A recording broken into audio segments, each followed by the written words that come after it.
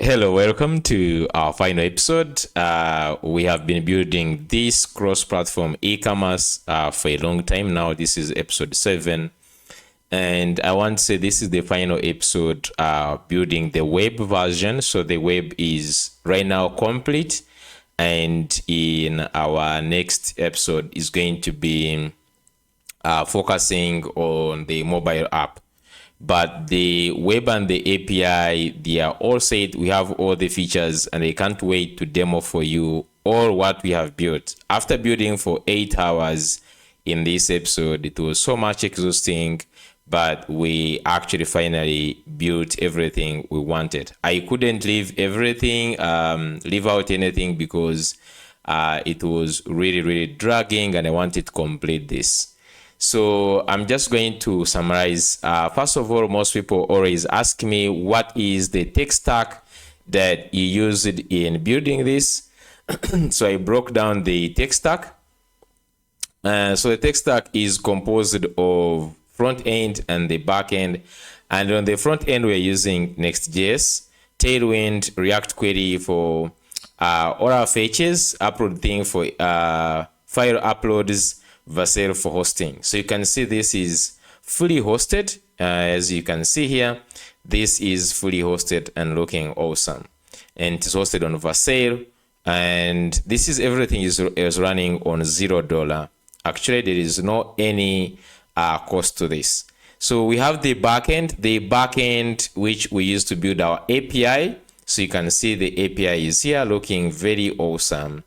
So the cross-platform e-commerce API, we used Hono plus Vercel Edge. That's why it is actually be able to deploy it on Vercel for free because we're using Hono plus the Edge environment. Then we used Clark Authentication, and we're just going to see in the details of that. Then we have Scaladocs. As you can see, we have these beautiful documentation really looking extremely nice. We have Prisma Postgres for our database, and then Prisma RM for writing queries, Vercel for deployment. So that is a summarized way of talking about our tech stack.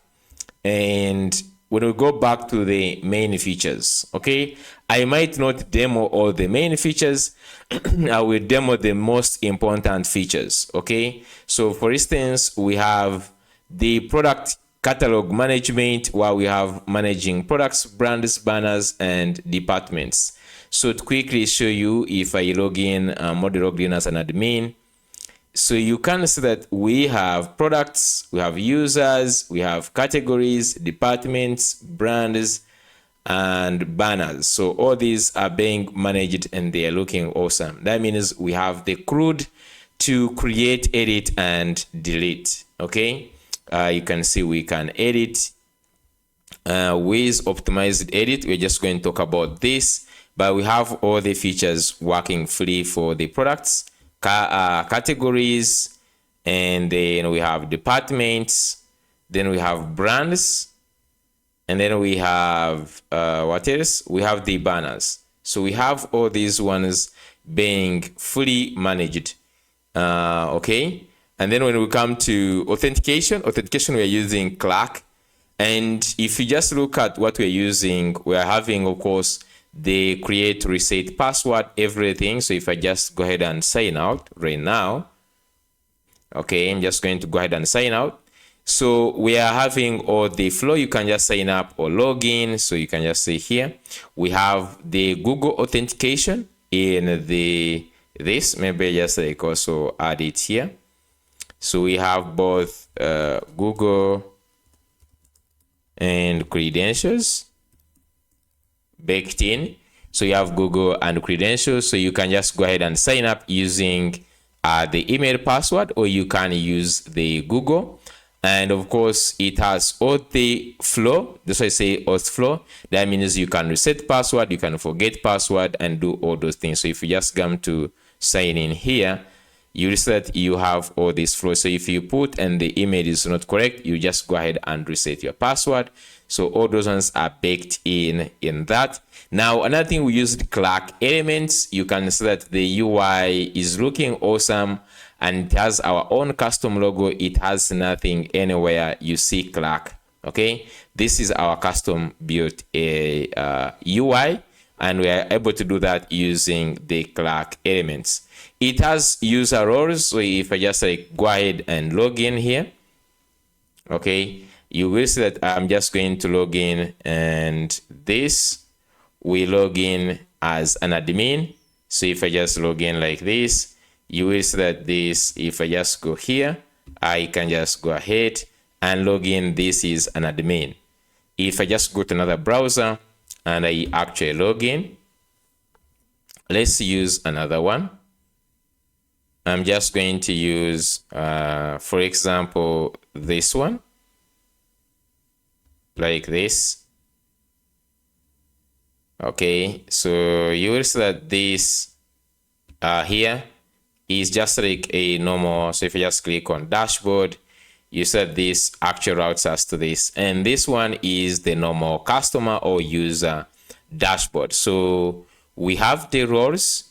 As you can see, we have the roles, and basically we have the admin, and we have also the normal user or customer. Then we have the user API. So even when we are using clerk for authentication, we still have ability to manage all our users. So you can see here we have the user management, and all the users, we have them here in the system, and these ones are actually coming from our API. So if you just see under the users, we have all these the users in our system. We have them here. Okay. The next, we have the checkout. This one was the most hard to implement, checkout and payments. Of course, it is always very tricky, but I'm just going to move you through the checkout. So I'm just going to go ahead. So we have the order from this user. I'm not going to log in as another user. I'm just going to use this very one. Let's go ahead and make another order. Okay. So I'm just going to go back to the app. I'm just going to go here. Let's go ahead and just go ahead and clear everything that is in the cart. And I go back shopping. Let's add this time an iPhone. Okay, so I'm just going to go ahead and click on the iPhone, and maybe I could just say view all, and then let's go down here. I can just also add in this TV. So just go here. I have two items. I have the iPhone and the Hisense, and the total is 550. Proceed. So I'll just go ahead and proceed here, and we have Stripe, embedded Stripe. Actually, let me just like add that. That is something like really nice. So here the Stripe, we have the using Stripe elements. So I'm just going to add here Stripe elements, and this is why we're able to have the on-page Stripe like this. You can pay. Let's add in here. It's going to say 42, 42, 42, 42, 42, 42, 42, 42. It's going to say here anything here. Okay, I'm just going to go ahead and pay 550, and you can see this here. You can just go ahead and view the orders. Okay, and we have our recent order here. You can see the order here succeeded with this. Now the nice thing is you can download the invoice, and you can just go ahead and view this invoice here. You can see 550, which is nice. So we have the checkout with the orders and the customers. So now if I just go back to this as an admin, so we didn't sign up a new user. This user is already existing. But if I just go back to my customers, you can see I have two customers, and this one has two orders. And as you can see him, this user has actually two orders. You can see he has two orders. So if you just go back this side, you can see this user has two orders. Okay. And now you can actually go to this order detailed page, I think.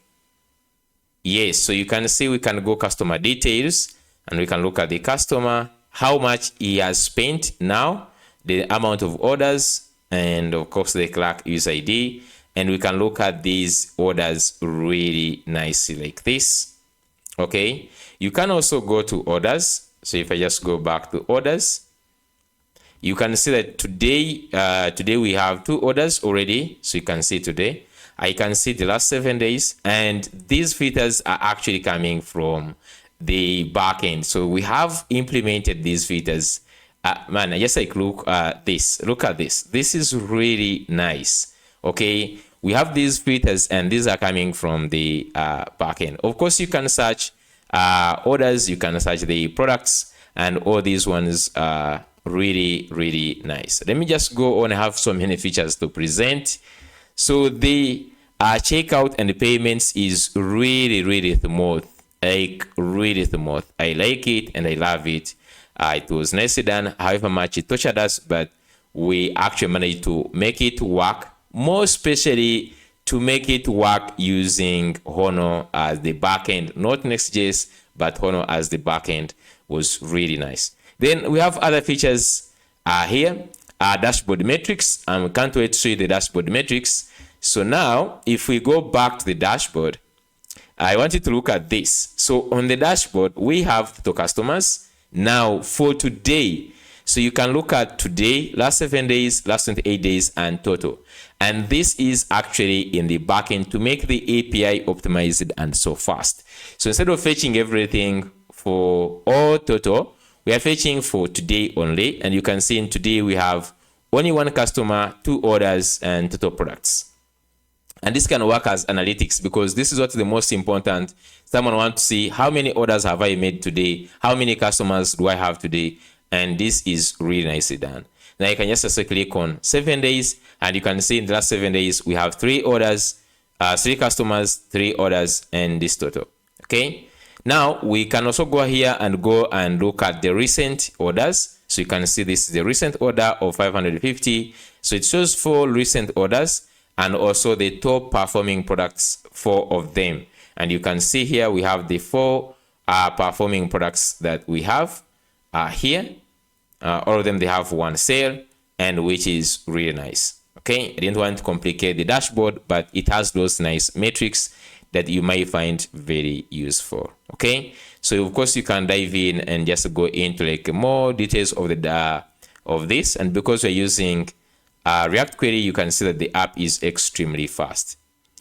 Then we have others like invoice download. I have already shown you the invoice download for the customer. The customer can go ahead and download the invoice, and it is looking custom, as you can see here.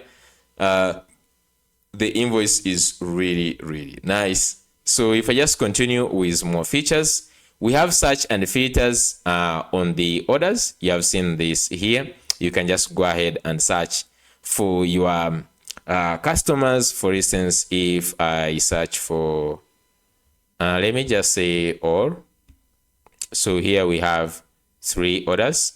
I don't know if I just search for instance like this is. So you can see I can search for this is, and I get this for this is app. So you can search by customer, you can search by products. So you can search, I think, like iPhone. Let's say here. So you can see we search by iPhone, and we get all the orders with iPhone. You can also do the filters like last 7 days, as you have seen. You can also just do the status like only the pending, which we don't have right now, no pending orders. But if you just got succeeded or they are in succeeded. Okay, so we have all those nice filters working. Then we have Excel exports. Let me check. Do we add Excel exports like on products? If I just say export, yes. So you can just like have all the products here exported in Excel. So I'm just going to go here always. I'm just going to go ahead and open this. So you can see you have all the products that we created: ID, name, slag, price, stock, quantity, all these things, including even the images. So you have the Excel exports. You have, of course, search. You have all these filters also that are working. And I'm so much excited for all these to be working. Then we have optimized API queries. This is, I can't stress this enough. Now that I am just like getting to be a senior developer, this is something I care most about. optimized API and the queries. Okay, everything has been sorted about right off from the create. If you go to create, I want to show you something simple. For instance, the categories here. So if you're creating the category, you can see you have this form here. But now, if you are editing, we made sure if something is big like a product form, we don't send a very huge payload. We are sending as minimal data as possible to maintain the clean payload. And then after creating this, you can update. Now I want you to look at the update. So we have two types of update. The first update is for the big forms when you have like a product create, this big form here. So this one is actually divided into chunks so that you send only the payload for only two things, as you can see here, to avoid when there is a lot of traffic. The most bottleneck would be you doing huge payload updates. We just limited that one by having this nice update. You can update only 2 fields at a time, which is really improves the API efficiency. Okay, then for other ones, like for instance in departments, so now these ones you can update from this model.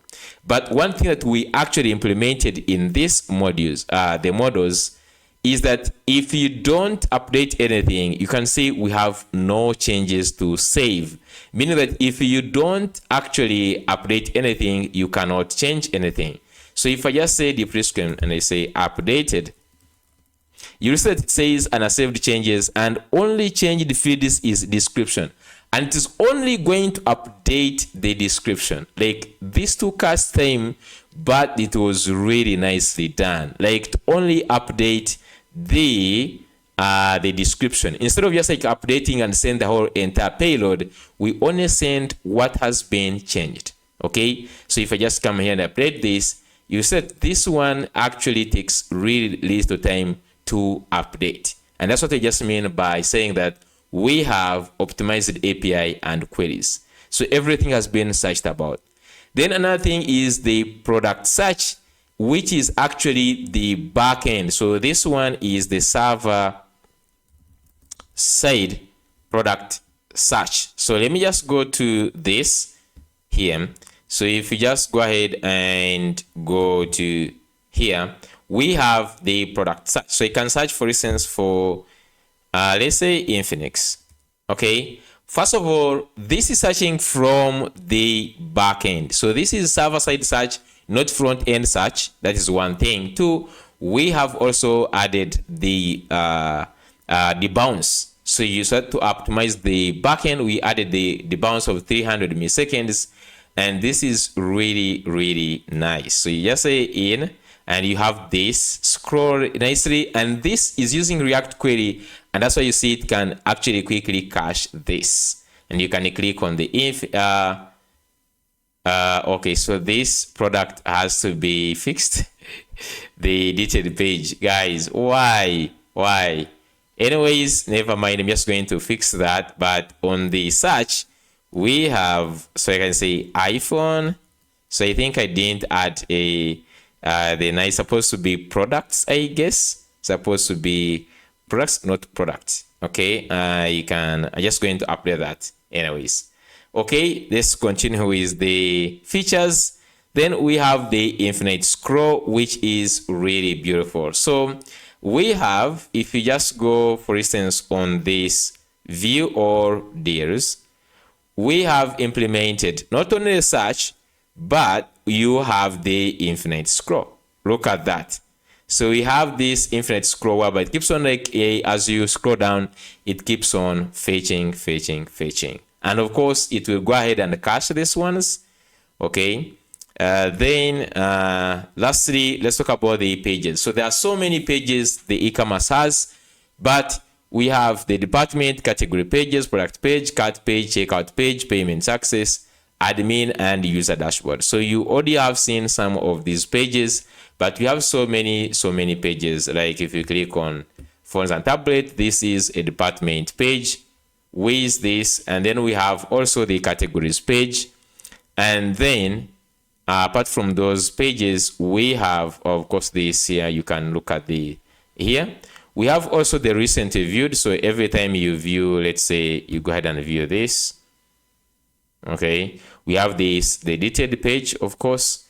And by the way, there is one feature that I wanted to demonstrate that we did not see, that I did not even include, which is really beautiful. So if you go back to the dashboard, products, let's say go to the Infinix, okay, and I just go to update. There is one nice thing that we added under additional details.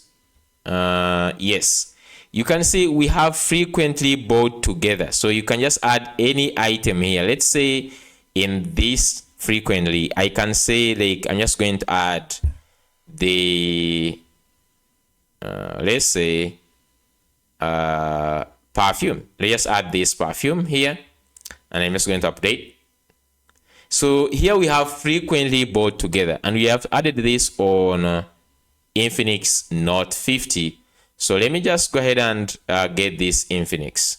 So if I just go back this side, go to you can just go to products. Okay, we don't have products, but we have the deals page. So if I just go here and go to the view or deals, I just want to go to Infinix 50, which probably is the last one down here. So if I go here, guys, look at this. Oh my god, look at this, guys. So we have now frequently bought together, and we have now this iPhone, this phone, okay, Infinix 50 plus this. So you can just like add this, okay, I can check it, and now we have Infinix plus this perfume. They can be all bought together, okay. This is really beautiful. Okay, so you just like you can set this frequently bought from the dashboard. Okay, I'm not sure if the add selected is working yet, but this is a nice move. Okay, I love this. Then of course we have the similar products, which is having the same functionalities like that. But this was nicely done. I love this. So you can add so many here. You can add as many. And this API endpoint is very interesting for this frequently bought. Finally, it is, I'm just going to talk about, we have the payment success admin. We have already seen these other ones, I think. So if you want to get the source code, I will go ahead and contact me, but I also think I will leave the link to the source code that you can buy, and you will be automatically added in the API backend plus also the front end. Okay, and if you have any questions or you want to customize it further, I'm here and we can just go ahead and customize it for you. Thank you so much for watching. Let's dive in and get started.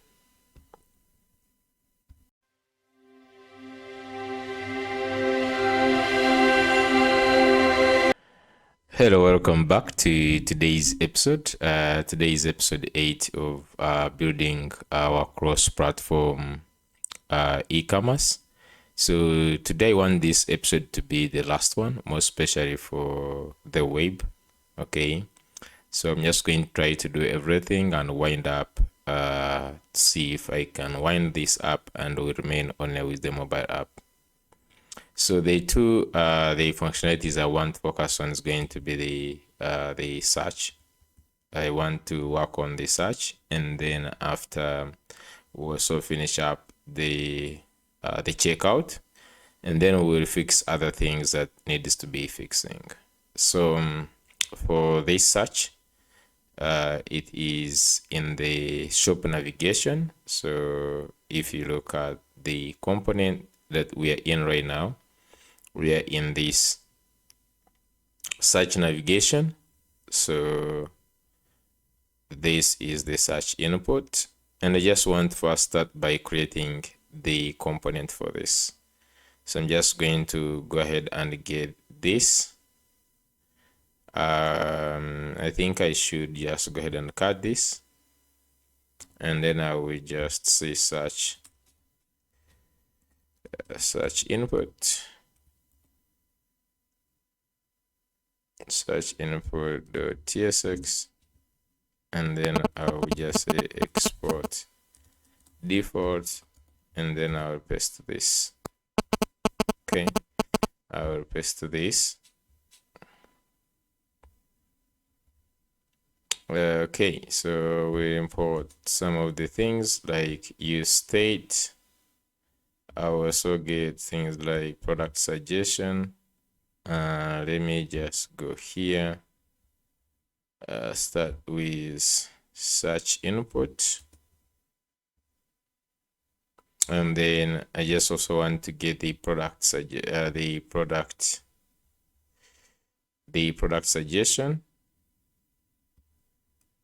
Just going to export this for now. I'm not sure if I'm just going to copy this into here. Okay, and then we have the use ref, and then we have the use effect. Okay, and then we have the dummy suggestions. Let me just first get them. The dummy suggestions here. Cut this, and let me bring this up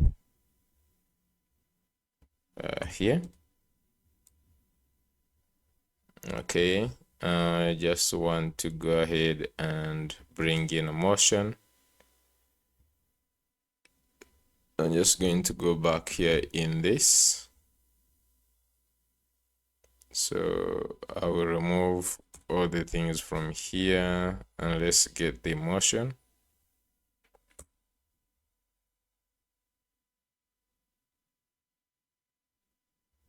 Where is motion?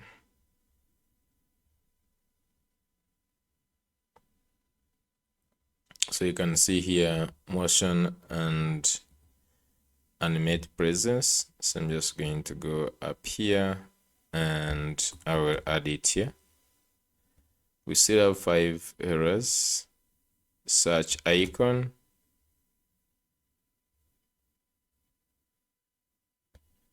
Then we have the link from next link. And then we also have the image, which is the next image. Yeah, since everything is okay, so if you just go back here, let's try again.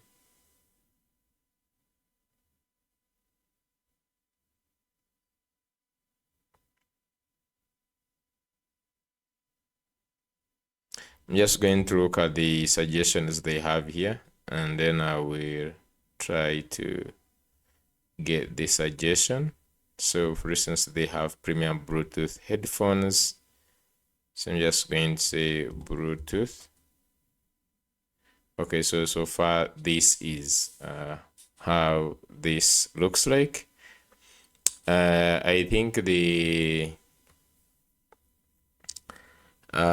since we have the data of these items, so just going to use this and the price. Okay, I'm just going to use this card here, where you can just like go ahead and search this, and you can click in this detailed page. So we just need to change the data that we have here. So we already have, instead of this dummy data to be like this, I'm just going to go ahead and change it. So I'm just going to copy this component. Okay. So instead, I'm just going to go here to V0. So if you just look at this, I need this to have the title, also to have the category, and then to also have the price. Now, that would need us to also have the category here. Now, what I just wanted is take advantage the fact that we already have fetched the hot deals.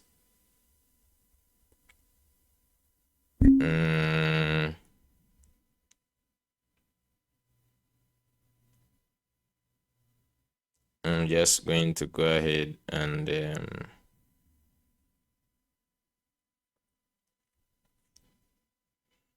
maybe we need to fetch those ones. I wanted to use these hot deals. Let me see. So down here we have visible.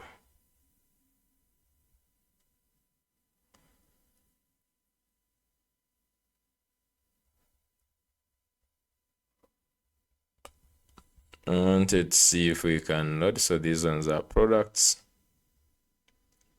If you look at this product here, is of type deal product. Let me just go to this. So I would want to see the deal product. So if you look at the deal product, it has the name, slug, price, discount, image, and stock. So I would want to use these for search. Now also, if you just look at all of them here, yeah, so it has a query key of product, and they will be cached all the time they do it. So I'm just going to go ahead and use these for search. And let me go back to this deal product. So I'm just going to first of all go and look for, also let me copy this to the v0 here.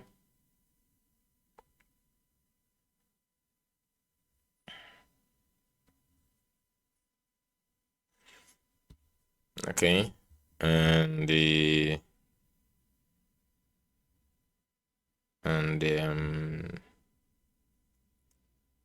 I'm just going to copy the search input. So search input. So this is the search input here. I'm just going to say that I have a search input component that I want you to modify. Okay, search input. So here are the changes I want you to make. Here are the changes. Instead, so we just want to go back to the hot products, hot deal, sorry. So I'm just going to say that instead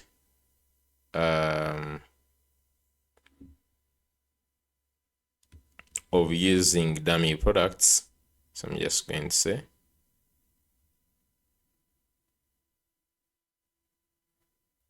I'm just going to come here and say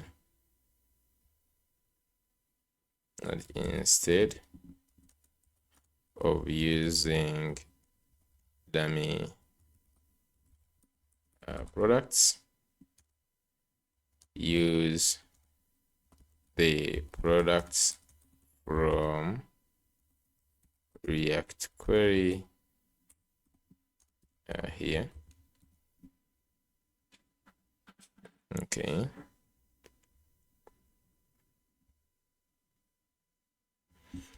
And each product, so we already have the types we pasted here.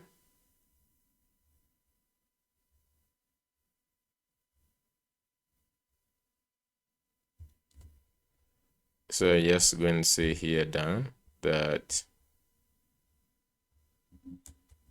each product has these types.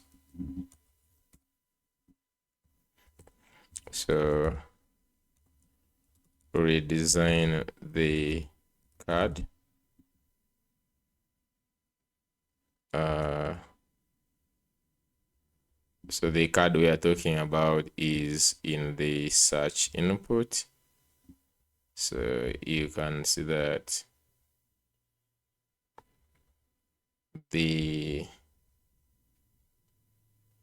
what they show is this card in the link.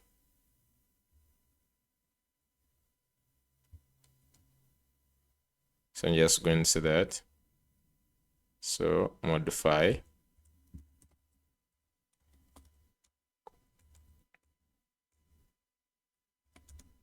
Modify this link card.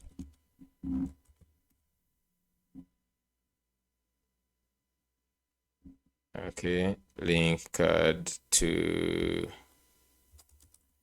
add price. Add price because the so right now it has the image, it has the title and the category. So to add the price, summary. Okay, and I think for the detailed page we will change it on our own. So let's see what it's going to do.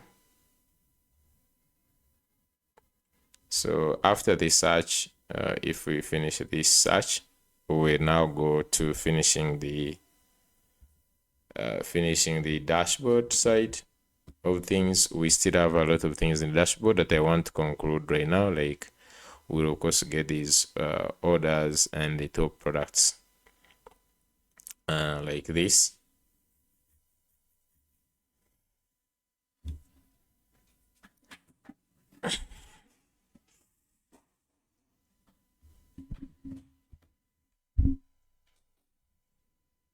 And I think we should also get some charts. We just like add some more charts here. Okay, I will just like get some more charts. Here we have total revenue, total products, total categories. I will just like also change these here. I will just somehow change them so that we get more better dashboard that looks much better. So after the search, we're going to work on dashboard, and after the dashboard, we'll work on the orders and customers, which will be the last thing. Now, of course, you can just like add on other things like the reports and all these other things. And also was thinking of the modifying something to do with the users, the creation of users. Because currently we don't have actual users, so I will also have to create one link here for the users.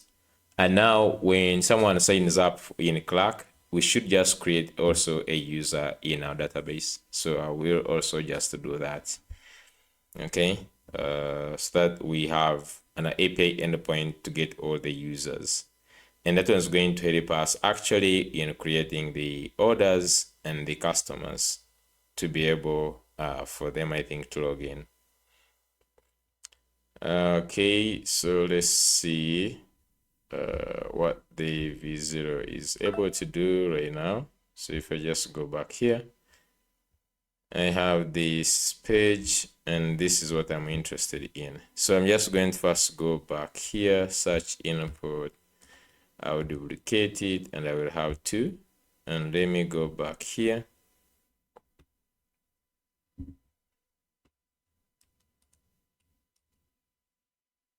Okay, so here it has loading products and all other things. So it instead used the deal product. I don't know how this now looks like, but I'm just going to go ahead and try to search for one thing that we have in the DB. So if I go back here, here, let's try to load again. Let's see where we are actually getting this hook.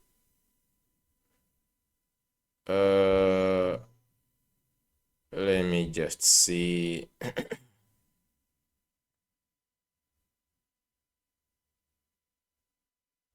So it has this. Let's go ahead and try to get some things. So like get these deal products. We already have it in actions. And then we have error, refetch, and all other things.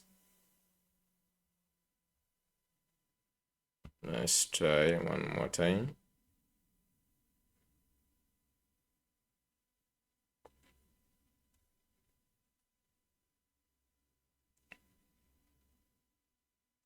Okay, so for instance, we have the iPhone that I'm seeing here, iPhone Pro Max. So just going to go here. Now I want to search for iPhone. Okay, so we have iPhone here, 14 Pro Max. Okay, and then the price, then all these things here. Okay, I think that looks much better. Okay, so let's just say search for Infinix. Okay, just click in, and then we have these two nice cards. I think this looks awesome for now. We have the Hisense. Now let's look at the detailed page where it is going. So if you look at this detailed page, it is products. We got products, then the slug. Let's check for this Infinix. Okay, like Hisense. So it is products, not product. So we can just go to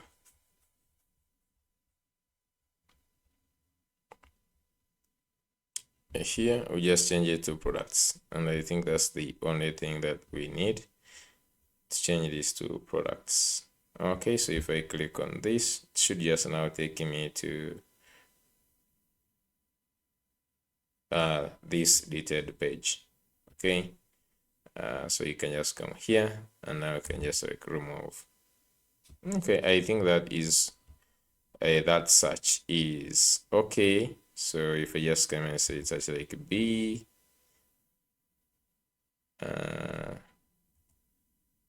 like bag. I think if there is no search found for this, because if I search again in, it brings. But now if that search is not there, I think if someone searches something and it's not there, it should just bring like there is no search found or match found for this. Okay, so I'm just going to change, tell it to change. Then another thing that that we could remove is what if I just do this.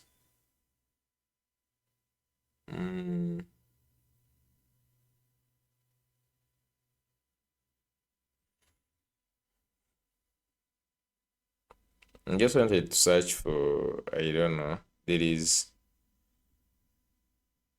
oh, and by the way, also I think it is searching for,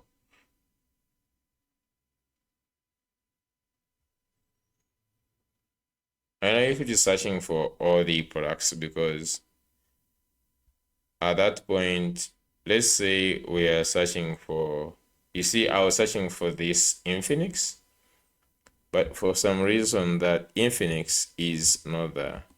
So if I just do this Infinix, you can see the Infinix is actually not there. And the reason being is that I think is if you just go to look at get deal products, it looks like it is actually supposed to fetch like all of them. Okay, if I just like try to see this, get deal products, let me just go and show you. So I'm just going to go ahead and look for this API product deals in the API. Let's go and check source.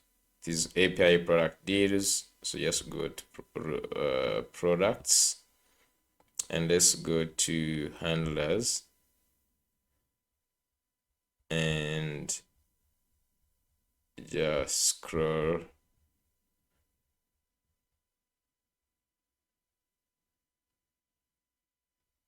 Okay.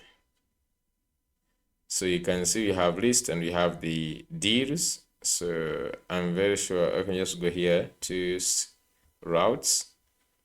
I just want to see there is deal, which is product deals. Okay, and then there is all deals, product or. Now, if you just go to the product deals, which is just simply deal here, and you look at this, it has take 8. Okay, like it returns only the 8 products. And now we have all deals. This is the one which we should just use. This one of all deals. Okay. Because this one just like gets all the product and then just simply selects these here. So let's go ahead and try to fix that. So instead, I'm not sure of.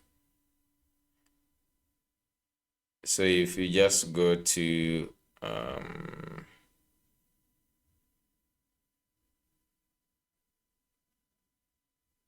go out, go back to the site where we have like I think products. There is product deals, and then there is get all product deals, and this is the one that goes to all, but it passes it is passing this limit of 4, and then the paginate the array. So what I'm just going to do is I'm just going to duplicate this.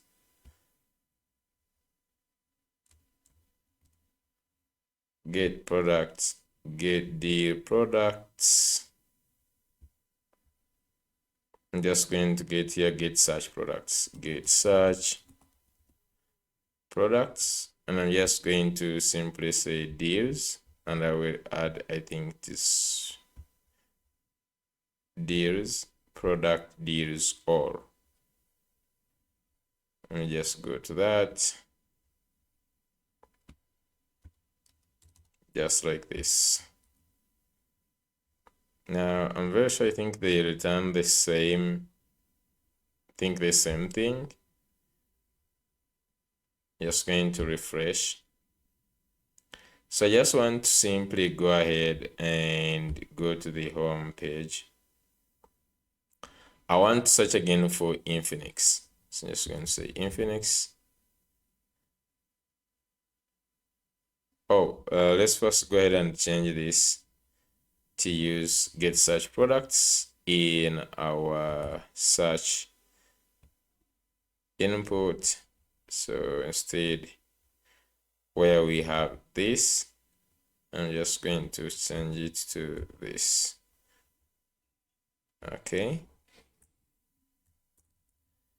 So let's go back and I just want to search for Infinix.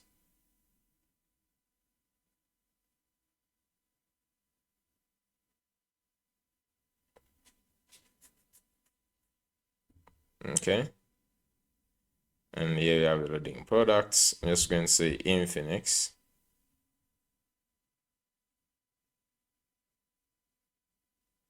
Okay, so still we don't have Infinix. If I just say this time we even don't have iPhone.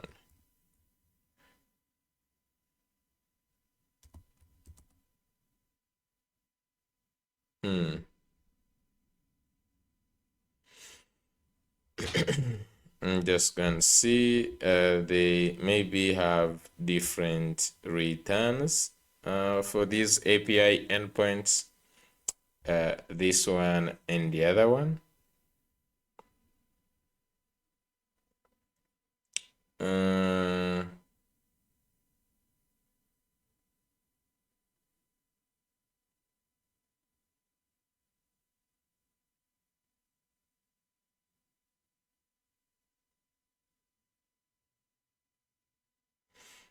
And I think I should just like implement the backend search. You can just give it a try.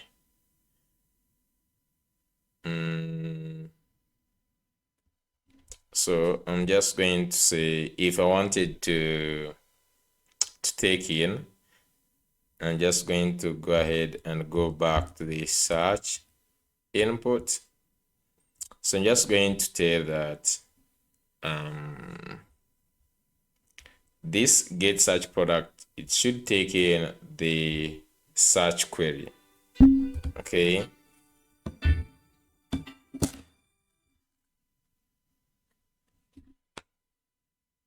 Just a second.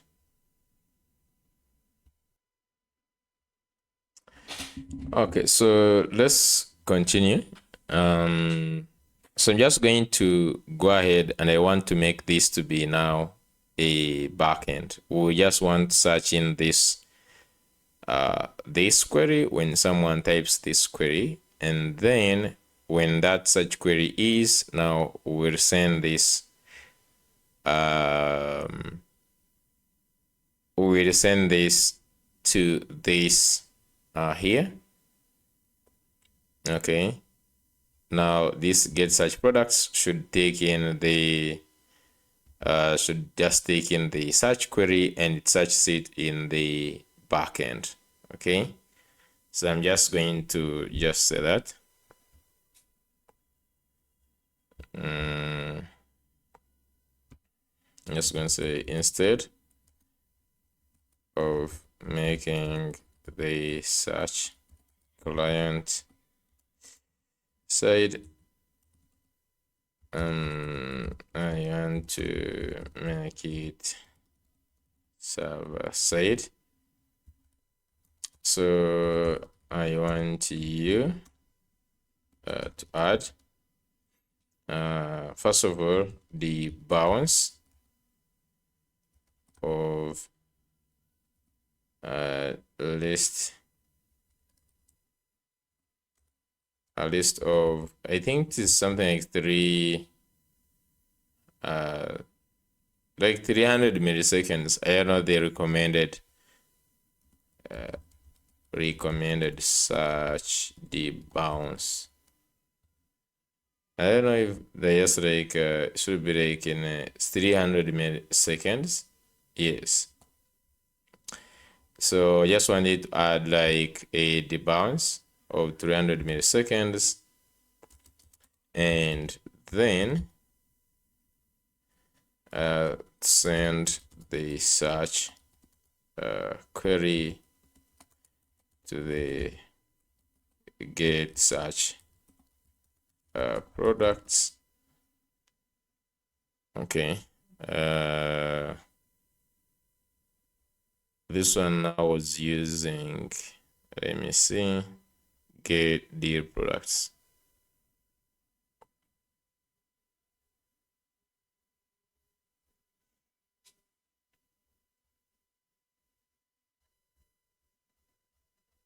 Okay.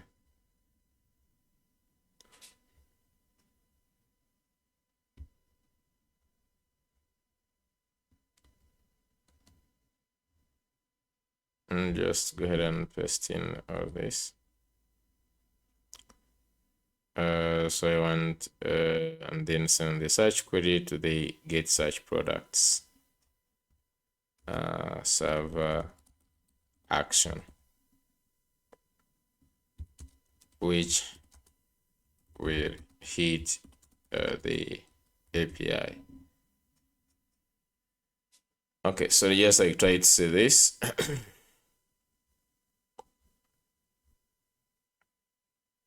So basically this should now take in it will just take in now a search query, which is going to be a string or null or undefined, I guess. Okay, and then after this query, then we should just send this to I'm just going to create another API endpoint, which should be search products. So I'm just going to create another one, which says search products.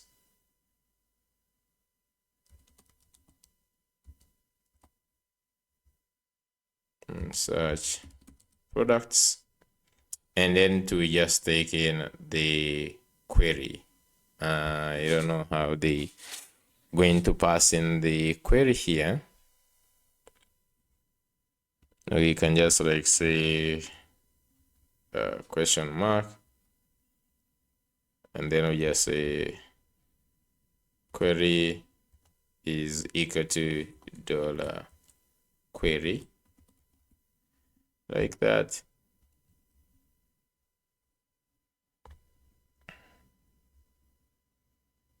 And then we return the list of an array of items. So as it is just doing that, I'm just going to simply go to the API, and I will go to the routes first. So we just need to go to where we have this. I'll leave everything the way it is. Maybe I'm just going to call this search, and this is going to be product. Did we just call it search products, or I don't remember what we called it. API, we call this search products. So let's go back here to the routes, and I'm just going to say search products. So we're just also going to, we'll go ahead and accept the queries. So there should be not only responses, but this time we need to have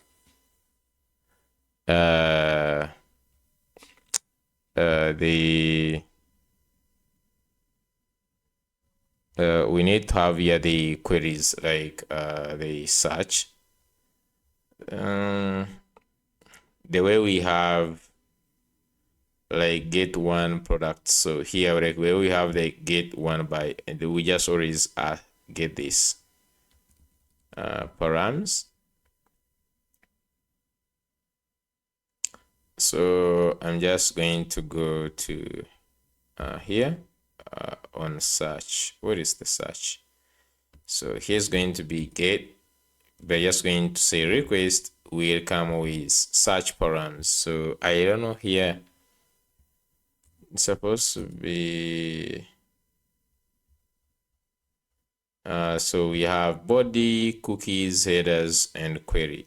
So we can just also say query, and instead of this, let me just say just going to say search param. Like this is going to be an actual search, and then it's just an object slug. I'm just going to say maybe, okay, this, we say this is going to be query. Okay, this is a string, minimum of 1. You don't think I need, okay, let me just go back here to routes, and I'm just going to add this. Now we don't need the params, we just only need the search param. Okay, nice. The responses instead of the deal, this is too much. Okay, I could just like leave the deal product actually, since let me just simply leave that an array of that, but just takes in these here. So I'm just going to go, you need to export this search route. So if you just go down here, and I'm just going to say here, instead, like search route, and this is going to be search. So if you just go to the handlers, okay, we just go to the handlers. So you should just like get to the one we have like here, the slug. Let me just do this. I'm just going to call this one search also. And instead of getting this, we just need to get the query. Okay. I don't know if we get the queries here, but I'm just going to first do this. c.void, and in here, let's see what can you pass in here.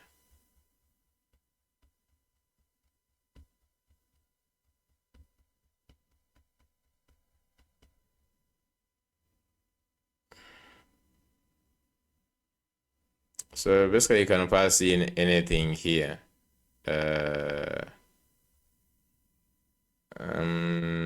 And if you could just like pass in query, they're saying that argument is a type param. Okay, so if we say request dot, okay, there is request dot query.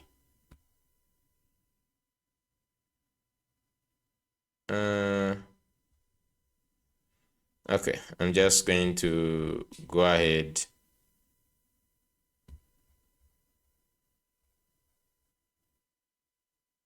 and say that. Let me first go up here.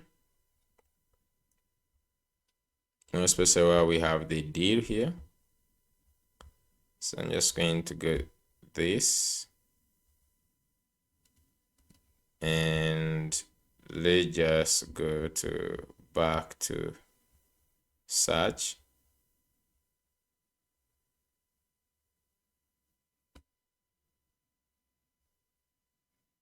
Okay.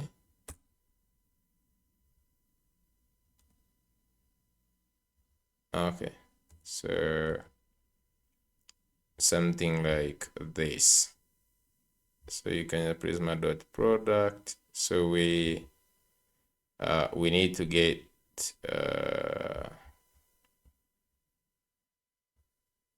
we just simply need to get this query. So I'm just going so that this is going to be this search. Let me just go here. So this one has finished, but just okay, just a second.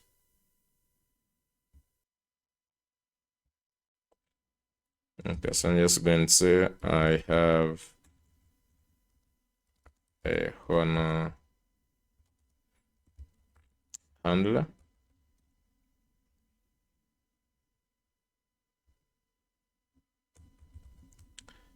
Can you implement search?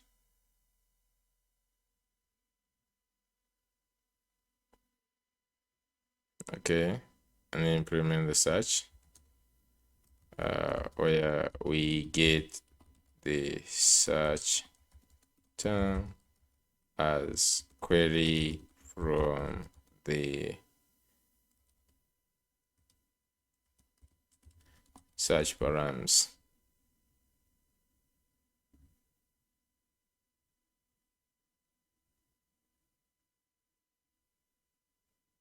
Okay, so you can see the actually that's how you get just like the query by just like query is just like c.request.query. Let's see.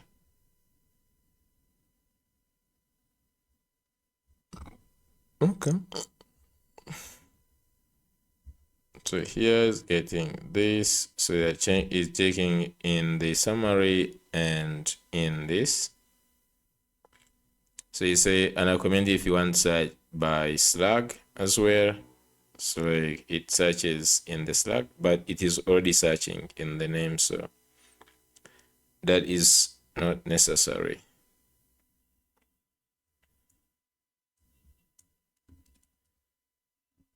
Okay. So I'm just going to go here.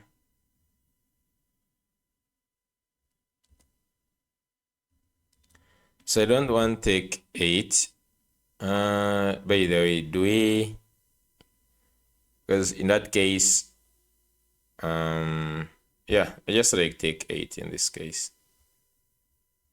So we get the query. So it's saying query does not exist on the key string.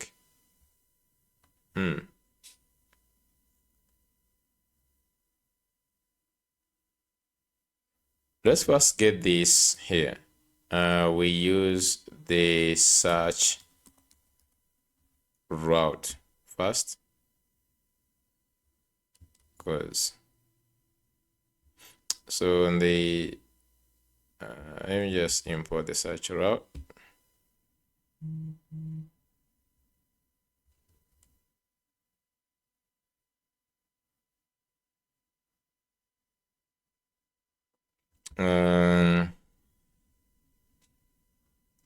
Is that we get the let me just go to Honor. You just go to Honor docs. I think I'm just also going to create a Honor summary of getting things. So if I just search for params, so ID, so you get see the request dot param here. Get all params, so queries here actually. So you can also just get this. So if you have the search, so for instance, you can also destructure this. So you can see query can be c.request.query and you pass in the query, or you can just destructure queue from c.request.query. So this should be query just like this. And then you destructure the query now. Okay. So you go ahead and search product.find and you have the or, it means like they're going to be 2. While we get name, mode insensitive, case insensitive, that means we can search for all of them. Okay. So what we just need to do is now bring this endpoint here. Okay, so route.search and even handler.search, just like this.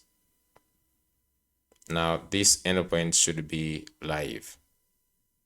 So one thing I just want to check is the v0 here, see what it has created for us. So it has the search. Let's see now. So in this is now taking in the use, which is taking in query, set query as initial query here. Okay. So this is taking in get products is the bounced query.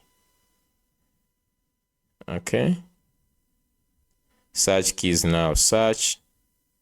And okay, so let me try to now use this. Okay, so just go on the client, sorry, on the web, and we're just going to go to wherever we have search input. Let's try to update this. Okay. I don't know how it has implemented the bounce.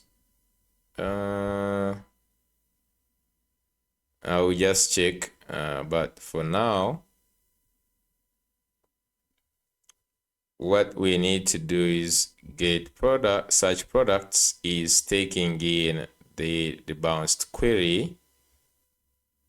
Then the database gets the query and we pass it in the search products as the search query like this, and then it just simply returns this. Since we're using fetch, okay, I think at this point we can give it a try. Let's refresh.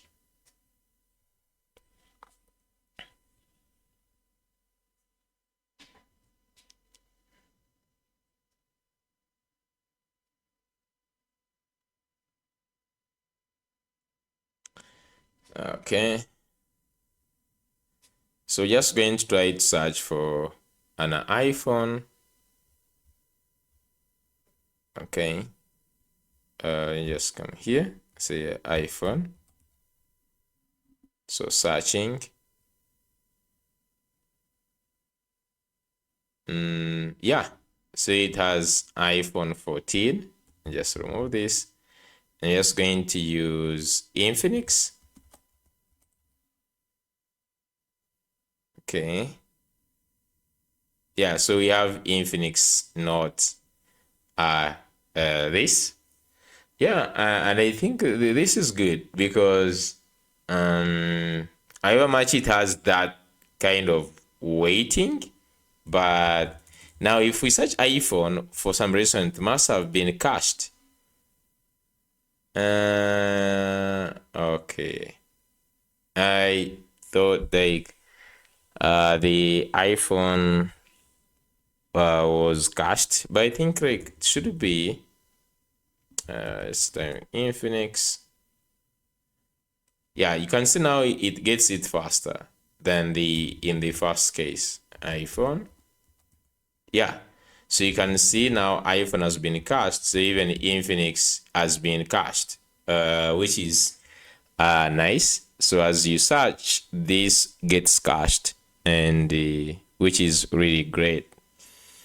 Yeah, so we have the search, which is actually having also the bounce.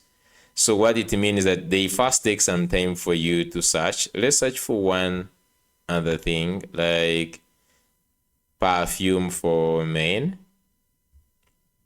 So you say like men, so like it will first take like some 300 seconds then to bring. So right now you can see it has brought back the two items.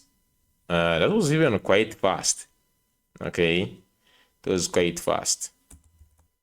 Okay, so the search is nicely done with the backend search, the server side search, which is really nice. Okay, okay, if we search something which does not exist, let's say this. Okay,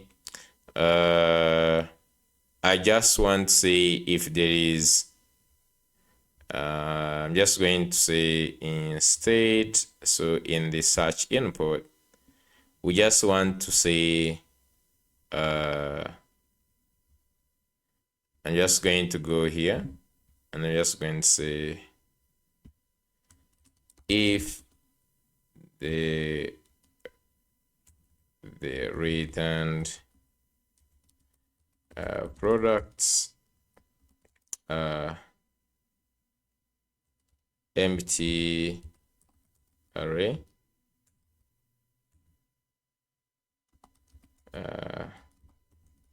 so a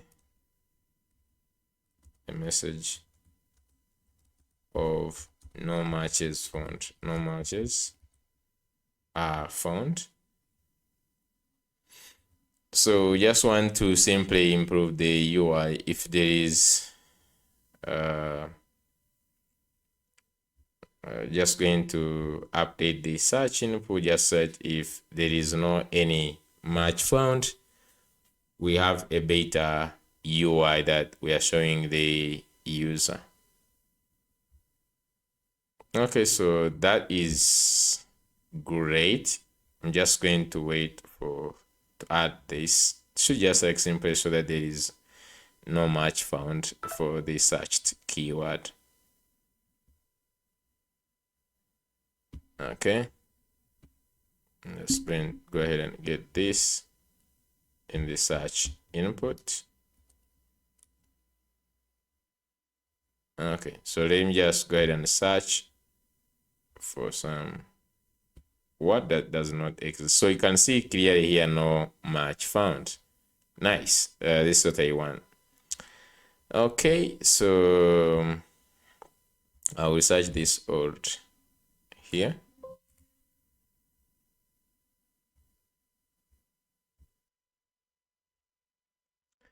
Okay, so I think for the search, we are done. Just going to go ahead now, go to the dashboard. Okay, so I think now we need to fix the thing of registering users, because as we're going to move on to these orders and customers, you need to have the users in the database. So we need to see how we are going to fix that. Okay, so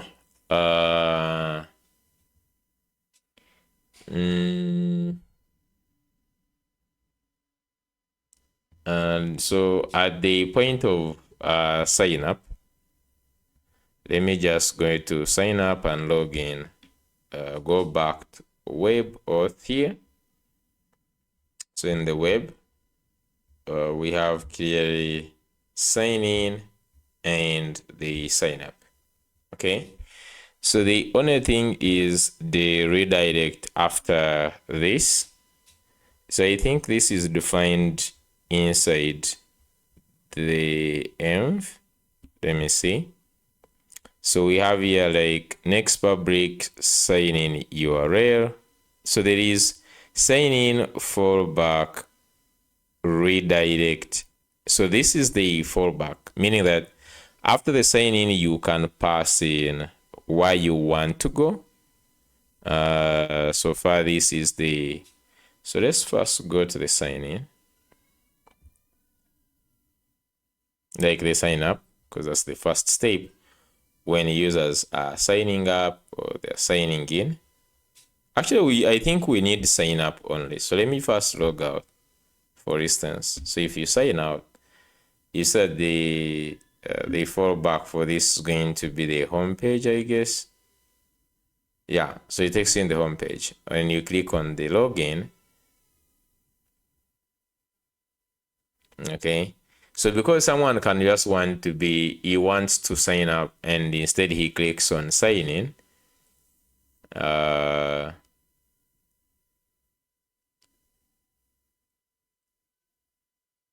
Let's just wait and see.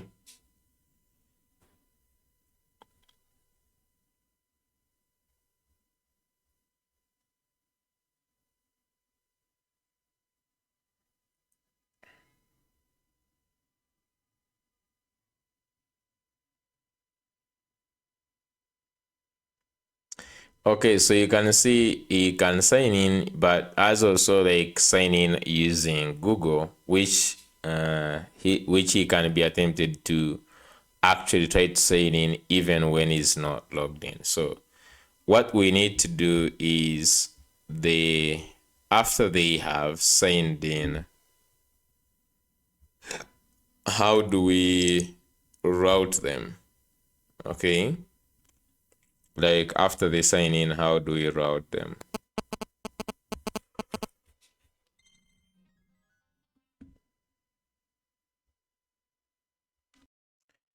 So let's go ahead and continue and tackle the user registration in our database.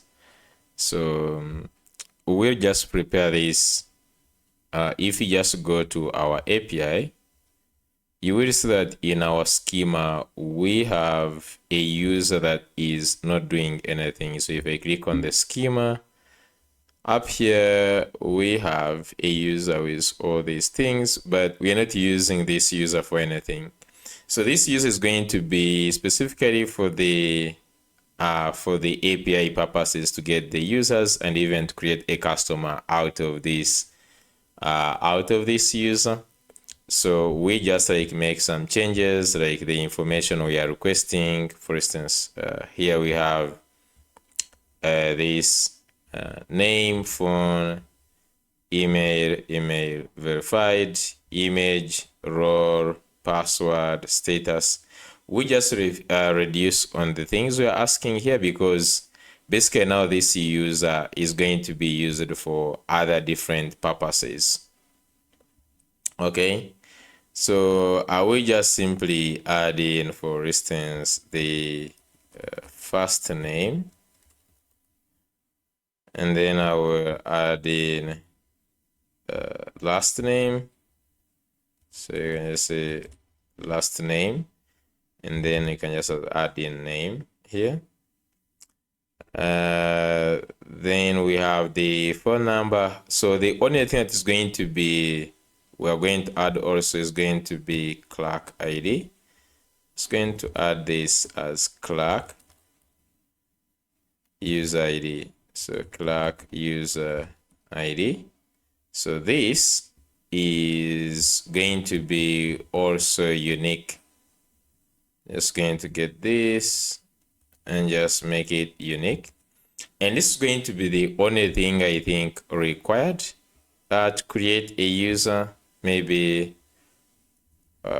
also the first name, last name. I don't know if we just need name in this case. So I'm just going to get them 3 of these ones. Phone is not going to be required. I'm just going to remove. You can just like leave it, but it's going to be required. Email, of course, email is going to be required. So I'm just going to make these 2 here. Email address to be required and unique. For the first name and last name, they might not be required. These 2, they might be the only things that we need. But let me just leave this, because we can't fail to get these ones. Other things, they should be all not really important. I'm just going to say by default, they just make it user. Password not required. Status active is verified. So this, I'm just also going to say true.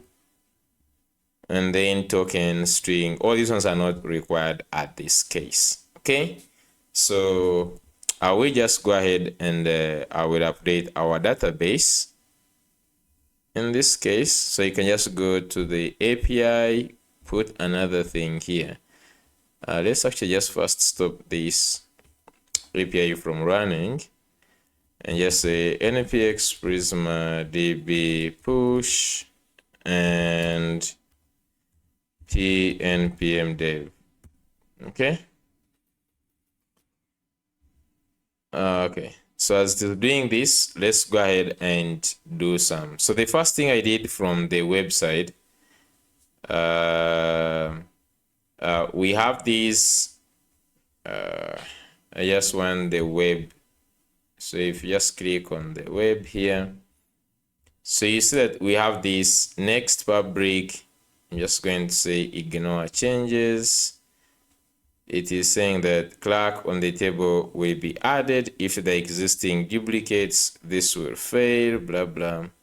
So I'm just going to go ahead and say, do you want to ignore changes? Yes. So this should just like run. So the first thing is, you can see that here we have this next fabric, sign in fallback, and the sign up fallback.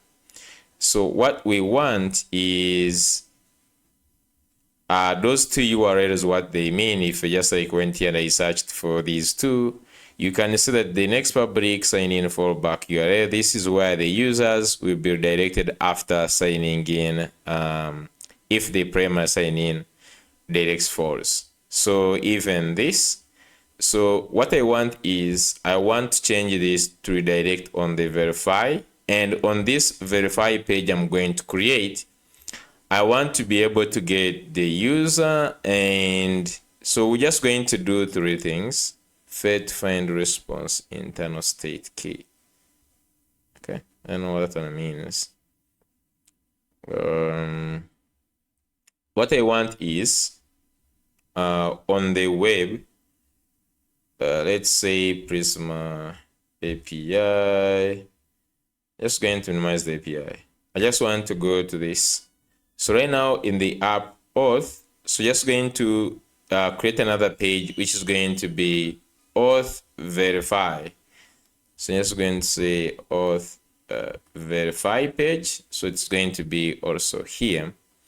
And the purpose of this page is simply to check if the user account has been created. We could just use a webhook if we wanted. We could set up a webhook, and the webhook is whereby if a user is created, then we could just go ahead. I'm not going to go through that route, but we could just simply create this verify. After the sign in or the sign up, we go ahead and check here. So on this page, I'm just going to say RFC. Okay, so on this page, you just need to do a couple of things. One is check the user session, like using Clark here. So if the user exists, then we go ahead and extract. So just extract the user details, and then just going to go here and extract, and then we could just say then send the user details to an API endpoint. Okay, and then if the API, so if the API returns success,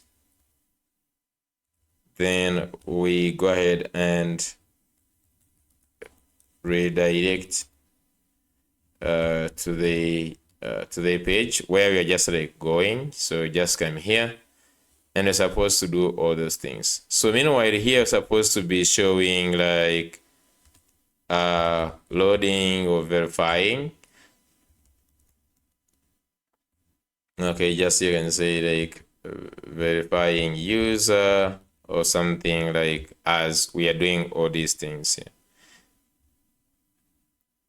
I'm very sure you must have seen something like that. So here you can just say update the direct. So up sign in, follow back to this, and they sign up to verify. Optional, next public, sign in, force redirect. So this one also is like if you want to redirect to verify after signing as well, you can also just put in this. I don't know if that is necessary.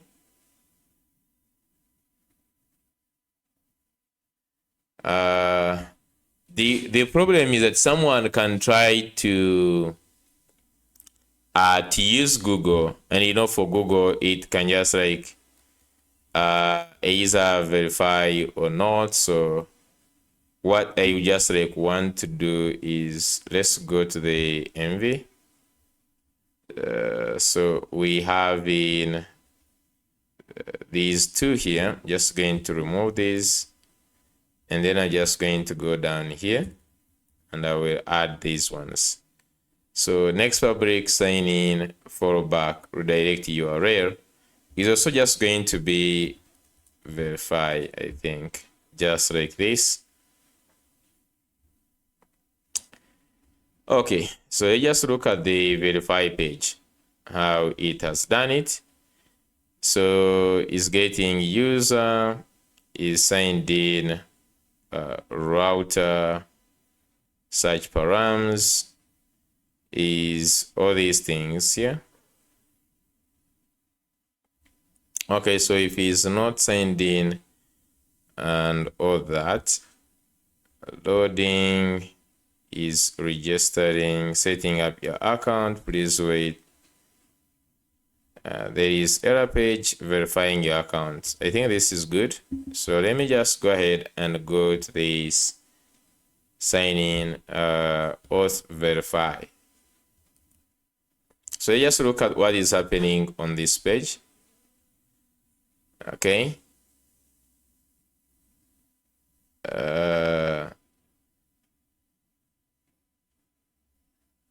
Okay. I'm just going to move this. Use grants should be the first one. This register users have action. We'll create it in a second, but the first thing is you can see we're getting is loaded and user, and we're also getting is signed in. So the first check say wait for Clark to load. So if not loaded, then we return there is nothing here, and then if not signed in, we just push to sign in. So you can say slash sign in. Nice. If user, now is where we just run handle registration, and in the handle registration we check if there is no user and is not registering, we return, and we say set registering is true. So we are extracting here the Clark ID. I'm just going to call this Clark user ID. Then we have the email, we have the first name, last name, and then we have the name. So this is the data we want actually. The Clark user ID, name, first name, and this. And then we call this serve action and this register user. So I'm just going to go in the actions and I'm just going to call that. So I'm just going to go to users, users.ts, and you can just simply come here and say use server. And then here I'm just going to have export async function, register user. Actually, it created that sub action. So the sub action is also here. Let me just copy this sub action. Just spin up things. So here, Clark. It's going to be Clark user ID. Okay. And if there is no Clark user ID or email, then missing required fields. Now here we are fetching process.this.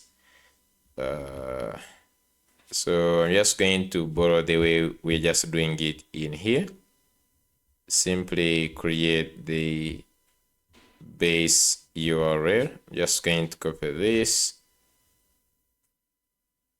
Oh, actually we have already the base URL. Simply just use it. So I'm just going to come here and simply add the base URL. Okay, just like this. And we can get this from config. So just going to say users register. So you can just create that one endpoint. We don't need to pass in any authorization. Like if we just wanted to create the headers, I'm just going to simply remove this method. So this is going to be string file, and the data that we are moving in is going to be Clark user ID, as well as this side Clark user ID. Okay, so that's nice. If response.ok, and then okay, if this, then here we respond with success true and the data. Okay, so that's nice. We just simply return for data we are not interested in, because if you're looking at the verify page, actually the most important thing for us is, I'm just going to first move this. and okay, so just come here and get this. So the most important thing is the success, register.success, and if it's successful, we just get the redirect URL, or we pass into this. Okay, yeah, that's the most important thing that we need to do right now. Okay, so what I just need to do right now is to get some things. This search param is using, okay, I think that is okay, and use router. Okay, I just need to create we need to create the API. Now we actually have already the API for registering users. We just simply need to work on it a little bit. So I'm just going to go back to this, and you'll see there is users. Let's start with the schema, because the schema has actually changed. Okay, so in the schema that we have, it should reflect. So I'm just going to say, like, for instance,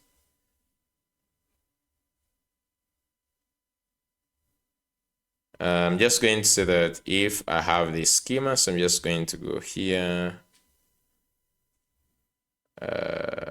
because this, I'm just going to simply go to, let me just call upon another one. Okay, I'm just going to say, if I have these Zod schemas, just going to put them like this. You'd want just update them according to this Prisma we have.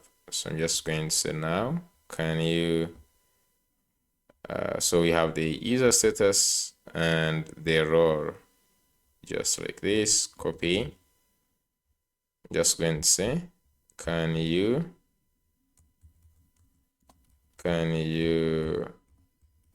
update the above schemas to match this Prisma schema.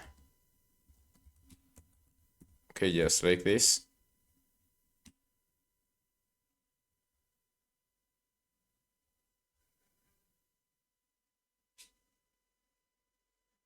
So you can see now it has added in Clark user ID, and then it has added in this last name, then these have added them to be optional and nullable. So I'm just going to copy this and just update it here.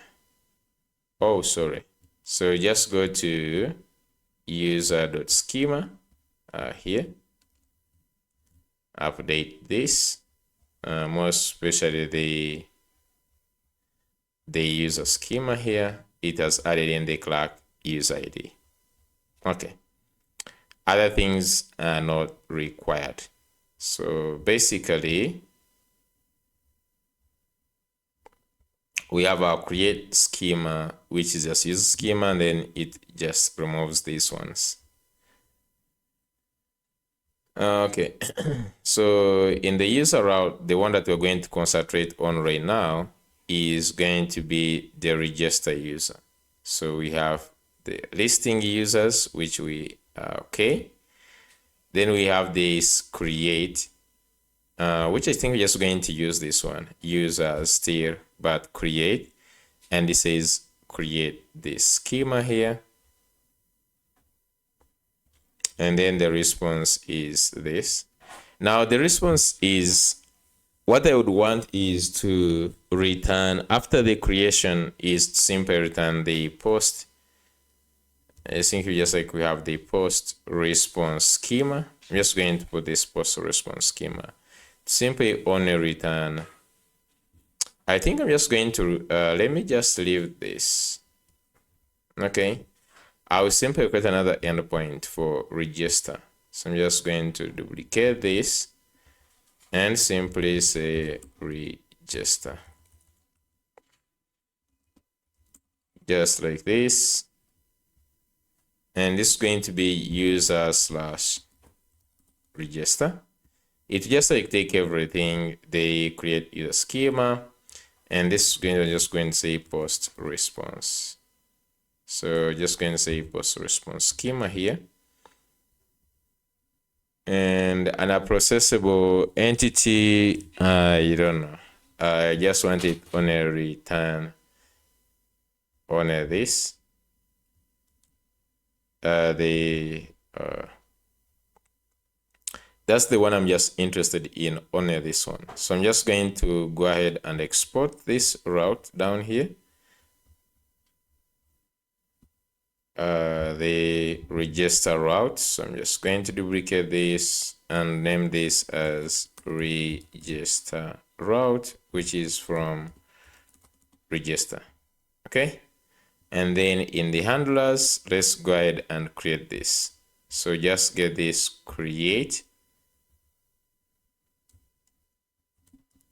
And let's go ahead and get this as register route. Okay.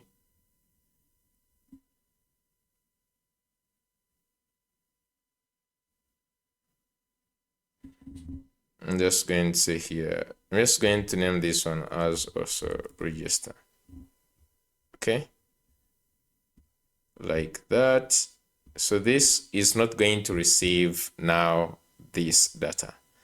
It's going to, there's no password in the data that we are going to receive. And there will be no hashing the password. So I'm just going to do this. There will be no hashing password from here.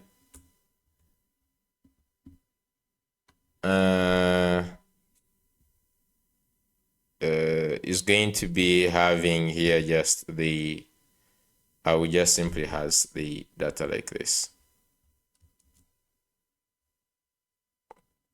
Then in here, remove this. Now in the return, so I'm just going to come here and say select. Okay, so here you just can select the ID.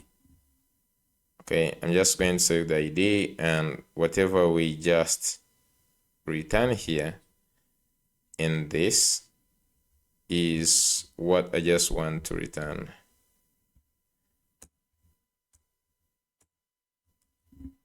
Okay, so ID true.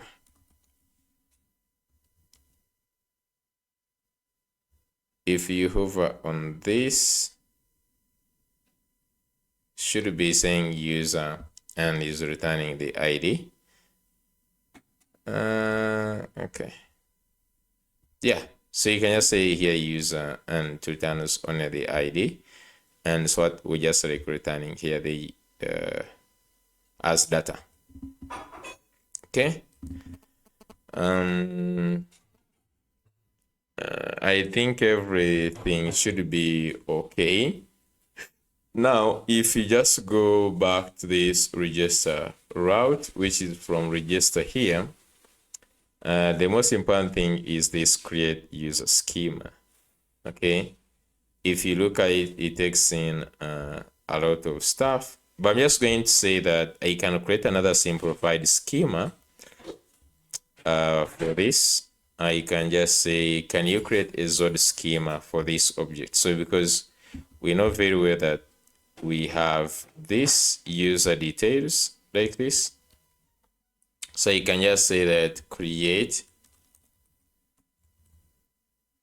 I'm just going to simply go here and say, can you, it's going to create a lot of things I don't want. So I'm just going to say here, Claude. I'm just going to say create for me, create. a simple Zod schema for this data. Okay.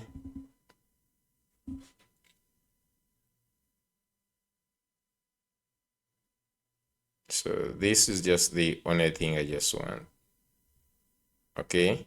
So I'm just going to call this one as, in this user, I'm just going to add this one as const. This is, I'm just going to call this one as, how can I call this? Export const. I'm just going to call this as Clark user schema. I'll just copy this. Schema is what we're just sending, and this one's supposed to be Clark user ID, like this, email, first name, last name, the way it is, and I'm just going to use this in the route. So in the register route, this expects to get this. Okay. The user, the Clark, just going to say the Clark user, maybe to register or to create. Anyways, so one thing that we're just going to check is existing. So I don't want to go ahead and recreate this. So I'm just going to go ahead in the in here in the register. So after getting this, I'm just going to go ahead and say const. I'm just going to say Clark user ID is data dot. So you can say here data dot this, and I'm just going to say const existing Clark user. Just even just say existing user is going to be equal to await. So just going to say Prisma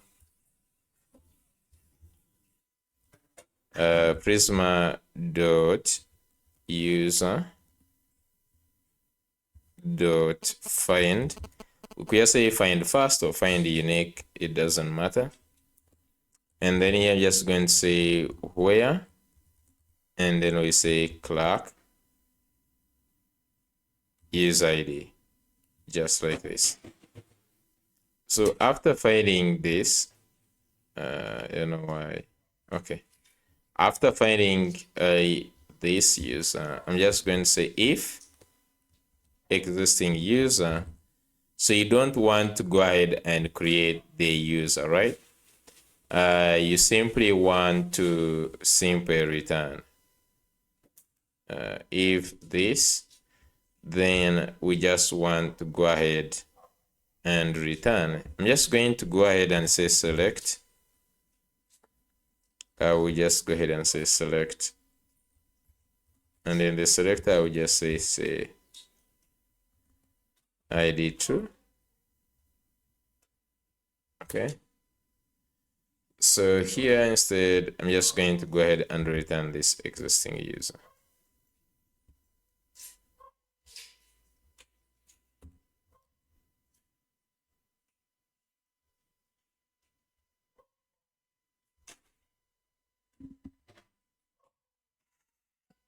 Okay.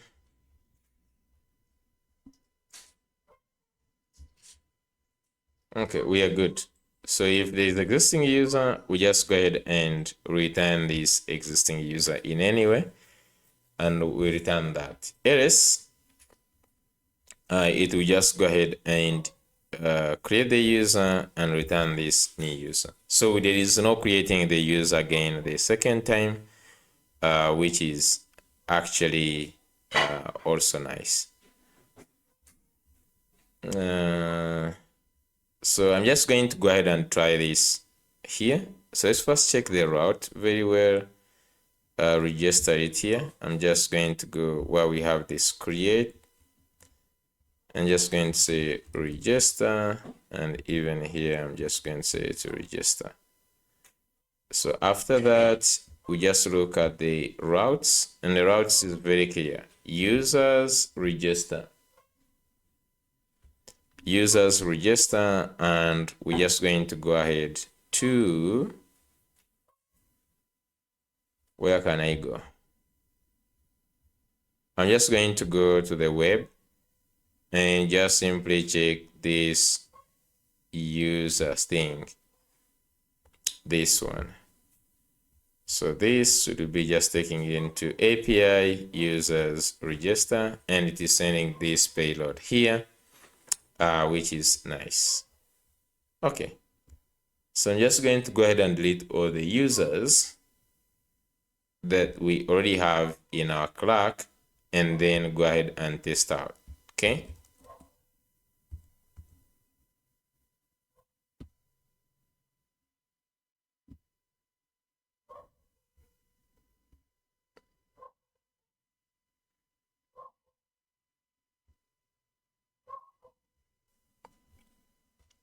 Okay, so I've removed all the users. If you check here in under users, you see right now I don't have any users. And if I come back to our application,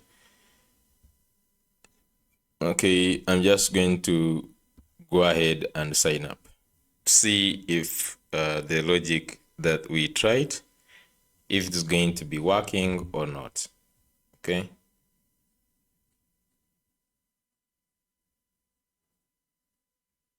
So let's just wait to route to this page.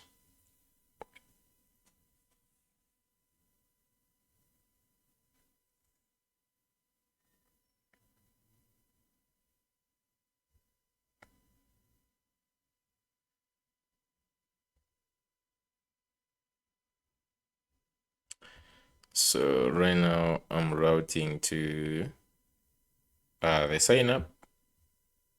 Okay, so I'm just going to go ahead, instead of signing up with the email and password, just going to sign up with a Google account. Okay, so I'm just going to sign up with the Google account.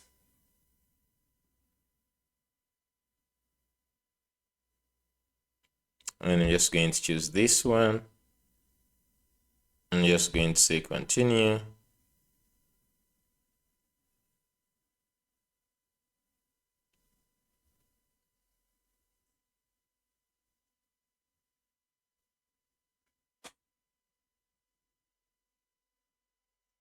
So, okay, so this is routing to verify. And here they just say registration failed with status of 422. Okay. So when you see the status of 422 on the API, it means that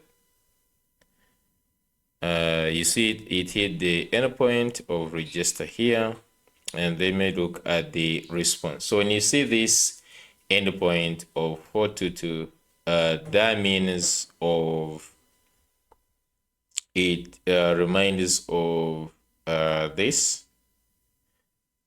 Let me just go to the API. So 422 is always on the request. So because we said the body is supposed to be JSON content of JSON content of the clerk user schema, like this. So if you try to go to this API, localhost 8000, let me just go here and say localhost 8000, just like this. Go to API. I'm just going to look at the endpoint of users, more especially the register user here. So users register post, and it says it needs the clerk user ID, email. So it expects the body to be clerk user ID, email, first name, last name, name. So with these 5 fields here. And now all of them are actually required. As you look at them, all of them are required. So now what I don't know is the data that is coming to this endpoint. So if we go to users, register, we can confirm with the web. So in the web, I can just go to, actually let's first go back to the schema here. Since I have this schema here, I can copy this and go back to the web, more especially in the users here. Okay, so where we have the type, I'm just going to go here. So where we have this type here, like this, I can first paste this here and can call Zod. Very sure is installed. And you can just say that this interface, okay, you can just say like this Clark user. So you can just say const here, const Clark, in fact, type Clark user is equal to infer. So you can say infer type of, we could just say like infer type of this Clark user. I think type of is one thing. Type of this. Is it supposed to be like this? I'm not sure.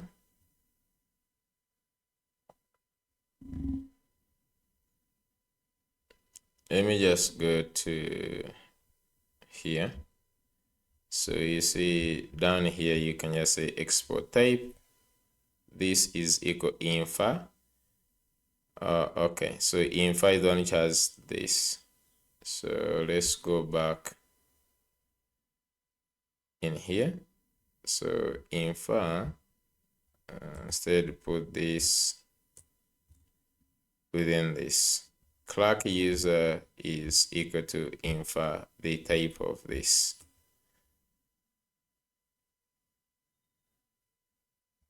Okay, just like this. Put space here. It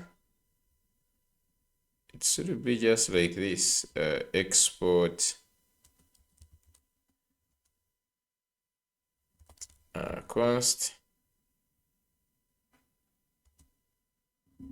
This is supposed to be const. Let me just confirm here. Export type.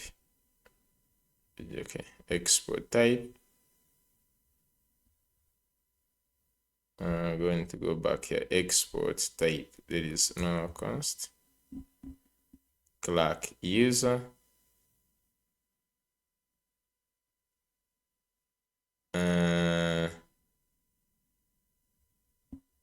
What am I missing exactly? Okay, it is Z. Z.infer. Okay. It is Z.infer. So here is going to be Z.infer, just like this. Okay. So now I can just use the Clark user in here. Clark user, to make sure that this is good.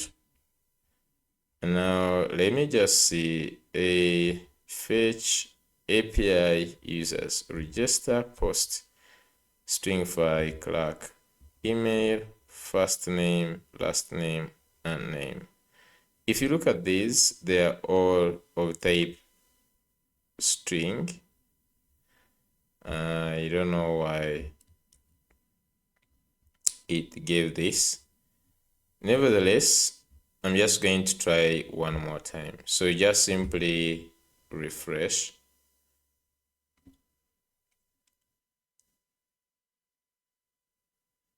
because we know that the user was a use server file can only export async functions. Okay, so use server is because we have added this export, and you can just say simply const. Okay, and even this type, it doesn't need to be exported.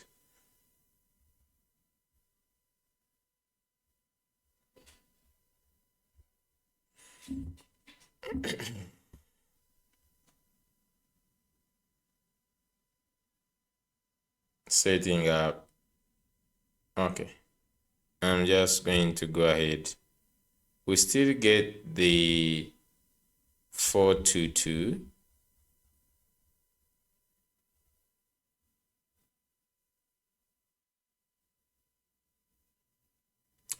Okay, so I'm just going to simplify this. I don't know why that is the case. We just go back to the routes, post. I don't know, because this here, oh, it's supposed to be body, which is not the case. So in that case, I'm just going to say that we simply have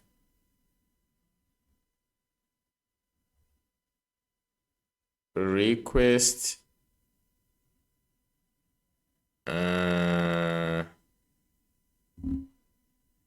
is not going to be body.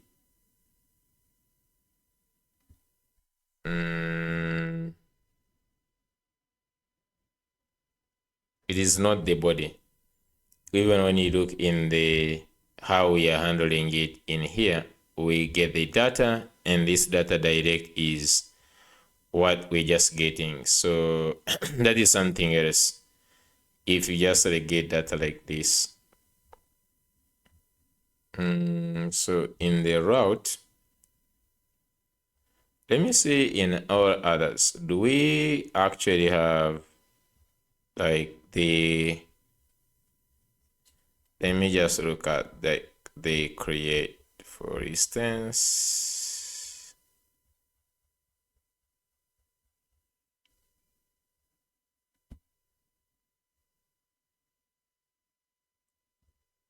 So if, just a second. So you can see here is, this is the body here, right? So if you look at, okay, before we leave this, if you look at how we are getting the data in this,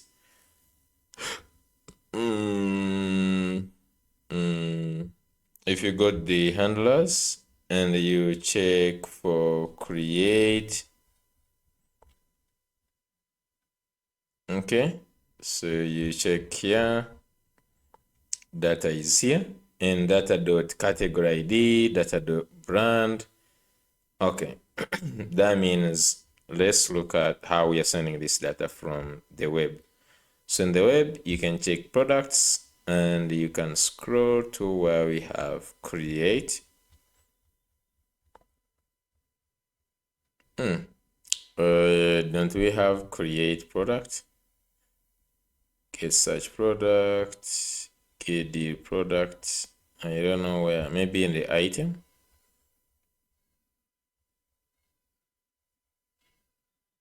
I just see. Okay, we have create product here. So if you look at this, okay, we are using the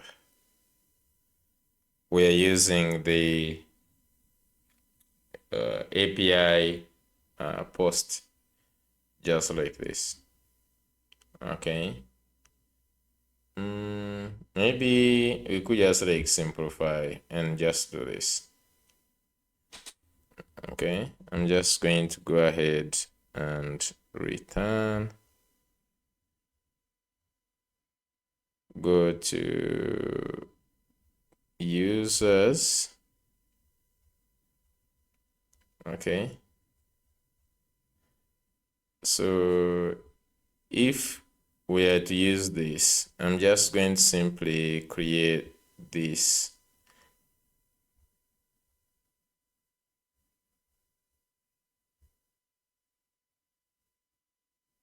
But this is actually like, I'm seeing it just like it is the body, and then we send the string file of this. I think it's the same thing actually, because the body is here and this is the data we are string filing. Okay, so what I'm just going to do is scroll up here in the user schema routes.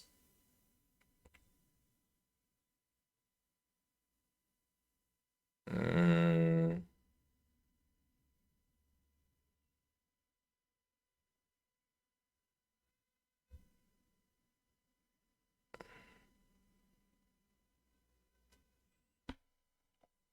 Mm.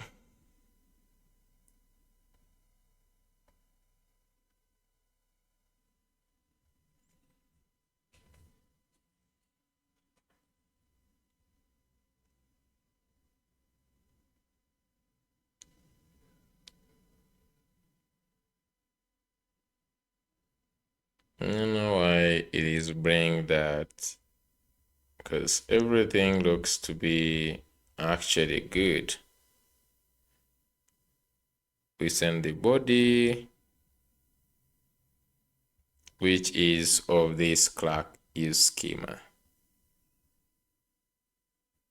Z.object of clerk use ID, email. Let me just make sure that this is string also, name and everything. Okay, let me just do one more time.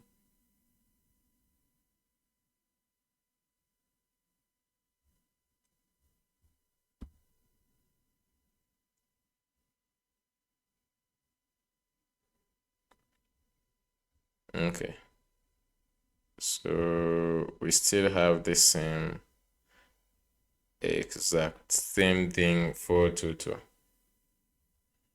Okay, so what I'm just going to do right now, I'm just going to change.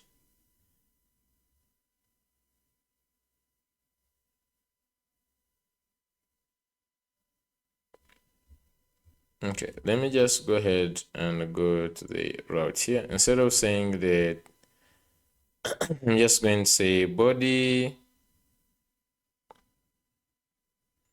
is of just this type of schema, just like this body. Oh, content is missing.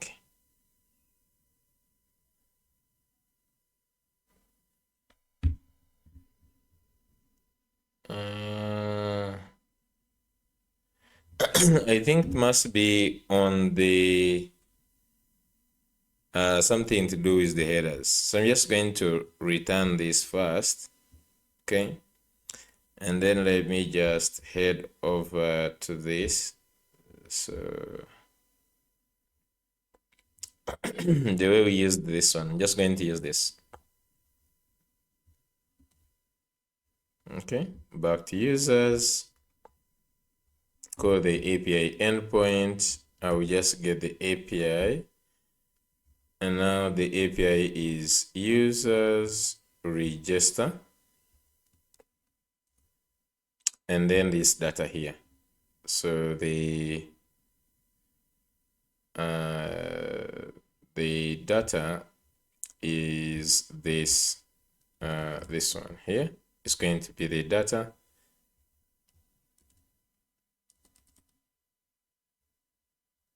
Now this data is what we're going to send here. There is no need to string file or get anything. So I'm also going to get this to name it as the response. I will just go ahead and comment this out.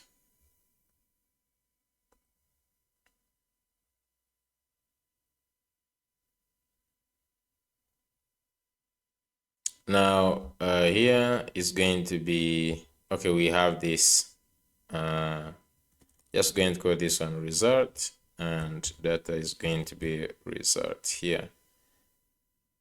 Okay,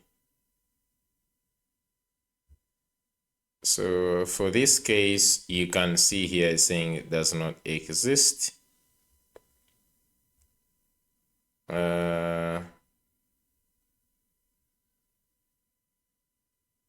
This is already converted into JSON, so it's going to be the data, just like this.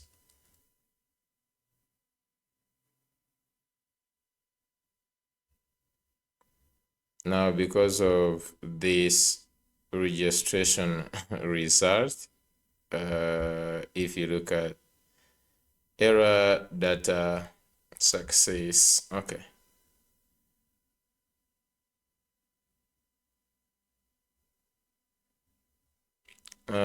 The response that comes from does not have, I think we're just going to say dot status. Okay. Dot status.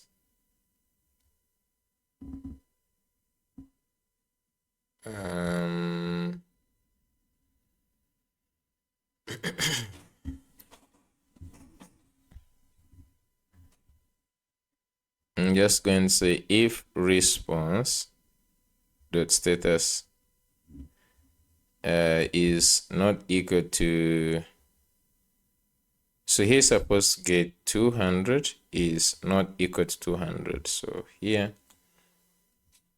just going to use this is not equal to 200. Okay, so I'm just going to say here registration failed.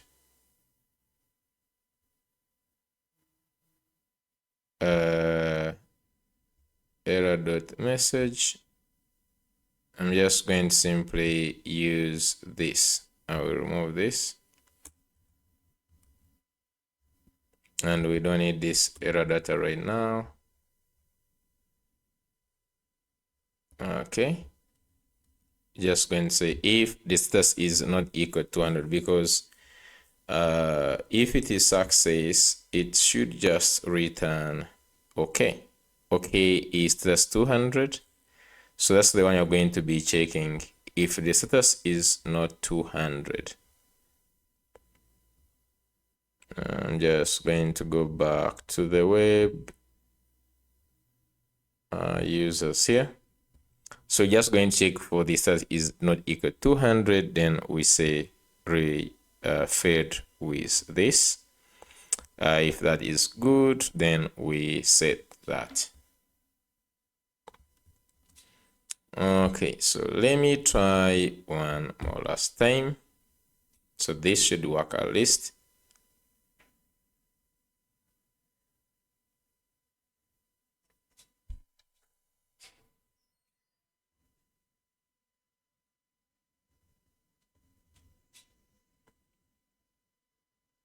Okay, so you can see it is now having, okay, so you can see now it created the account and has routed me here. So that means that the registration was successful. So if I check back, is that we have the status of 200 and everything is good. So if we check the users now in the API, if we go to users, API, get users, here, we should be able to get the user. Okay, so you can see the clerk user ID, email, the first name, last name, and the full name is there. All others. Now, if we try, right now to log in, actually this is good. Some of these links, if you try to go to the dashboard, is going to supposed to route into the user dashboard, because this person has now, they should be having the user the role of user. So this should just route us to the, let's just wait and see. Okay, so you can see this takes us to this user ID on the page of my orders. And yeah, of course the orders, they look like this, I guess, like the products you bought and everything. And you can download also the invoice. Then they have all orders, current, and I paid, and all orders. I don't know if what is on the current. Then we just need only two tabs. We just like have the all orders and the unpaid orders. But I'm just going to, so this is the part of this user dashboard. But now this user want to mark him as admin. So I'll go back to the clerk. Now if I just refresh, we have this user. I'm just going to come here, go to view user. So just want to edit more especially this metadata. So we just want to put here an object. Okay, so here we just put role, and we're just going to say role of admin, just like this. Okay, so save. Okay, so this has a role of admin. So if we go back to our application, let's sign out. Okay, and let's go ahead and log in. Let's go ahead and go to Google. So even this, now it takes us to this verifying point, and you can see it won't stay because we already have registered this person. We are not registering him again. We are simply jumping this person. Now, if I try to log in one more time, this one now should take us to the main admin dashboard.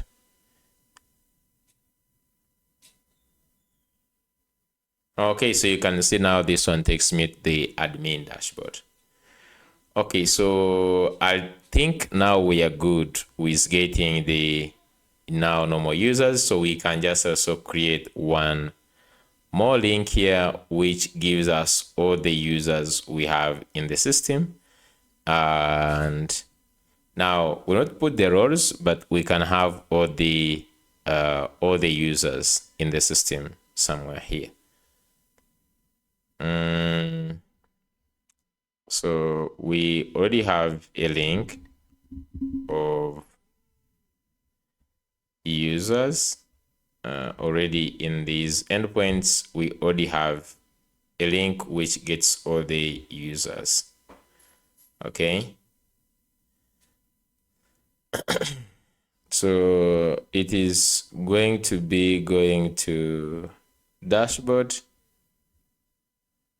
and we have banners, brands, categories. So we just need to add one more for users.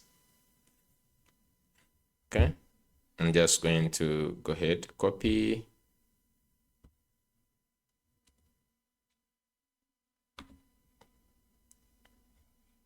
And just have this as users.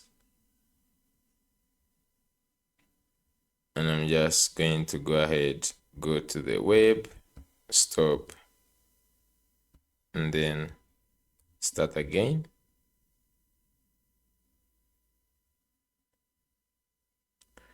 So in the users, we have the page, which is going to have this here. So we can just go ahead and rename this component that we have here, dashboard. Category listing, I'm just going to rename it to dashboard user listing. So here, we just only change this to user listing. Okay, enter. Okay, so, and then here I'm just also going to change this other things will remain. So we just have now to get where we have these use categories, we just have to have to duplicate this to use users. So I'm just going to say use users like this. And within this one, we just interested to say here's users, and this is going to be the user keys.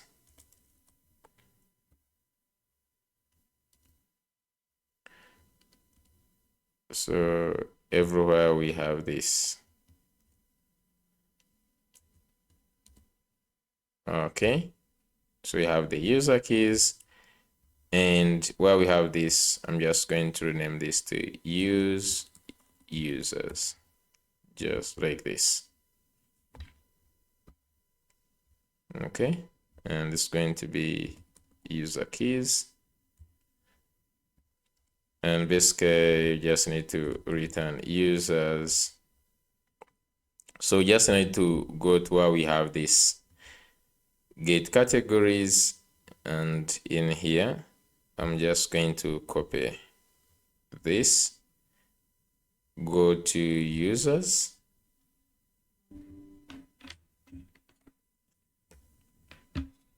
okay, just going to go to users down here, and I will just simply paste in this. So I just call this one get users. Okay, so the user we need here is going to be can I just say user details, because we just have few details really. We have this name, first name. There's some other things which you can just like get, but for now we just simply need to get the user in this format.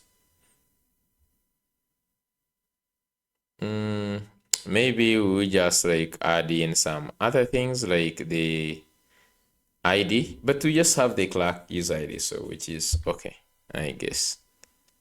So I'm just going to go to this, just simply put users. And just import Axios. Okay. Fetch users. So if we just go to again to use users here, instead of get categories, is going to be get users. Okay, so this is going to be also users. And when you're returning, here's going to be users. So all these other things, for now, I'm just going to go ahead and remove them. Just remain with only use users, just like this. We don't have by department. We can just leave all these other keys. But what is interesting is that we have these use users. Okay, so if I just go ahead, go back to users, to dashboard user listing. So here where we have these, I'm just going to get them as users. First of all, let's go to see and say use users.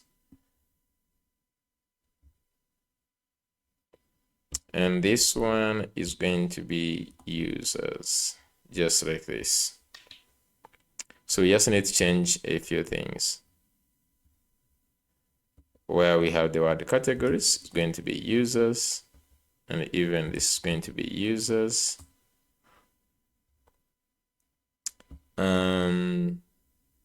Then here, instead of this category, we have in this side. I'm just going to go back to up here in the user. Okay, so that is why we have this export user details. So I'm just going to cut this actually, and you could bring it in the types here. So I'm just going to say user.ts export interface, this user details. So you can just go back here and let's import this. And we can just go to here. And then we can just say bring this user details. And now we need to fix the columns. Then the key here is going to be the clerk user, like this. Export, okay. Let's go and see the columns. The columns need to have this.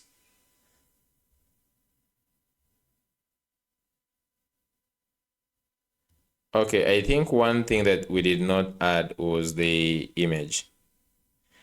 And it seems that we might just need the image. So in this information that I'm just going to add here, do we need I'm just going to remove this image. We're just going to leave okay, let's just go ahead and have the images.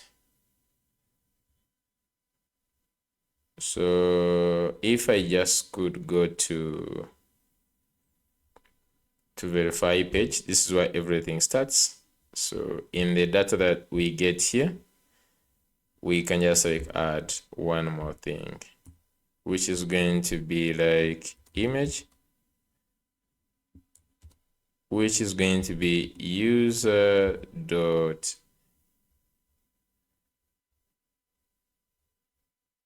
image URL. I'm not sure if that is the one. So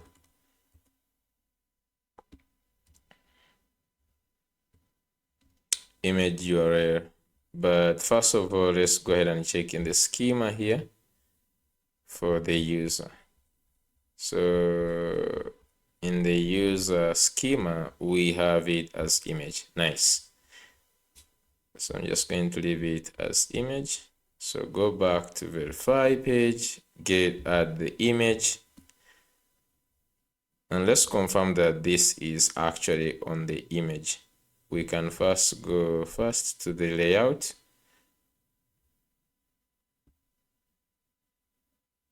So in this admin sidebar where we have like this, not here actually,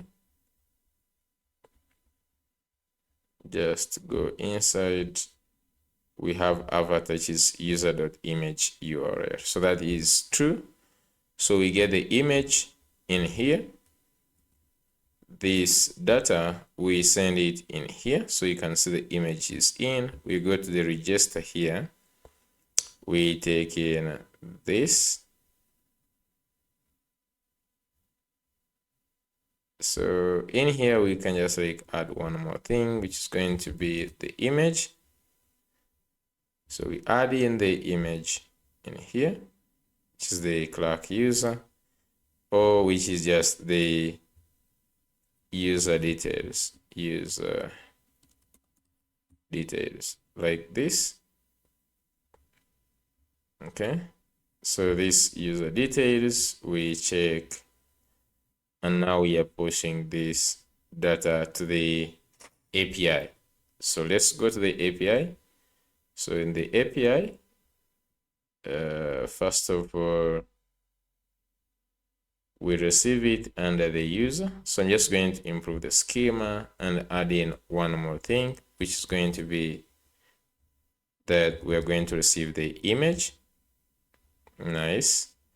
So we get the image, and in saving the data here, the image will be saved, because if we check in the handlers, we just get the data and we are simply creating the user with the data. In this case, the image will be inclusive. Okay, so that's good. Now we again fetch the data. So if you look at the user endpoint, let's go ahead and get this. Under the routes, not products, the users routes. So we have the list here, which is getting all the users. So it is just returning all the user schema, which also doesn't really help us so much. The whole entire user, I might just need a few things on this. Okay. So what I'm just going to do is I'm going to go ahead and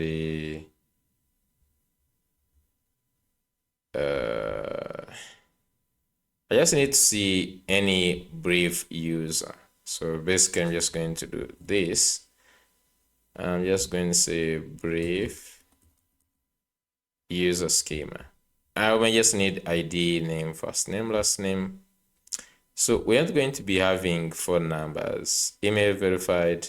Might just also need the image. We don't need the role, password, status is verified token. All these I don't need. But we can just leave even this one. But we can just leave in the created and updated ad. Maybe remove this.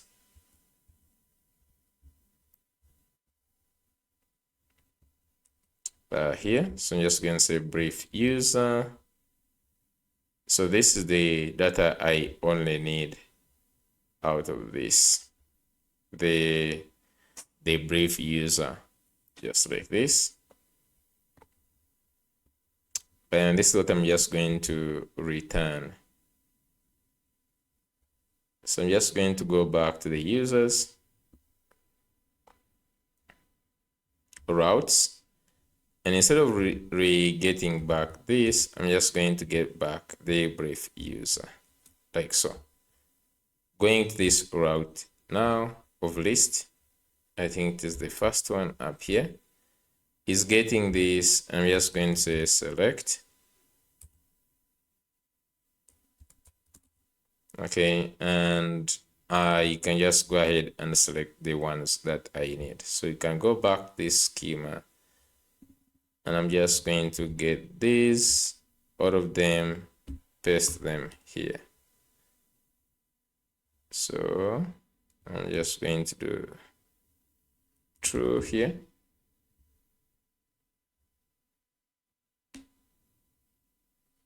Here's true.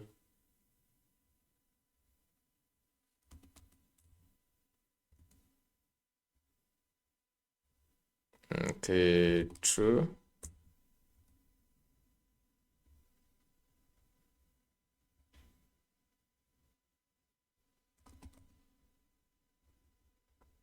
Just add, and lastly this. Okay, so that's it. That's the data we are getting back in this. And so this is what is going to be composed of the user. So if you just look at the user now, I'm just going to go ahead and copy this. Copy.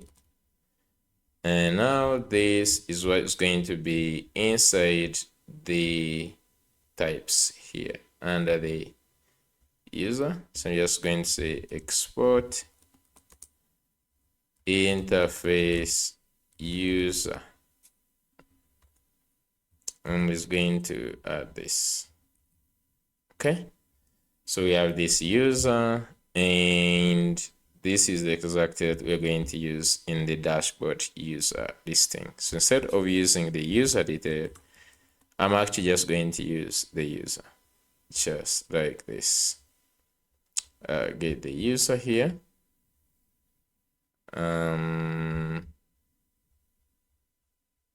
Okay. And just going to go down here and also change this to user. Okay. Then also where we are getting this users suspense query, get users, and here it's going to be user, just like that. So going back in here, I just want to work on these here to change all these columns. So if these columns, copy them, it's going to say, I just wanted to update for me this. So I'm just going to say update for me these columns to match the user. So I'm just going to go ahead and get this user. Update these columns to match the user types. Okay.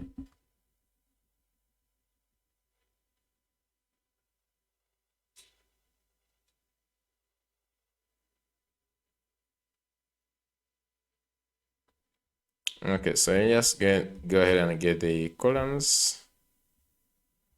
Go back, dashboard user listing, and these are the columns. Okay, we have about, get this,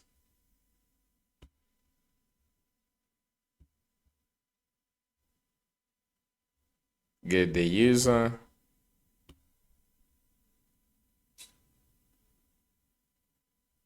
now we have to get the user icon. So I'm just going for this case here where we have the image and we are representing. If there is no image, we show this use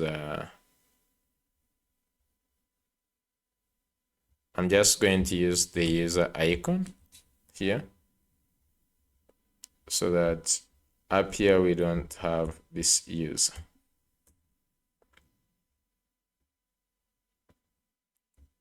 Even this one, use user icon.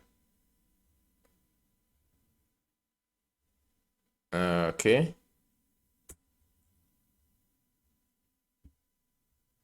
On export, let's just go to the hand export. This should just get the user name, image, updated art, so created art, this one is not there. Banner image, so what is there is the image, which is going to be user and these are going to be like created users. So just go here, filtered users, get the user, and the ID is going to be .id. You can also just add clerk ID, clerk,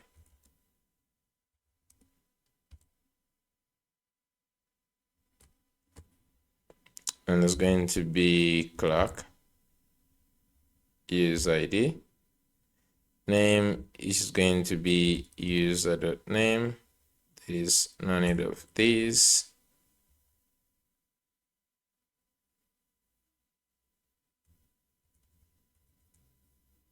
So the image is user.image,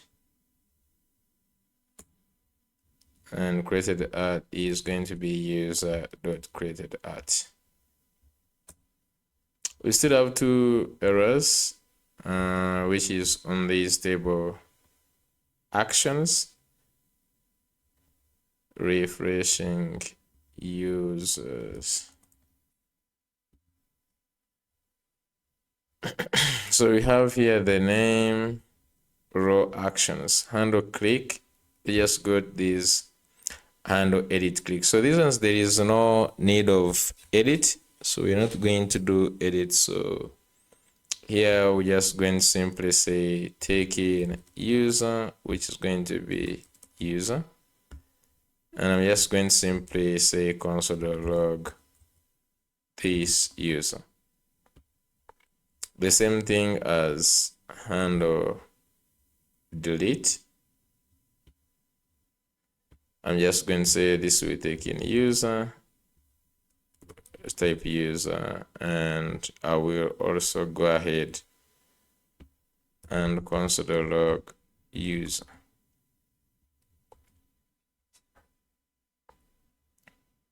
I'm also going to go ahead and delete this form. We don't need it. And in the page, we're just going to go ahead and say dashboard user listing, dashboard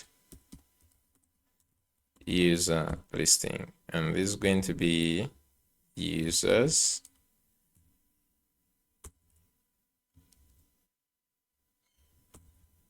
Users, manage your users.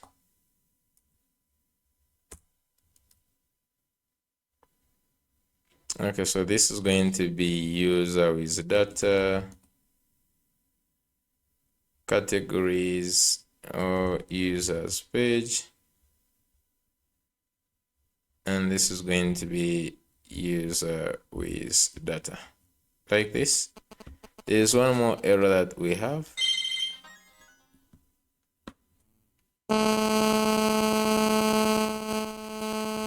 Just a second.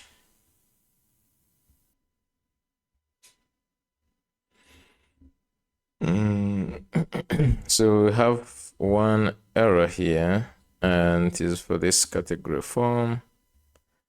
Let me also remove all these things that we are not using. Okay, let me see.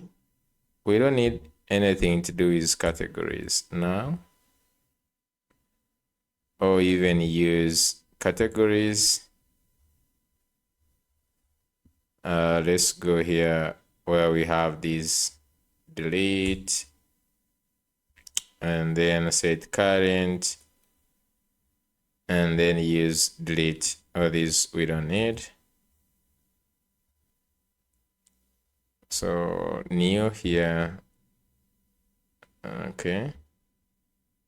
Then handle delete. So in the handle delete, we can just simply go ahead and do that. Then the form, we don't need also the form. And then the confirm delete. Also this one, this dialog, we don't need it. Okay, so that means if we visit, I'm just going to go to this layout, the sidebar.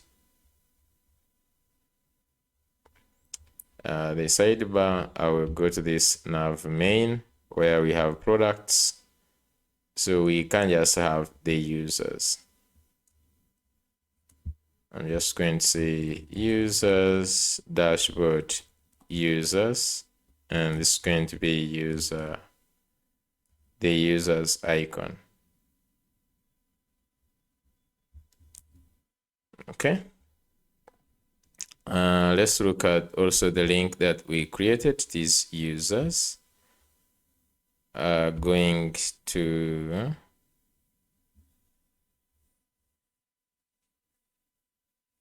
just wait and see.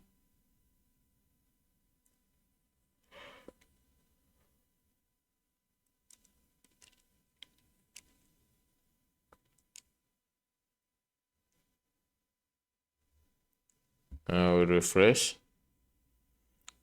So now, after this, we're just going to work on the orders and the customers. That is, we're going to work on checkout,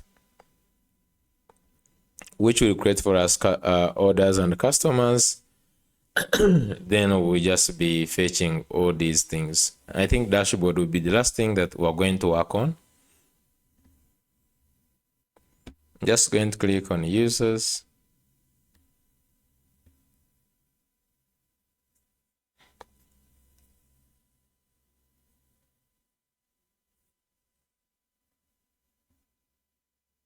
Okay, so you can see we have one user first name, we have last name. Okay, I don't know what's the problem there. We should also get the default user. What will be the problem here?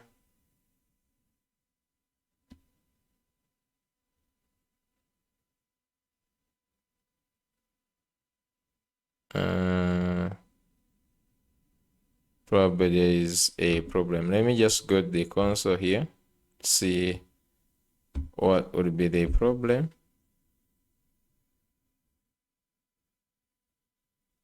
So I think it's about the default image. Okay, let me just go to this here. So where we have the default avatar.png. So if you just go to the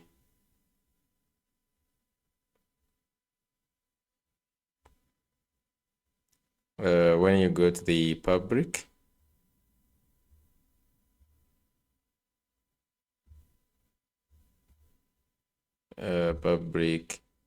we have default image .png. So I'm just going to say default image. Okay. Yeah. So you could just have also the default avatar here for the user. I'm just going to go here and say we can just go to flat icon, and they just get a user just like this. So we can just like get a default like this one, PNG, free download.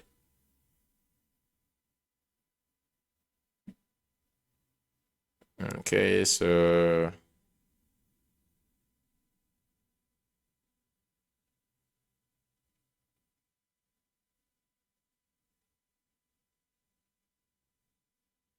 I'm just going to say, call this one as default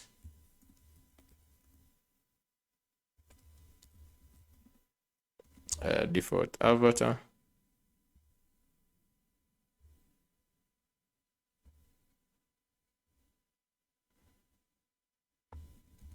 Copy this and let's go ahead and paste this in the public. Now we can now use default avatar.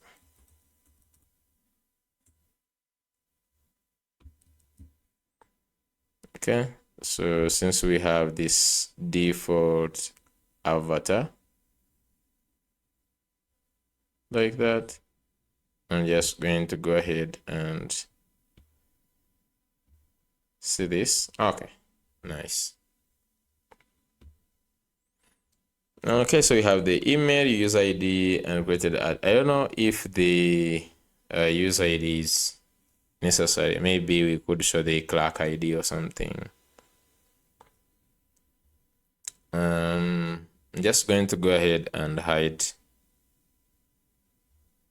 Okay, let me go and see. So first name. So we have these IDs here. Maybe inside here, let me just do this. P tag. And then let me just also clerk user ID.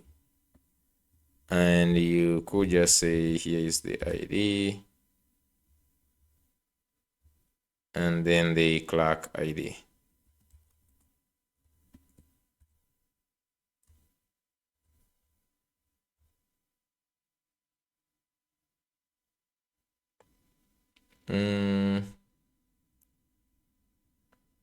I don't know, that is not for now necessary. I'm just going to go ahead and comment out this here.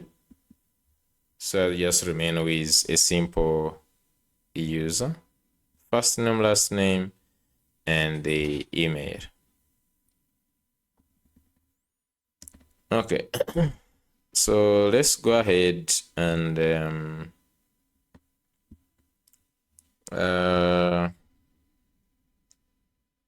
just ahead and work on the checkout. So this is the part that we last worked and it was having issues in the last video.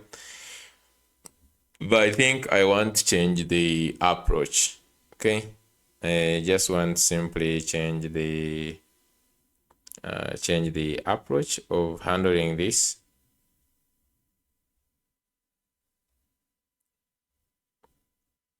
Okay, so right now we have 2 items in cart. And we're just going to simply sign up using another person. So I'm just going to copy this. We'll bring this website to this side.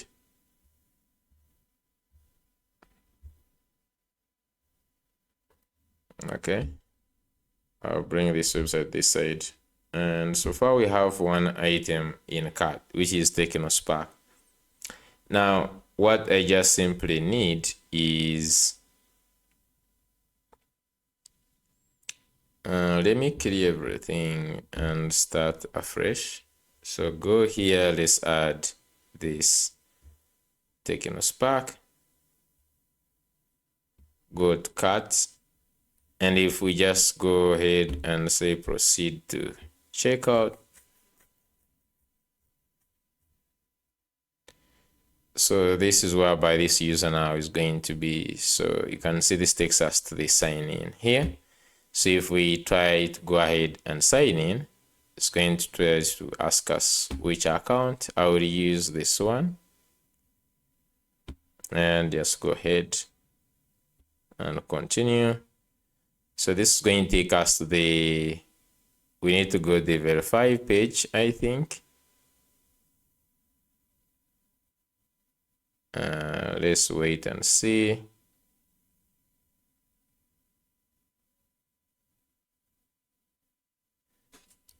Okay, so you can see it takes us to the verify. Okay, and the user is here. Now, I'm not sure if this was registered really. So you can just say confirm by going here. Go to the dashboard. Let me just go to the dashboard. Go to users. Yeah, so you can see that this user was registered. Now in the users database, we have 2 users. Okay. Going back here, on here, the only problem that we have is that we are not redirecting back to the checkout. I think we're just going to look at that. Right now, let's just simply go to the checkout. And we can proceed to the checkout page.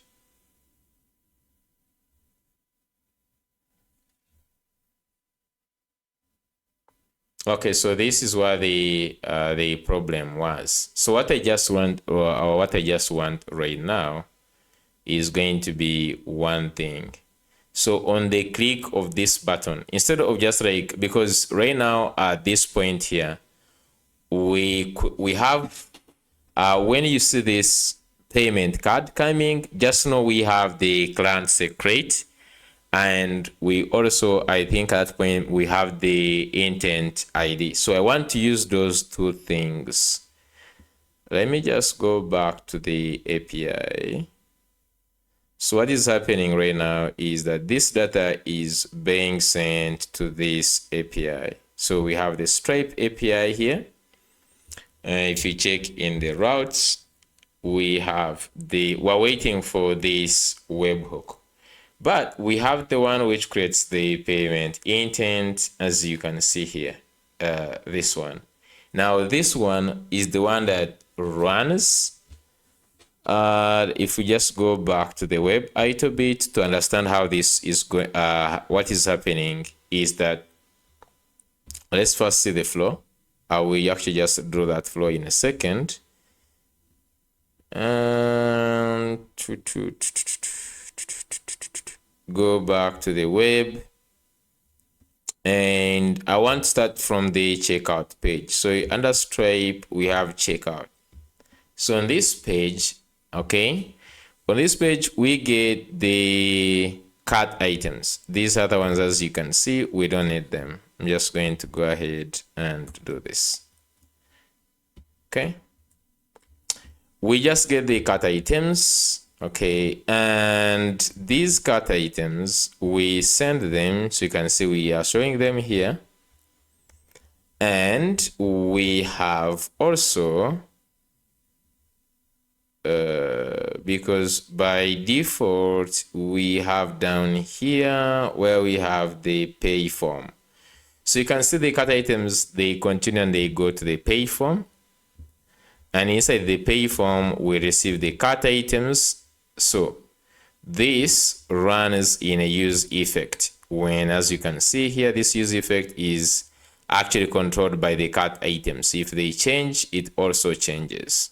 But basically, we have the cart items, and this runs the create payment intent. You can see that this API payment intent. So this runs, and it will get back the set client. So this gets back the client secret. So this makes that in the state we have the client secret. And when you click handle submit, this is the one I want to target actually. Because now when you click, it now goes ahead, checks the Stripe, checks if there is anything. And now it simply actually just runs this stripe.confirm payment and takes in the secret. And then if you look at it, it is just like returning the secret goes to successful payment says with the amount. So instead actually is that instead of just like doing this, because it checks if there is no error and just it's loading here if no client secret. Okay. So basically what it's doing is that if there is no error, it will just go ahead and return this. So this is why you want to actually go ahead, target things.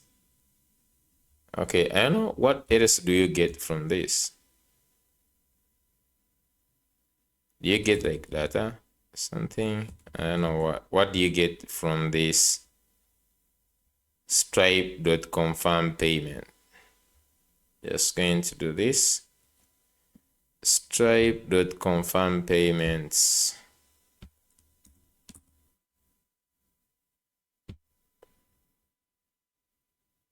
As I think the payment intent API. Yeah, confirm payment. So if Stripe confirm payment, so I just want to look at what you have. You have the elements, client secret, and then the confirm params, and then you okay, you take in like shipping, confirm token, payment intent method. Okay, I just want to see the return. So we return a promise. That's why we do await. Okay, and then what do you get back? So this we resolve with an error, an object that if the error is card error, validation error, directed display the error message. For some payment messages I did or this Stripe oh, okay. So the response is, that's why you just like you can just only get the error. Okay, I guess you just like only get the error. And he's saying here that Stripe redirects the user to your return URL. And the payment intent has a status of the require this. In this case, attempt to recorrect payment from the user. Okay. So basically at this point, why you do this. So I think what we could also do is on this confirm, because I didn't want this one confirms the payment, stripe.confirm payment. And if there is no, it will go ahead and redirect with this return URL. And I think it will append the payment intent. So that means that we can actually target this. Let's go ahead and go to Stripe. So now we can just actually target, not this side.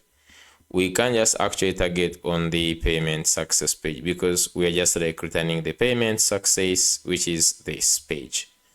So on this page, we can actually go ahead and get these params. Right now, we're just getting the amount, which we can just do this, get the amount, but we can also get other things that actually comes attached to this. Like, so let me give you example here. By the way, since we are here, so this will append the payment ID. So let me just go ahead. I'm not going now to calculate on that. I'm just going to simply create, go back to Stripe. They said here. So this handle payment intent succeed. We're just going to have something just run these functions for a second. What I just simply need is what?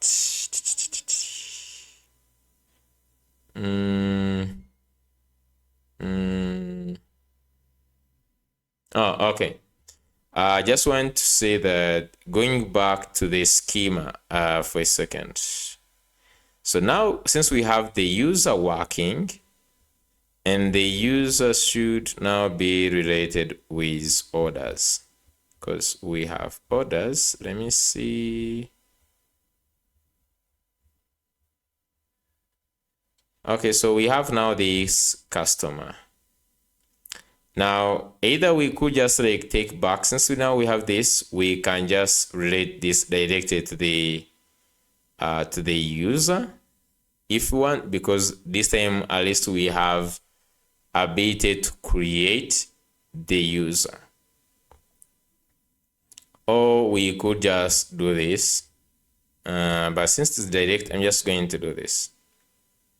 Go ahead and cut these two like this. Wait, cut.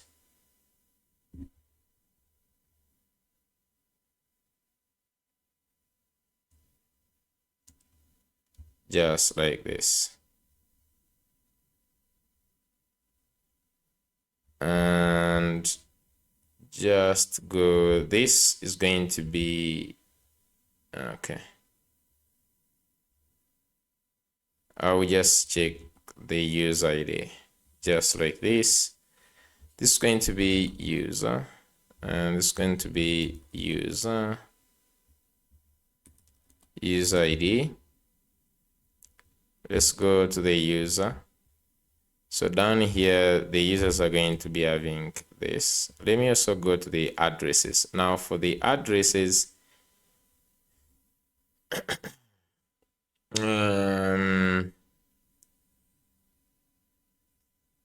we could just recreate this on the user.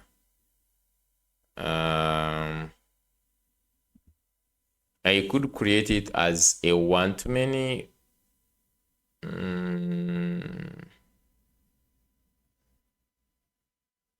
I'm just going to add these things on the user since we already have first name, last name. So these three: address, city, state, and zip. City, state, and zip. So I might just go ahead and remove this. Let me just copy this. Address, city, state, and zip. These ones here. Just going to cut these. And for that matter, I will not need the addresses. We just simply need only the user. So you can just add this to this. Address not required, city not required, state not required, zip code not required. Okay, we already have the phone, so I will just add these ones. Now, one more thing that is remaining is remove the address and address ID. And let's also remove this customer ID. Okay, so now we are good. This is related to the user, like so. Let me just first go ahead and update the just API. Go to the API. I will restart, start again, like so.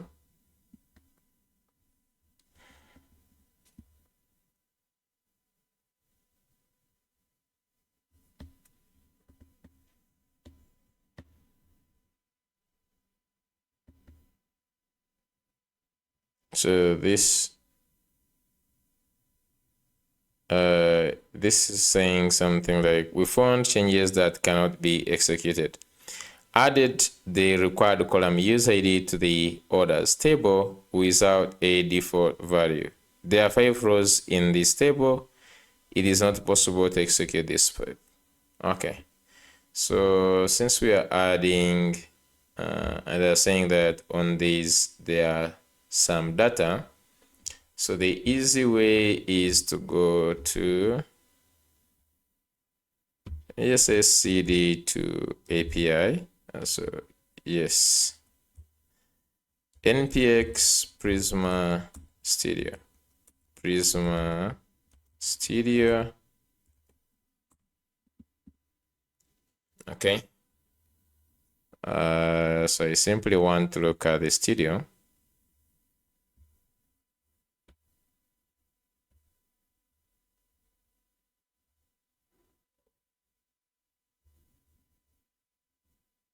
I don't know what is this. Let me try to close all of them.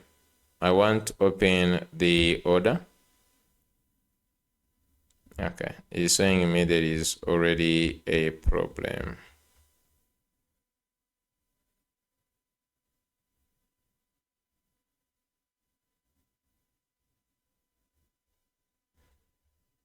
Okay, so it is saying that query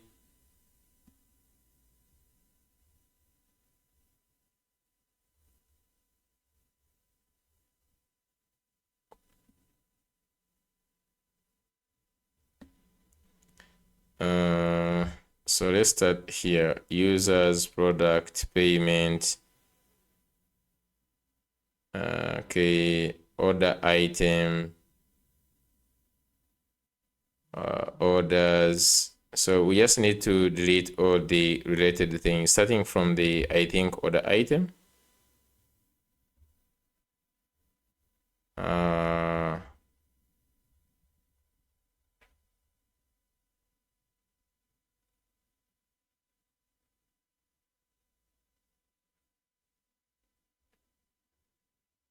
Mm, mm,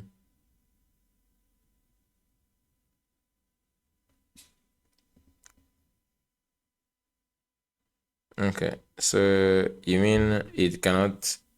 Okay, brand, category, department, orders.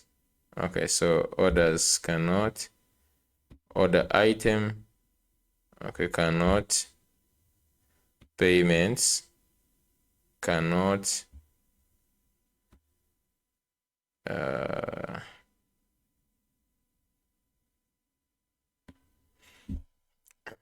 I think it is because I don't know if it's just because of the users.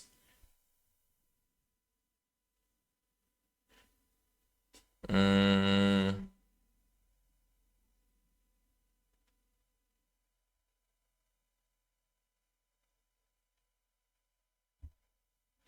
don't know if I can delete them using the seed. Let me see.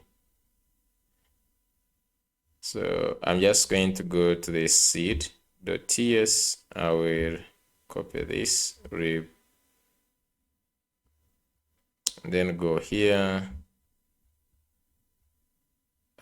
in the main function. We just simply delete order, banner, category, brand. All these ones we don't want to delete up to here.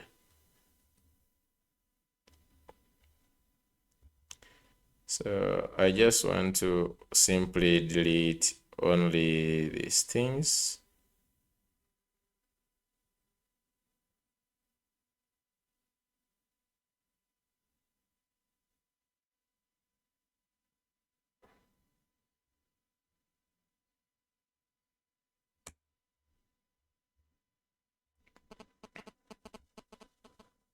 Okay. So we just want to delete order items, order, then we also have the payment. Which other tables do we need? We need the payment, order, item, order.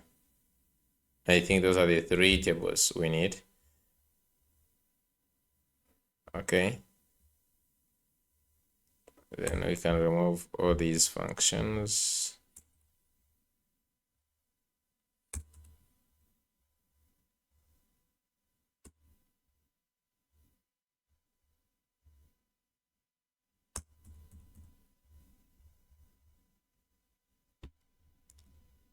Let me just run npx.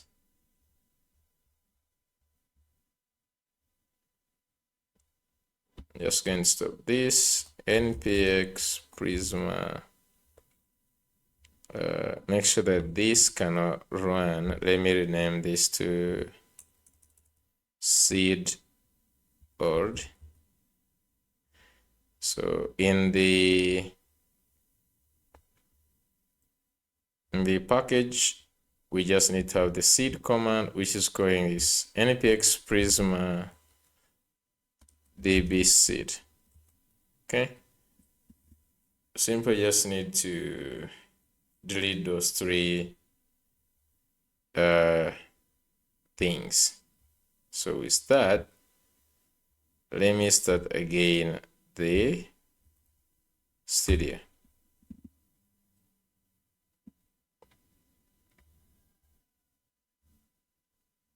Cross all. So if we check now, we have payment 0, order 0, and everything is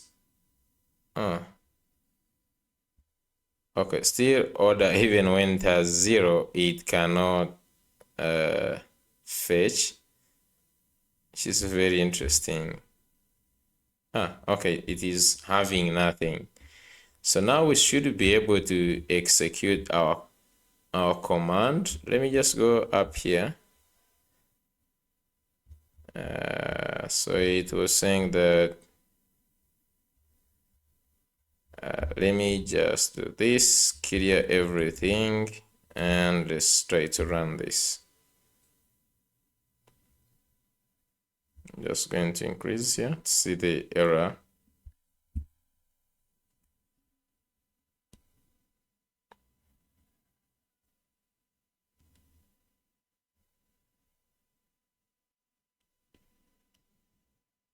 Okay. So it's saying that you are about to drop the address, which is okay, and you're about to drop the customers, which is okay.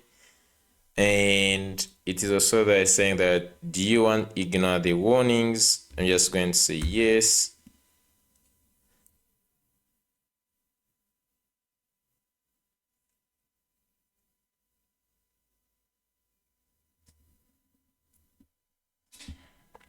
Okay, so it has just dropped those ones.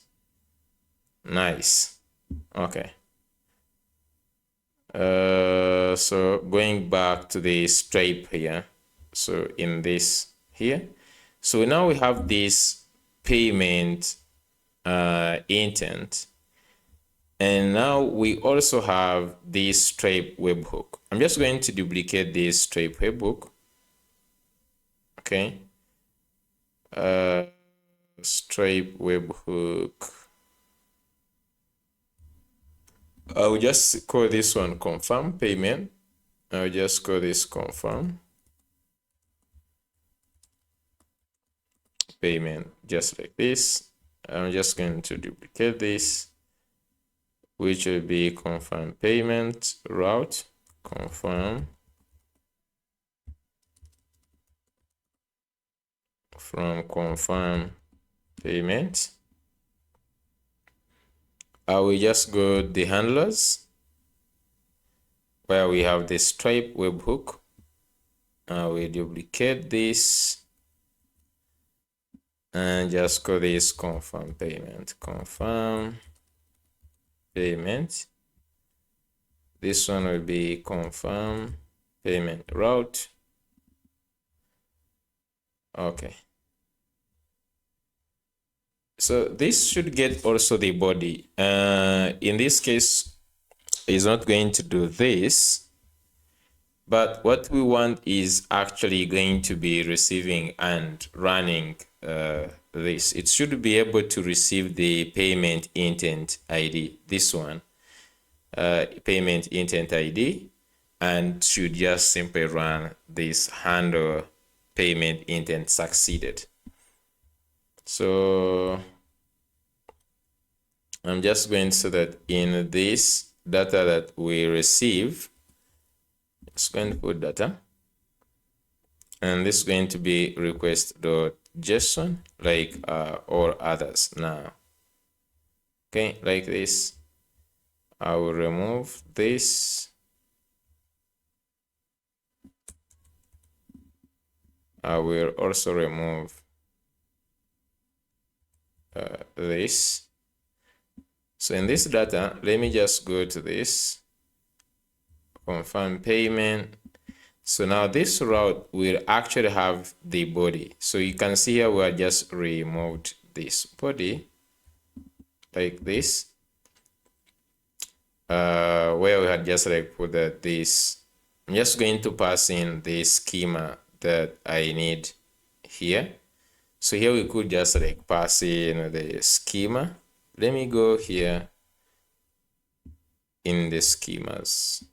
So you can see that is why we have this client secret. In this case, we're just going to create another one, which is confirm payment schema, confirm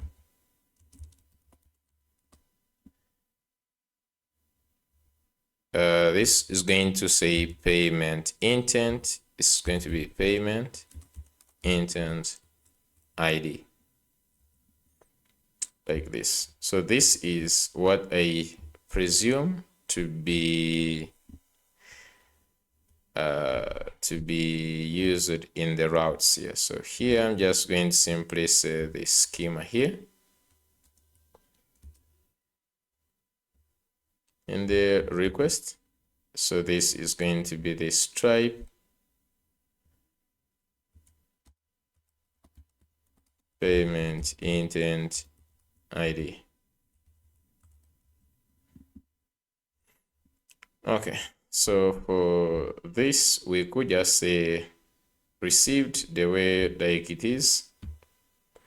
So when we go here in this confirm, you can see that now we, in the request, we take in the payment intent. So this has the payment intent. So first of all, I think we just need to confirm that this is true. So I think here that we could just say const get the, I think that is even done in this handle, because it first goes ahead and gets all these things.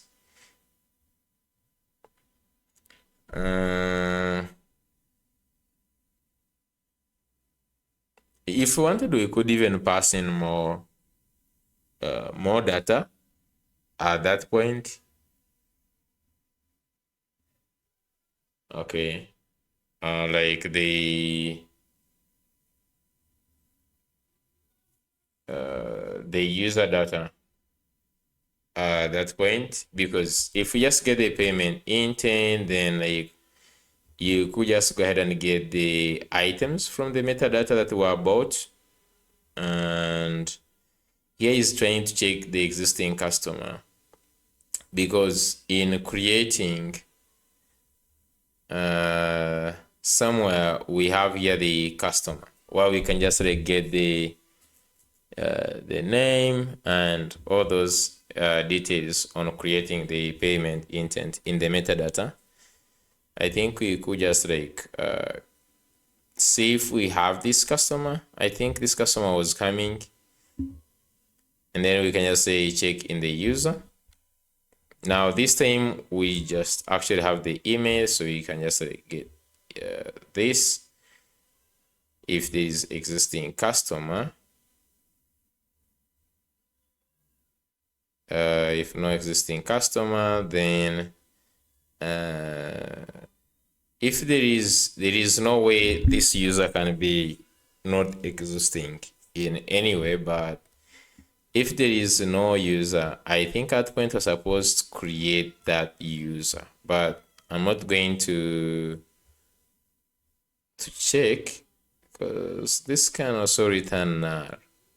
What it means that this can also return null. So what happens if there is no user?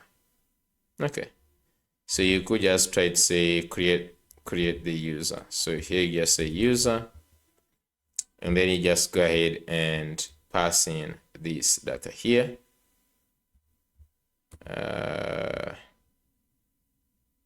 I don't know, like this can be Clark user ID, like this.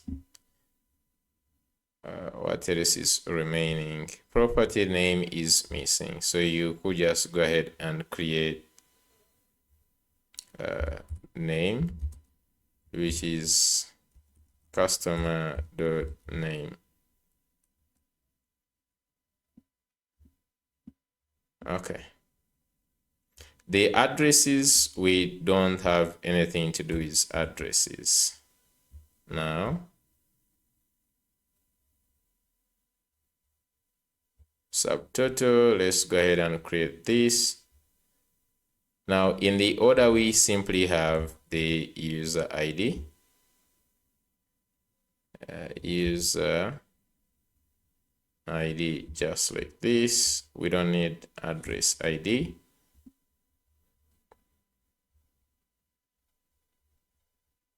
Let me just go back up here. So this is in the Stripe webhook. In this, we don't have actually these ones.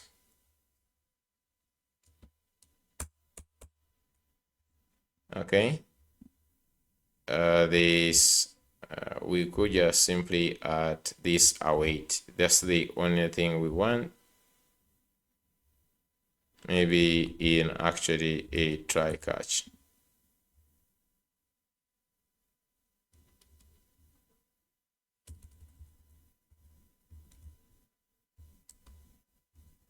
So this would be data dot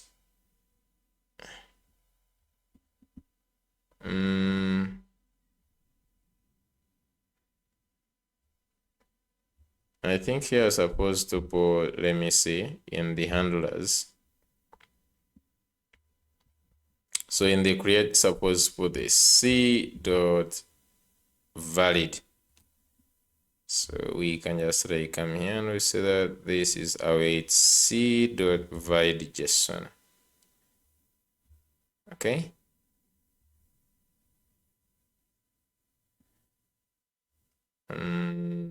Await has no effect. Data dot payment intent ID. type is not sent to parameter of type payment intent. So let's see here, stripe.payment intent. Oh, okay. So first, what you're passing is not payment intent. This changes now. Okay, so this changes. I'm just going to say right now, we just duplicate this, and this I'm just going to say handle confirm payment, handle confirm payment,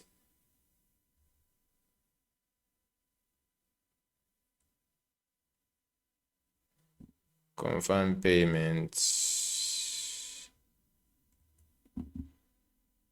I'm just going to call it just like that, handle confirm payment, just like this. And this one we're just going to take in payment intent ID, which is going to be a string. Okay, just like this. And now I'm just going to say payment get the ID like so. Oh,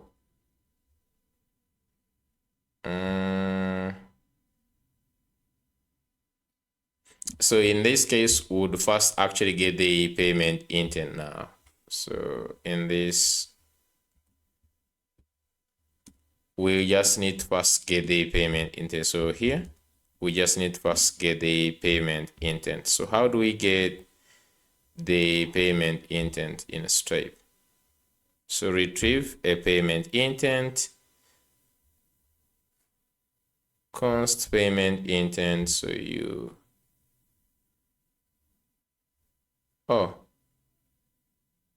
so you can just like retrieve using payment intent client secret. So okay.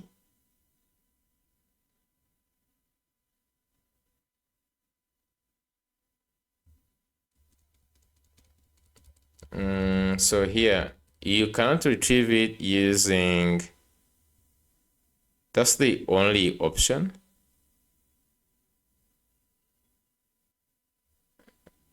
This is Stripe.js. Can I just like go? Stripe has a lot of documentation. Stripe payment intent.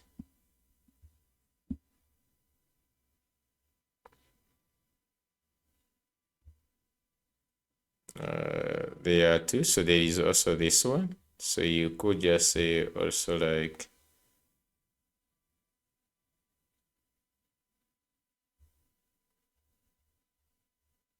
create a payment intent. Okay, so dynamic. I'm just going to say here, retrieve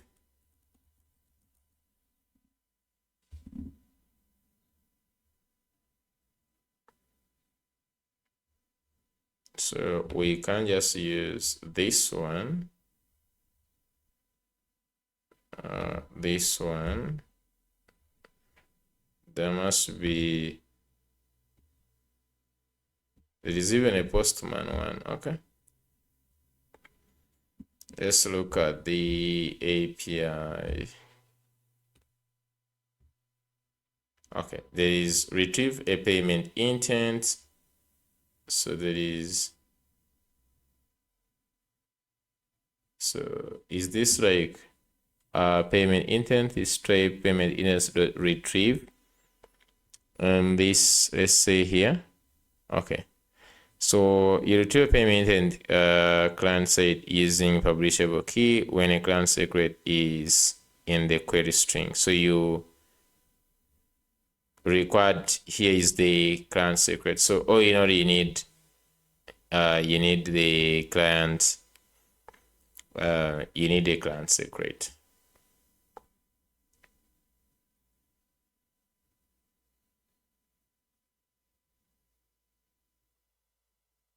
Yeah. So all in all, you need a client secret. In all cases, you need the client secret to be able to retrieve a payment intent here. So this is the one.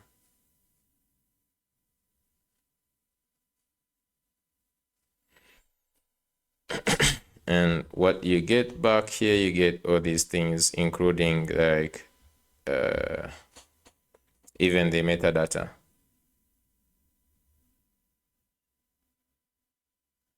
Okay, so if that is the case,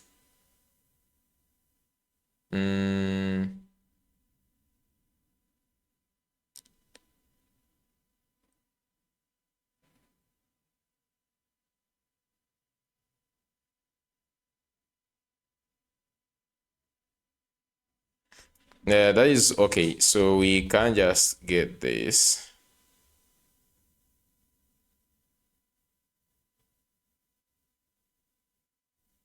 Where we have Stripe. So you can just come here and I do this. Const payment intent. So what we need here is not the payment intent ID. What we need is the secret. Okay, so the client secret. So this, I'm just going to say client, the client secret. Okay, client secret, just like this.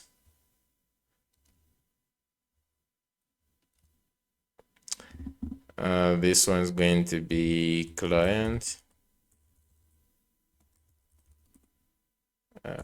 client secret,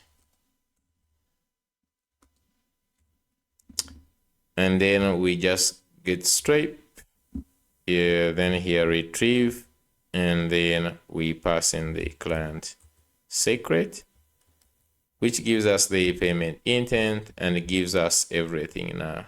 So just going to get this. And then call this. Okay, so now instead of receiving, just going to go to this. This is going to be the client secret. So just copy this client secret like this, go back.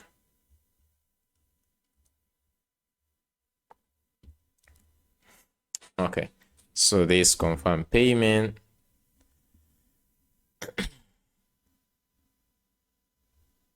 So just get this C. So you get the data. And then we go ahead and try this.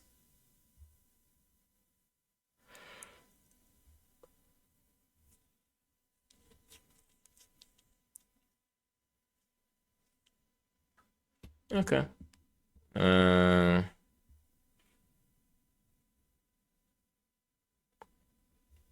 Received true, success true, I don't know.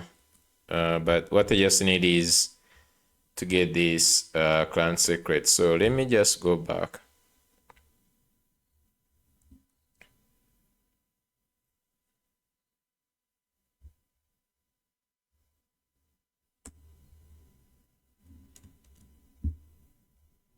So if we wanted, we could also just have the address information passed in. I think that's something we can do later. We could just like bring it in here with this customer data and everything, but I'm just going to go where we are passing this customer data in this, in the metadata, we could just go ahead and store even more data in here. So let me just go back to the web a little bit. Go back to this pay form. This is where all the magic happens, because even this customer, we actually get these details from here. Okay, we get all these details from here, including even this avatar here. And so if wanted, this is where we could add even more information, the address information, more especially the phone number and others.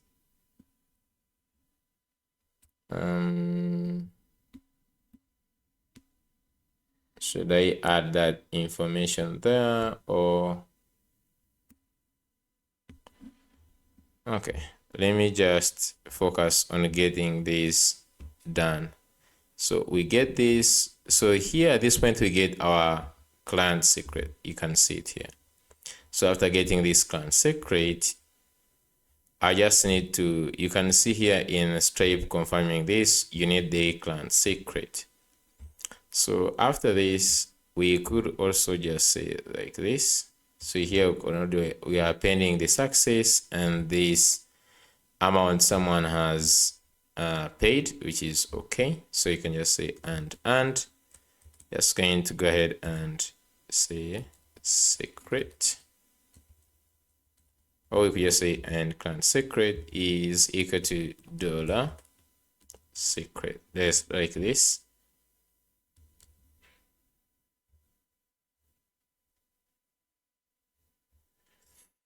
Okay.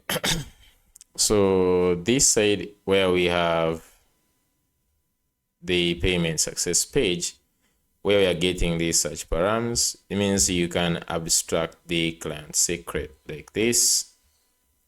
Now how to use it on this, using this client secret here, I'm just going to copy this.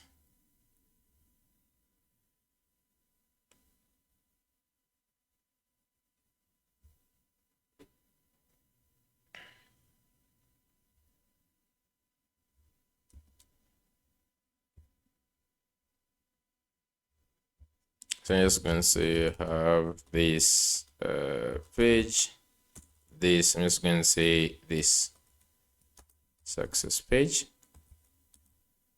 Okay, so I want you to modify it so that when I get the client secret, second,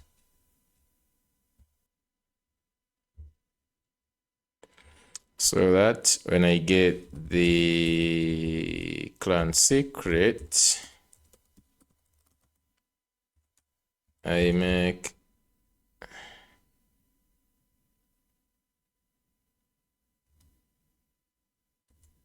just going to say I pass it to a server action. So I want to pass this to server action, which will hit an endpoint, an API endpoint.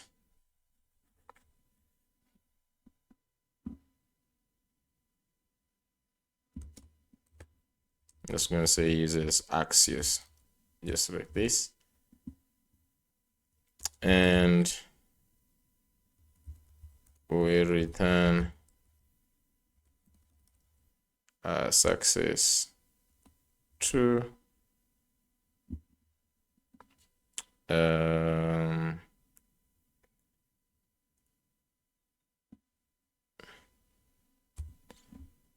So let's just see.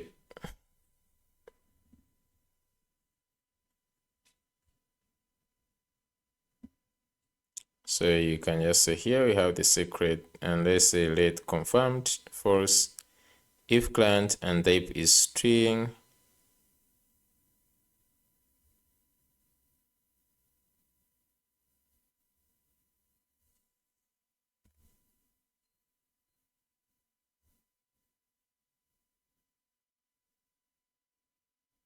So we can go ahead and await this.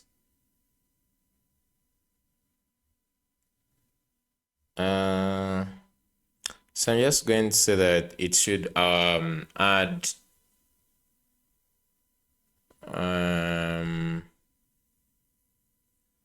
it should add a loading for that case. Okay. So I'm just going to go ahead and just say that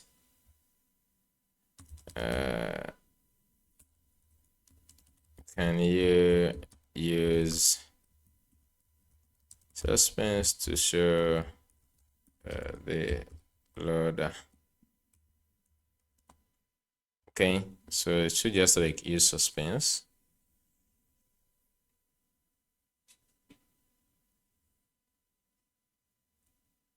Okay, so this is going to be wrapped. Is going to be wrapped in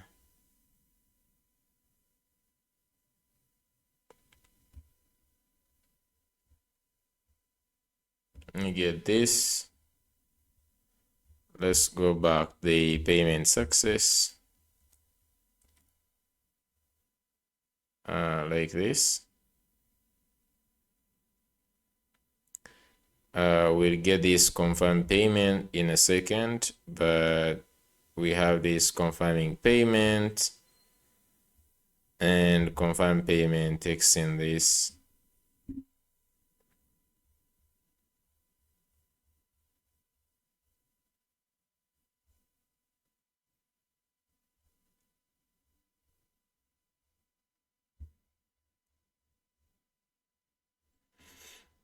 Okay, so I'm just going to go ahead and create the serve action. Let's go here, get this serve action in the front end. Just going to say payments.ts. So we get the server, and I'm just going to say API here dot post, and it's going to be slash confirm payment. And let's get the actual API in the stripe routes. So we have this confirm payment is going to be actually stripe. So I'm just going to put stripe slash confirm payments.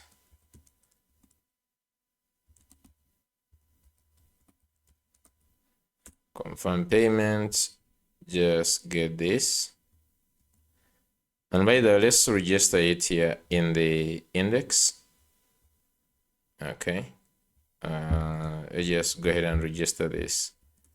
Confirm payment, even here is going to be confirm payment. Okay, just like this.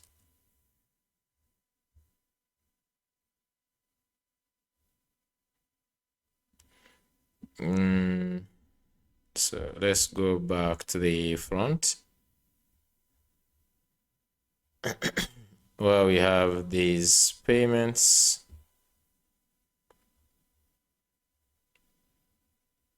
We just add here stripe confirm payment, and we're going to pass in this.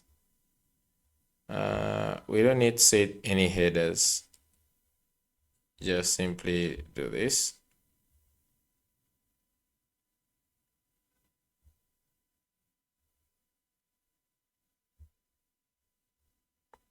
And we can say that success, just simply say success true and response data like that. Going back this page, we can just simply get the confirm payment.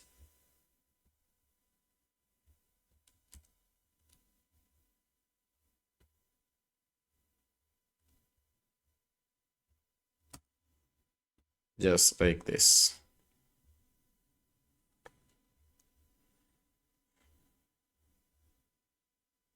Okay. So what I need right now is going to be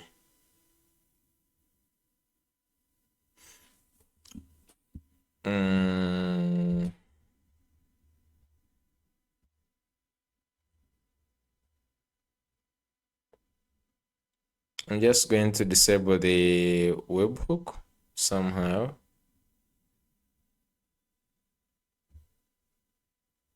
So with this, everything should be okay right now.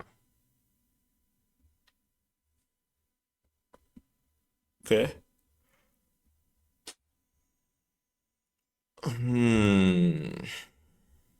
Okay. Let's go back. Go back this side. Let me refresh.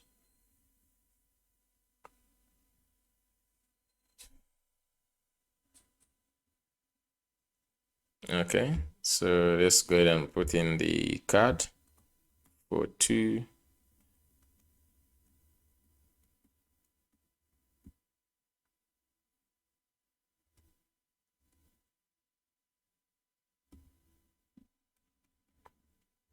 Okay, I'm just going to simply go ahead and confirm this.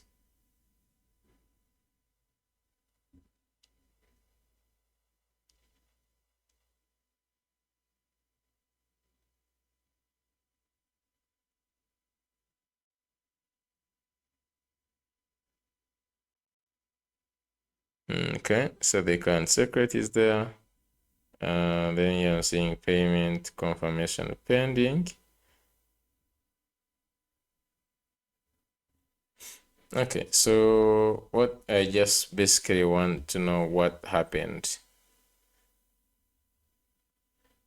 Because I guess at this point it tried to also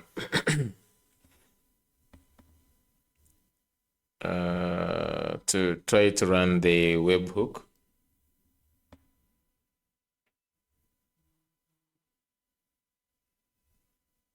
So up here we have the webhook. I think I should just like disable this endpoint. I leave only this one for confirm payments. But let's just go ahead and try to see if we can get the sales. So if I just go ahead and get like the orders.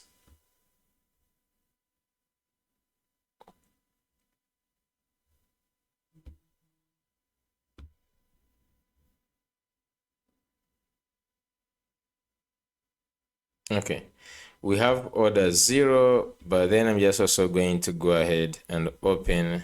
So under the API, we have the studio. So just go back the studio here.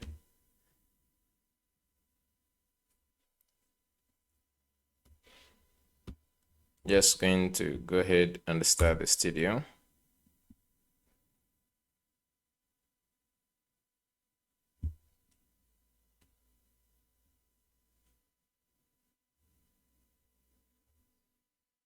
Okay, so here it says orders 0, no order items, nothing. Okay. So basically, I don't know what happened. Let's go back the API. I just want to see what ran actually. So scroll down here.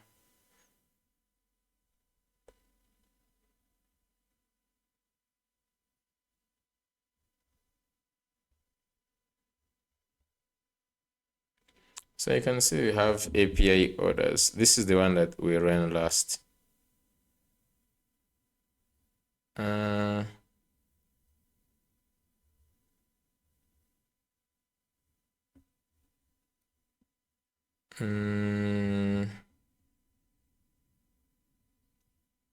Let's make sure that this API is there. I'm just going to go back to the API here. Let me just go to Stripe.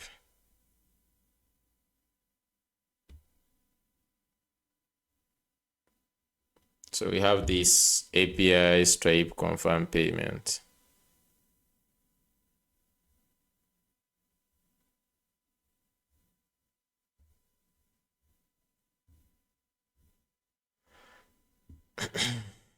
And go to the front.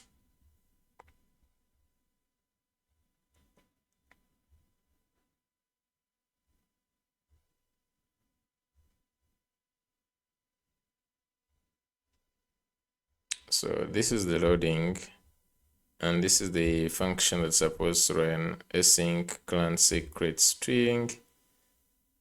It does await confirm payment. This one is the one which is going to go ahead and run this.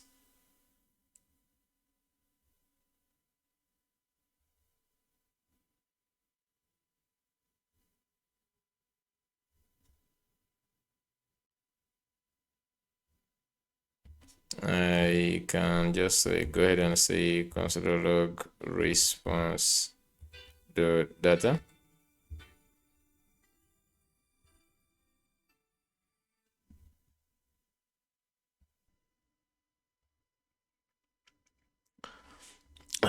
Okay, so we have confirmed payment here, which is running this on a Stripe.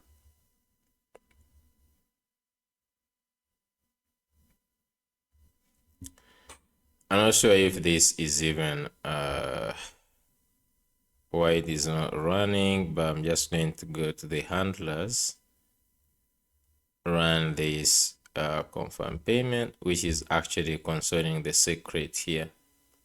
And then we can also have the customer. I think that's enough. So I'm just going to go down here. So, okay. So this one is saying that you passed a string that looks like a client secret as the payment ID, but you must provide a valid payment ID, please.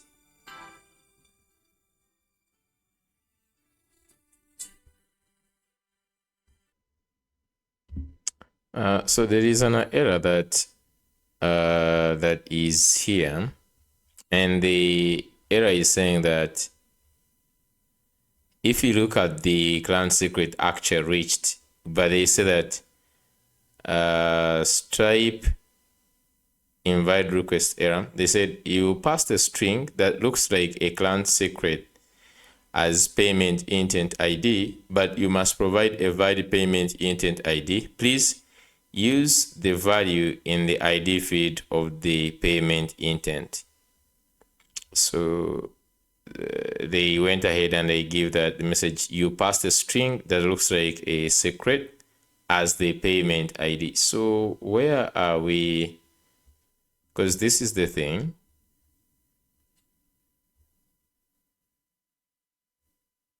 This payment intent,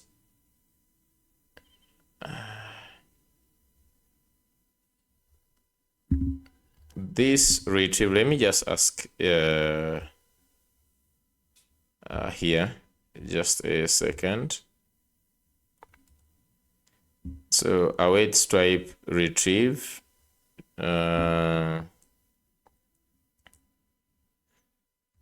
What do I ID? I'm just going to say which ID do I pass? Okay.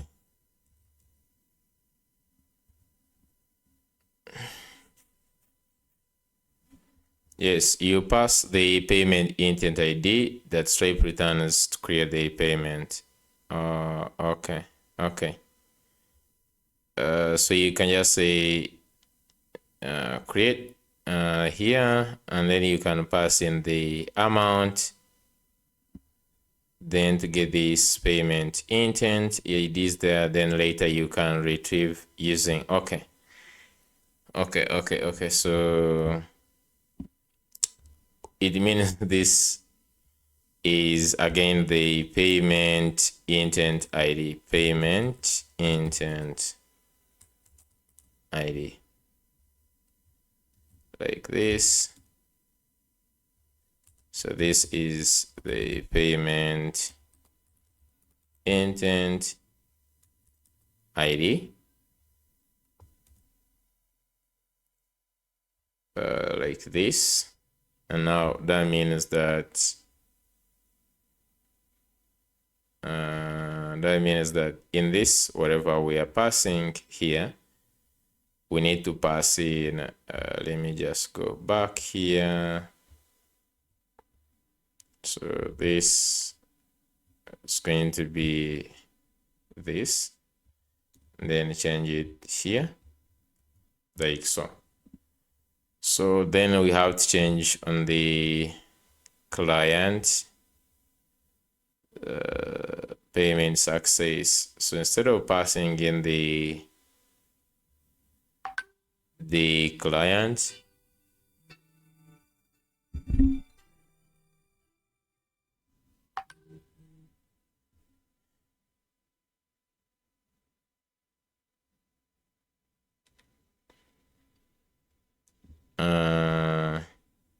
so I just simply need to see from the payment form. So pay form. So instead, here where we have the submit. So this will also create the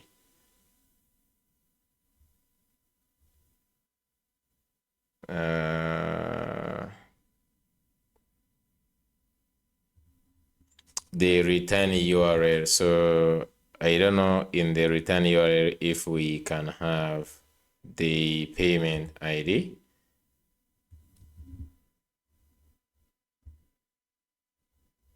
Just going to copy this. Just going to say, can I get the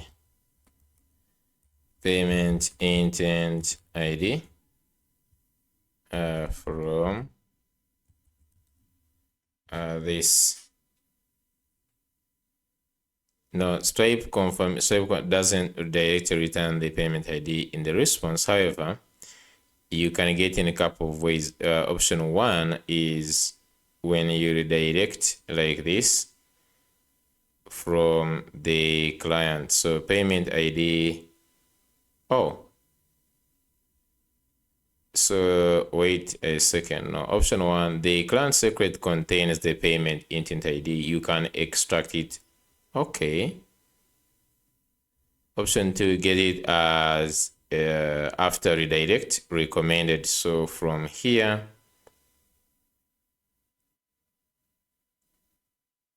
we can just get it or retrieve it, the full payment intent.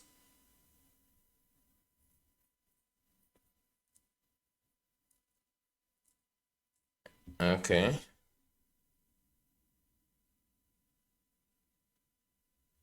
So we could get it like this, or we could just get the payment intent await stripe.retrieve payment intent, and we pass in the client secret. Okay, I saw that is I saw that is the one that we had. Let me just second. I check here. I saw it in the first one in the API, the CM. In this handle, I saw that is the one that Oh, okay. So I think we used the wrong API. That's the thing here.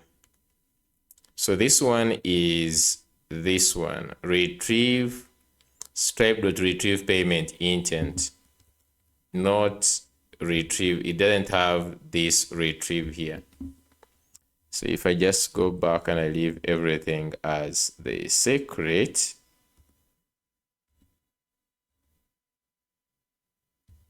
okay. So this one, we have it like this. Okay.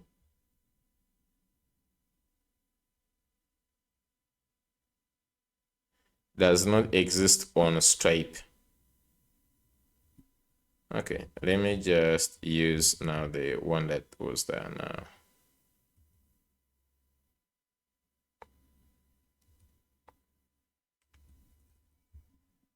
Okay, let's just use the one that uses this client secret. No. So this one has to be, okay. This one has to be the payment.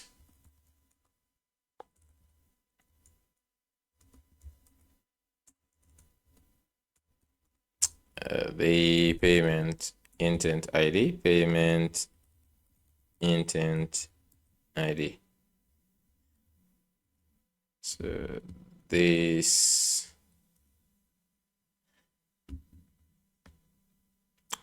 one is supposed to be the payment intent ID. Okay. Even this one, payment intent ID. Okay, so since we can extract it like this, payment intent we can get from the secret. Okay, so if you actually look at it from the one that we got from here, okay, let's just try and see. Let's try web. So here in the success, after getting the secret, you can just simply get this.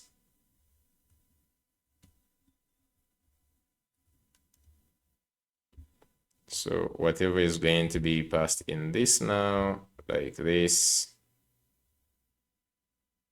is supposed to be now payment intent like this.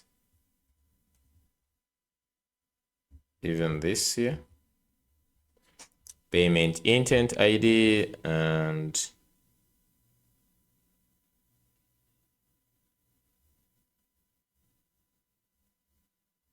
okay.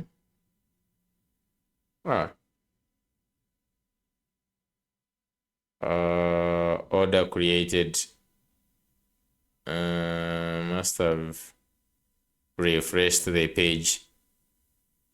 So must have refreshed the page of the site. Yeah. Let's just go back to this one.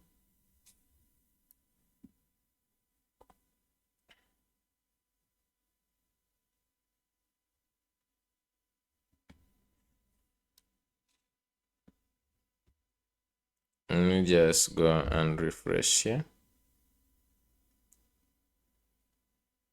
Let me just go ahead and put in this.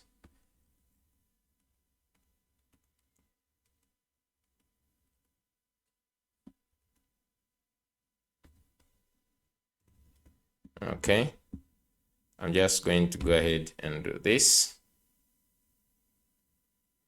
Confirming payment fully confirmed. Okay, so that means that If you check down here that everything was okay, you can see we have 200. Okay, so if I just go back here, so we're just going to create some checks. If there is no customer, for example, the order should not be created. And then the order amount and all these other details, I guess. So let me just go here to the API.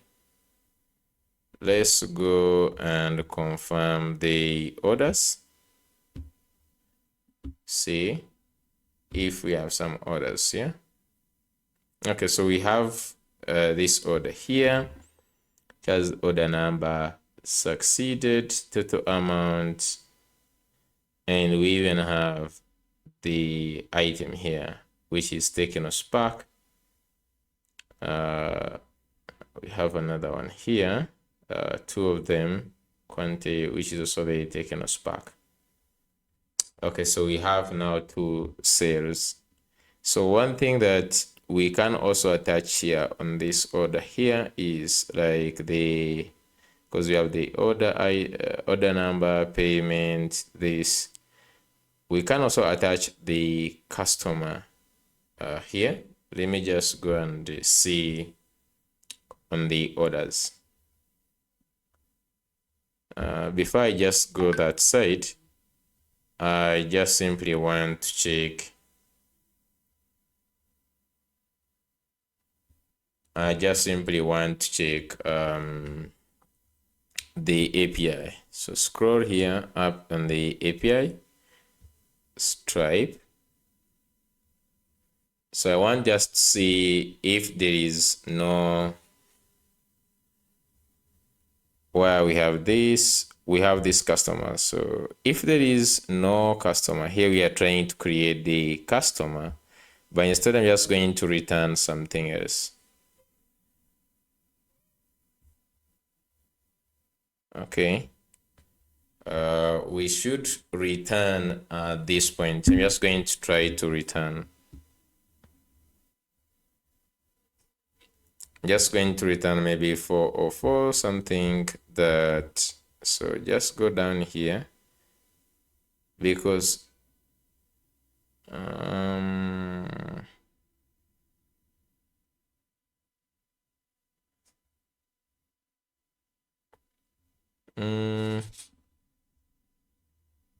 so from this here,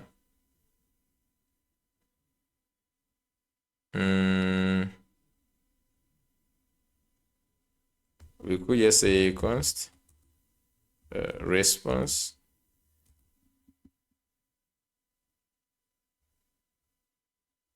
and in this so whatever we return from this handle confirm, I'm just going to see if there is no customer here.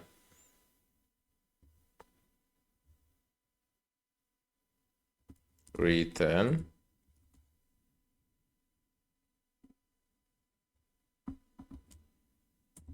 Because if you look at this, it is also just returning like success true or something. So here,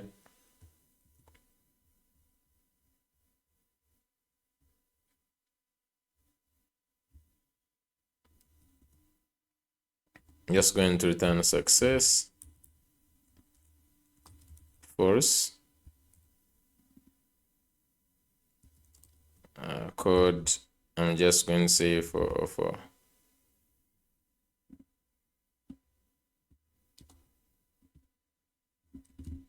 okay. So if there is no existing customer, let's return this.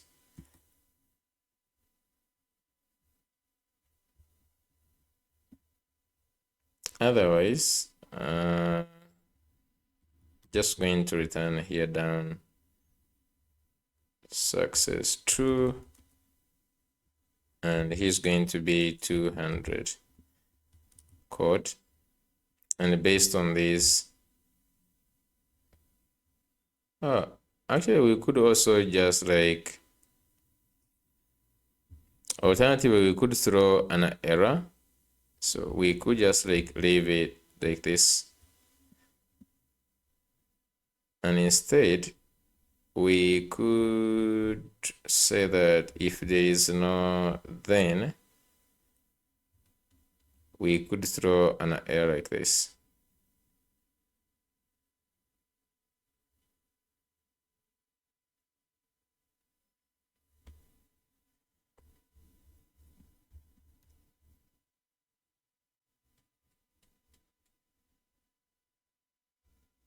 Let's say here, throw new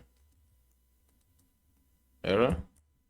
Let's go and see here, no customer found. Okay, just like this.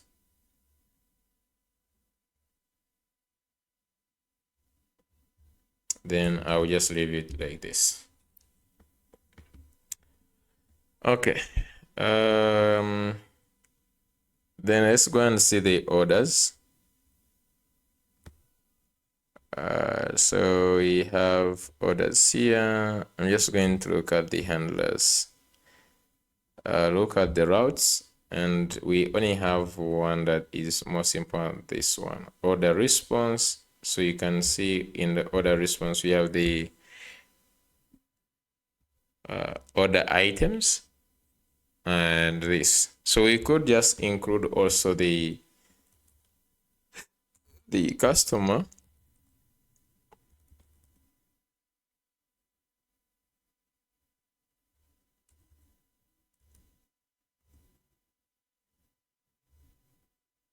Okay. We'll just include the customer, and we can just say z customer is going to be z dot object, and then we can just pass in the customer here, name. Okay. They just going to pass in the name.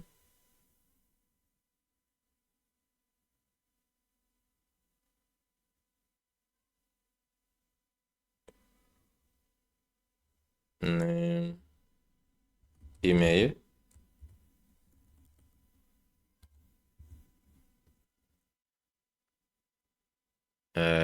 email,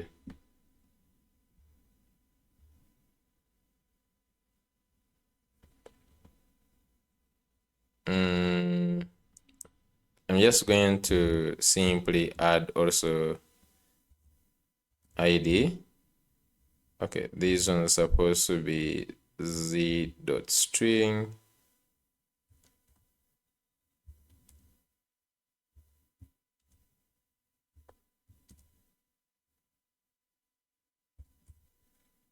Then another thing is I'm just going to add clerk user ID.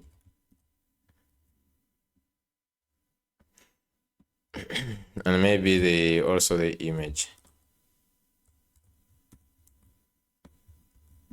Okay. So this one can also be dot optional.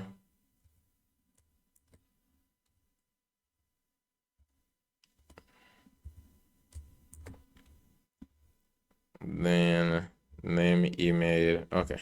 So I'm just going to return this. So if we just go to the handlers here, we can just say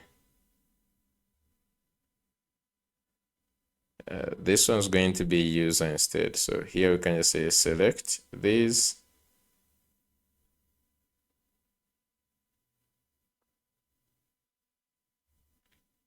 And just going to say user. And in the user, we can actually select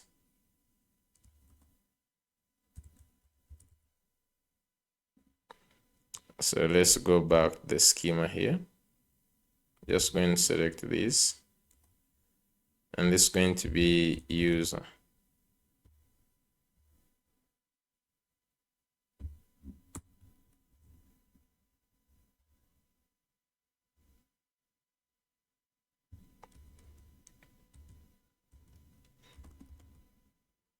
Okay.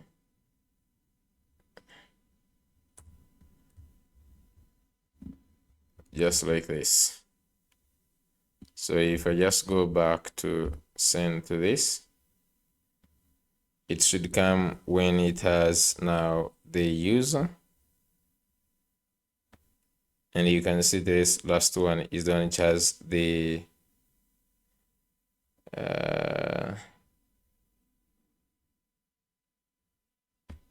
okay. So all the two here, they just only have the user ID that was created. So you can just first go ahead and delete these.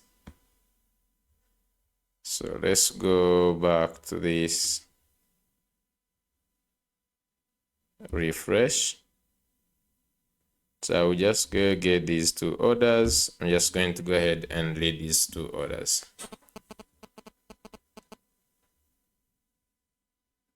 I think that on the list also the order items. Okay. So now let's go ahead and go to localhost. Okay. I'm just going to go ahead and create maybe 2 items. Let's go back here. Let's add one more item. So we have this one. Let's also add this one. So we have 2 items. Let's go ahead and proceed. Let's go ahead and add here the card for 2.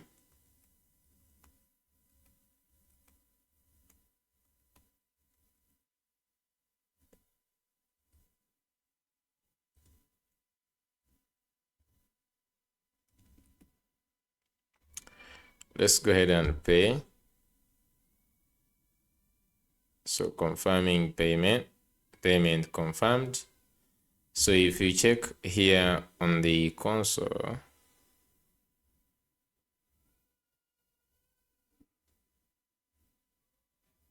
okay, 200 order was created. The customer data was there very nicely, and the payment intent also was there.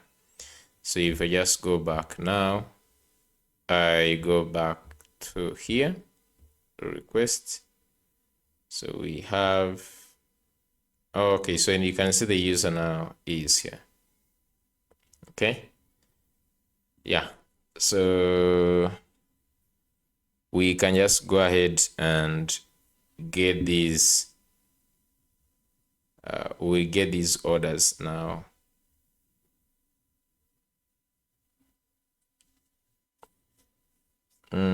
We could just go ahead and maybe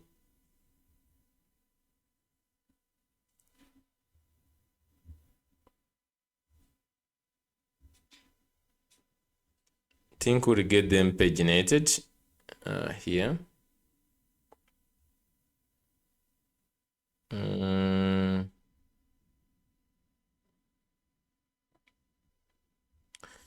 Okay, so that's good. Now let's create one for an endpoint. We could create just one endpoint for customers. Let me just create that under users. But let's just wait a sec.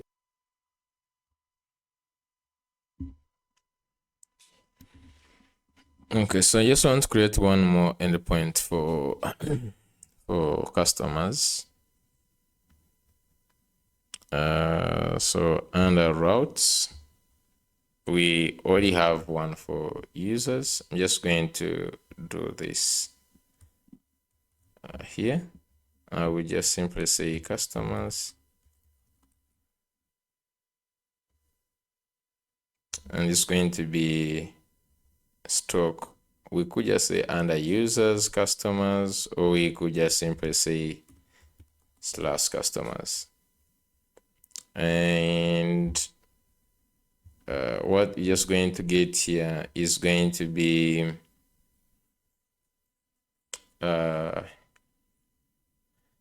these are users, but then we want the customers. So for customers, we need to have something more. So here, just going to have customer schema.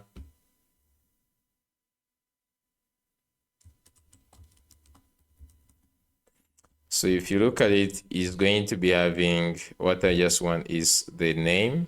So it's going to have ID, email. I'm just going to remove first name and last name. And then image. I'm just going to to aggregate, and then I'm just going to add like orders.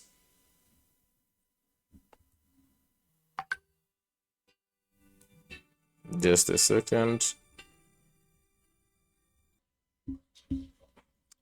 Okay, so I'm just going to add in the orders. So here, so in the customer, we just want to get all the customer orders. So you can see here orders, and let me just see. Okay. I'm just going, I think we just like add the orders count. We don't need to add the number of orders. I'm just going to simply just add the orders count like this, which is going to be z dot number.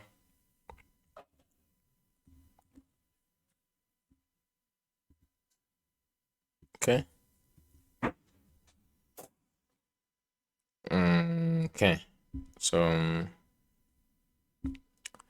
order count, I'm just going to leave it like this on the customers. So when we come back here,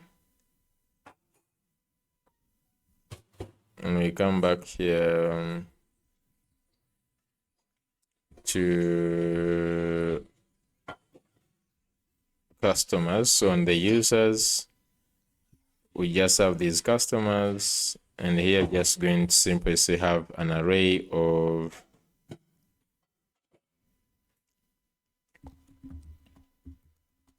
customer schema, just like this, list of customers. Okay, so if you just go back up here in the handlers, we're just going to go to where we have, for instance, users here. Just going to duplicate these two customers.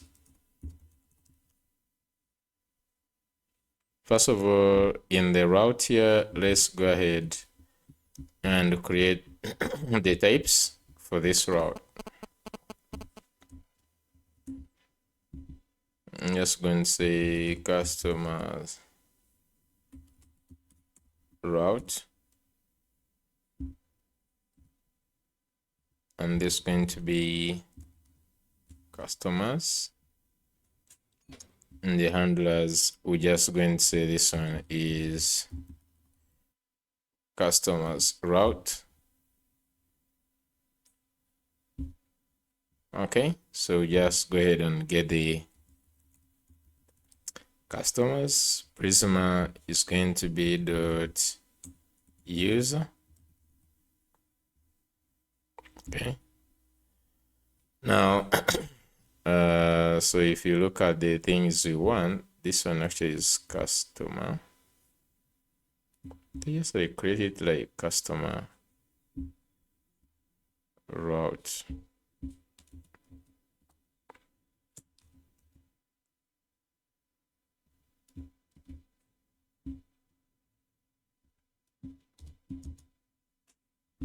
Just like this.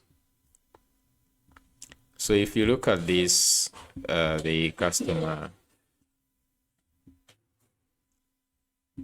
if you look at the schema, I'm just going to go ahead and copy what I want, just like this. Go back here.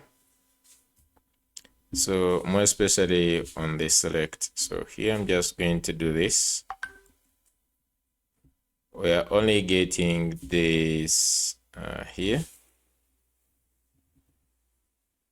Okay. I'm just going to do this here. So this one's going to be simply true.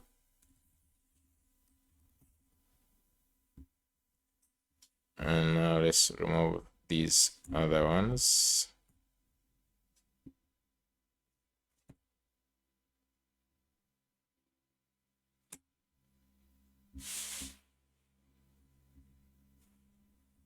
Add true. Even this one true.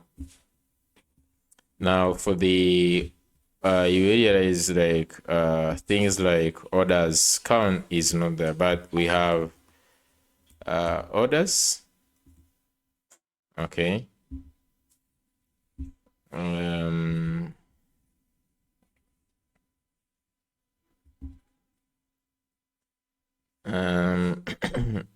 If you just want count, I'm just going to leave orders like this.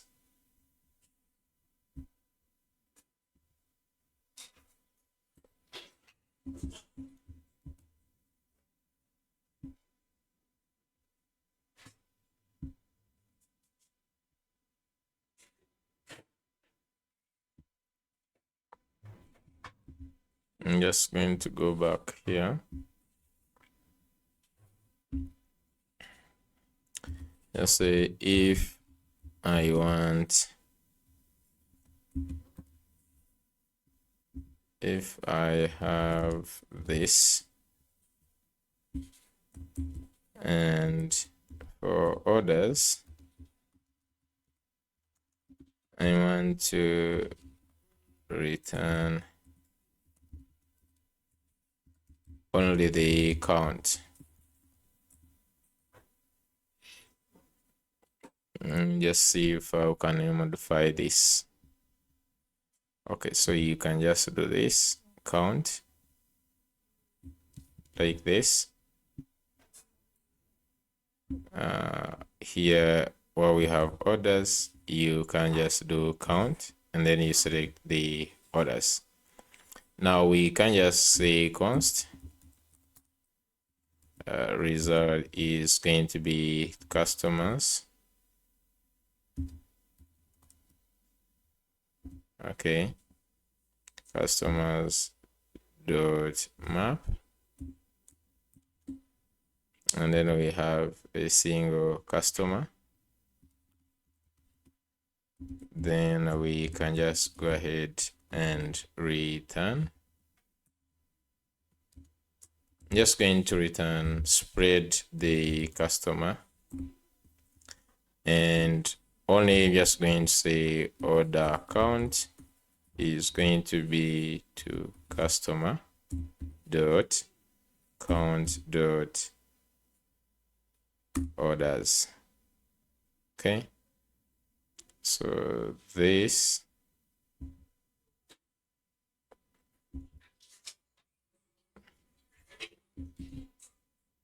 so now I'm just going to return this.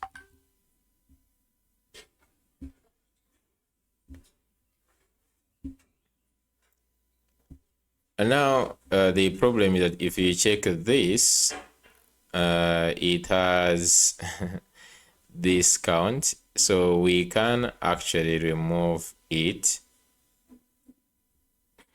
And how do we remove it is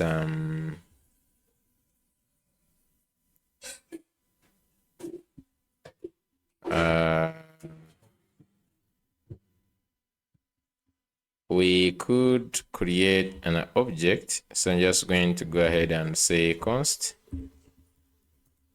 customer is equal to this, and then in the return here, so we could say also const Okay, and now from this customer, I'm just going to say here. Okay, just going to say this, and from this we can say I can get the count and others. And now we could return others just like this. Okay, we can just like return others. This one has to be spread also like this.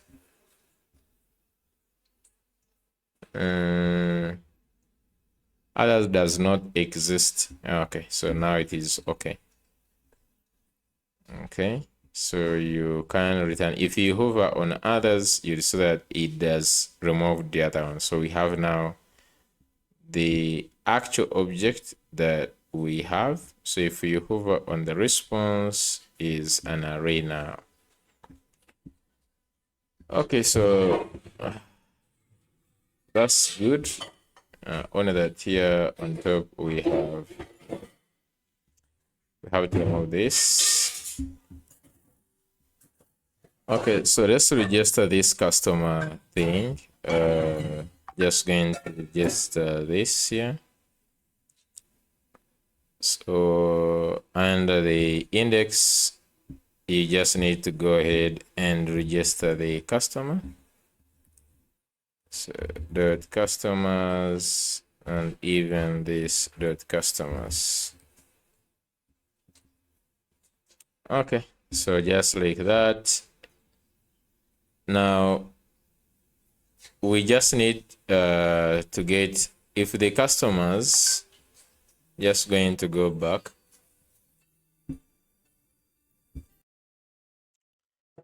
So we have just registered the customers endpoint. So I just want to go ahead and see. But before that, I just want to check one more thing in here. So in this, okay. Okay, so I'm just going to go ahead and test this endpoint.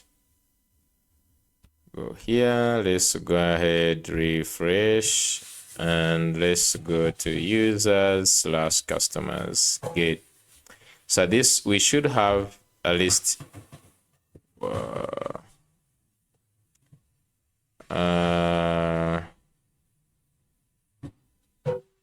So we need only the one where the orders is greater than 0. So that's how you can just know that, because we are getting them from users, not from customers. So we just need to do a where clause. Okay, so I'm just going to say here,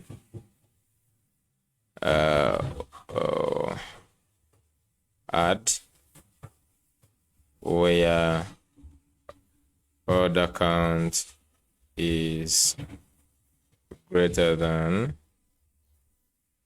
0. Okay, so you just need to add the where, and then some orders here. Just going to add where, and we have some orders.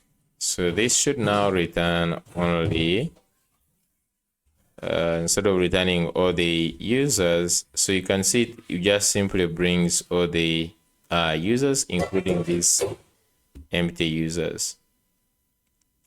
So right now we should have only one with only one order like this. Maybe another thing we should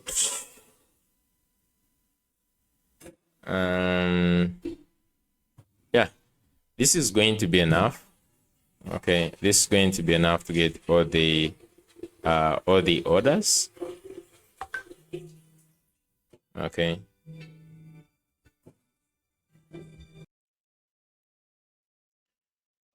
okay, so we have gotten all the customers.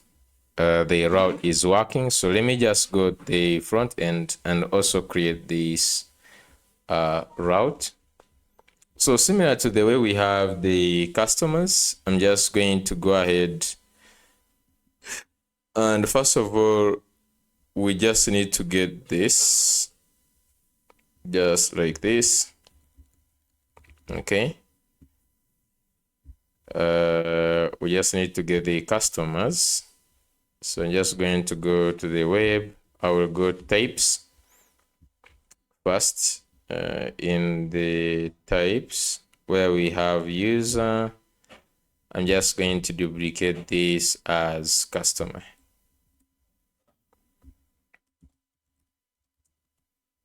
Just like that.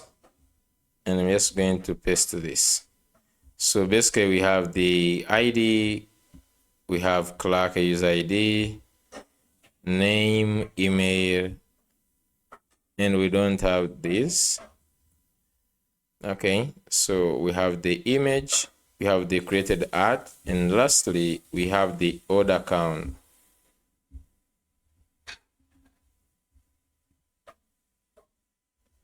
Which is a number, just like this.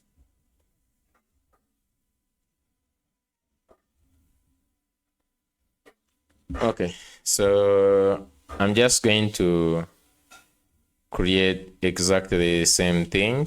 I will just go to the serve actions where we have users and we have this get user.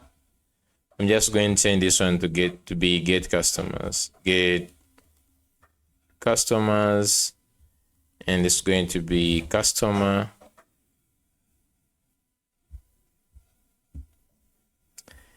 And down here is going to be slash customers. Okay. Okay, and then I'm just going to go to where we have users, use users in the hooks.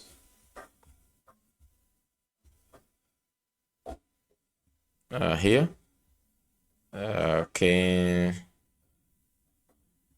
So we can just duplicate this and let's have another one, which is going to be use customers. Okay, and then just going to go this customer keys.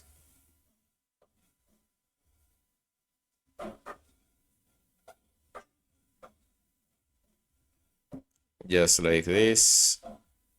And this is going to be use customers. And this is going to be customers. This is going to be the customer keys. This is going to be get customers. And then this is going to be customers, just like this. Okay.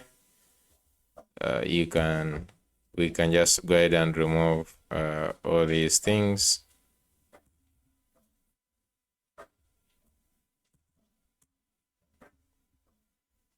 Okay, I'm just going to call these customers. So I'm just going to go ahead and duplicate this table under the dashboard. So where we have these users, we can also duplicate this and we call this customers. I'm just going to go ahead and stop this web for a second and then start it.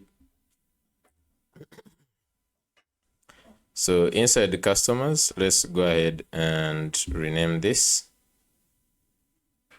Okay, I'm just going to start with this. I will rename this to dashboard customer listing.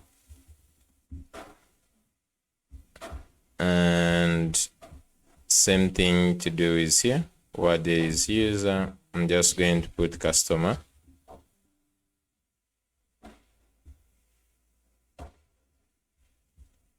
Okay. And then here I'm just going to say from use customers, and I'm just going to go ahead and get the customers. And if you just go down here where we have this table, I'm just going to first change to customers, and this here still down on this, I'm just going to say that this is customer from here. Unless if we go to columns, even this one is going to be customer. Okay, so we simply have here name, just like this. We have the here the name and the email. So I'm just going to go ahead and remove these two. Where we have this, I'm just remove this. So I'm just gonna comment this.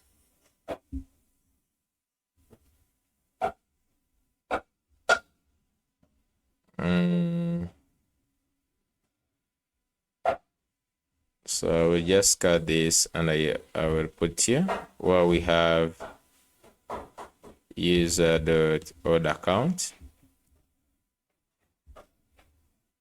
Okay, so then we have this handle export. This here is going to be the customer. Okay, we still have two errors. Handle edit, which is just the customer here, and here also the customer. Now, one thing that we just want to add is the view button. We need to add the view button. If you look at these table actions, they only have, there is also on a view, which is a good thing. I'm just going to add on view. So I'm just going to go ahead and create that, which is going to be handle view click, which should just get this and route. So I'm just going to say router, which you get the router dot push. And for this one is going to go to, so we're just going to create a customer detailed page. So I'm just going to say route. So we just say dashboard, and then we say customers, and so we can just say the customers, and then we say slash ID. So just going to be slash dollar. So here, the easy thing to get from this user, we can just say user dot. So we have the clerk user ID. We also have the order ID. So whichever we want, we can just get this. I think in the orders we have user ID, which I'm just going to put here.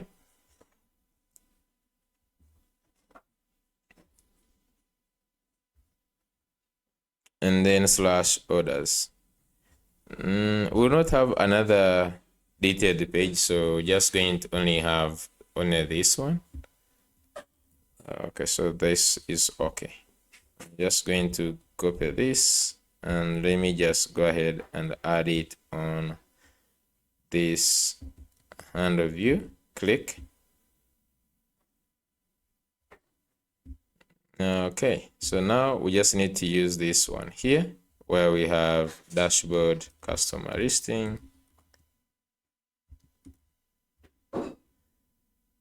manage customers, and it's going to be also the customers. So one more thing is to add it in the layout here where we have main. So where we have the orders, we have the customers. I'm just going to simply add for this. So you can see slash for orders is going to be slash dashboard orders.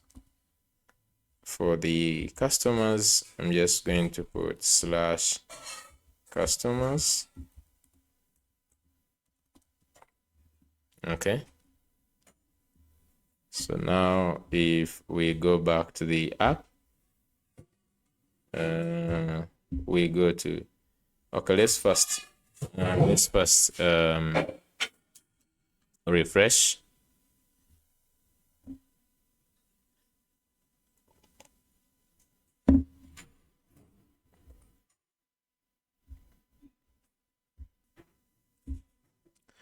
Okay, it has refreshed.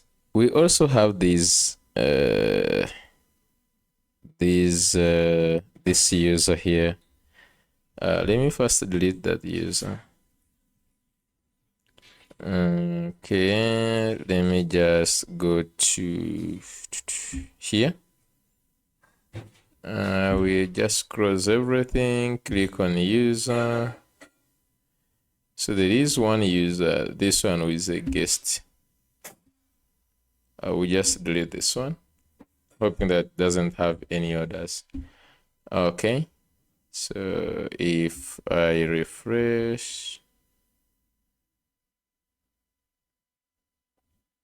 okay, let's go to customers. So we have customers down here.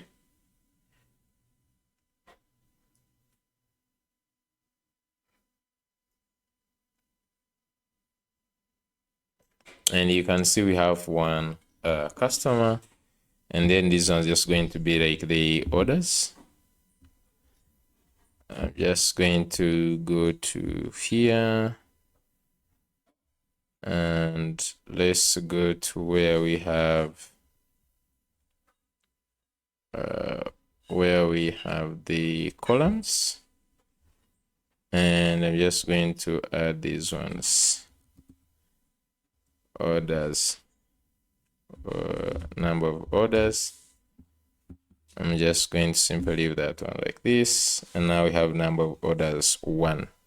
So we have this view which will be taking us to the other detailed page. The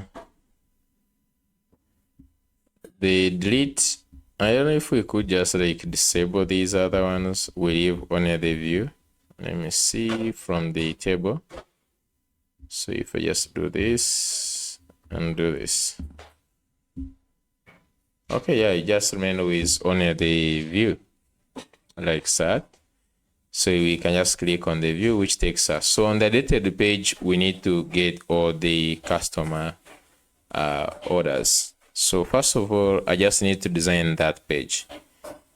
And basically, we just need to create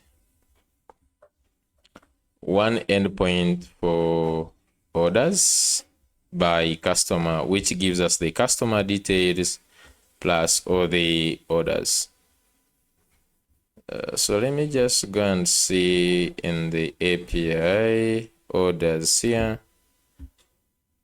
Okay, so we already have this orders list, and this one is just getting all the orders, but what we want is actually a route where we're going to get orders by customer ID. Okay, so Okay, the good thing is that this, if you just click on this, going to go. So I think we can just like simply go back to the users, actually, where we have these customers, and now we can have customers ID. So the way we have this route of get one, okay, so I'll duplicate this like so, and just say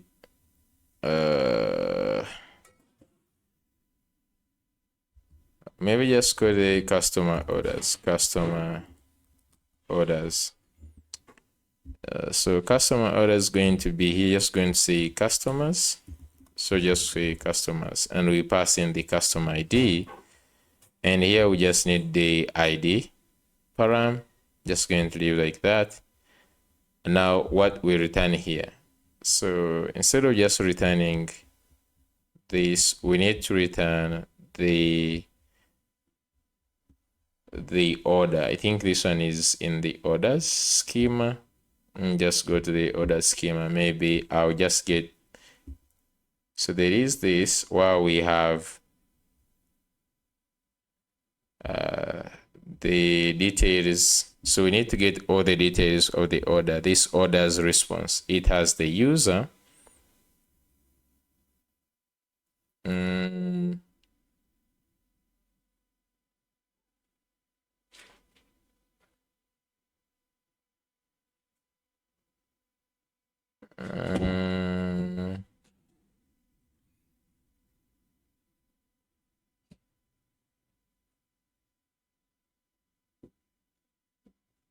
so it will be different from this one. Let me try to, I think I'll just model this off. Let me just take here.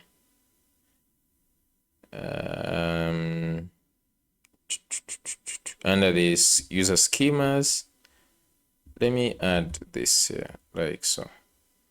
Okay. Can I import this and this? Okay. So in this, I'm just going to call this customer order, customer order schema, just like this. So we'll first put all the order details, and now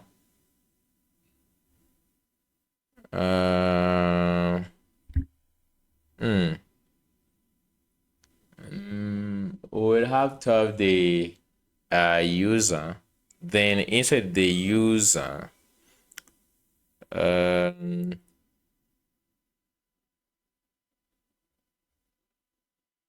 so basically we'll have these outside now, the way we have the other ones. So we'll have these outside.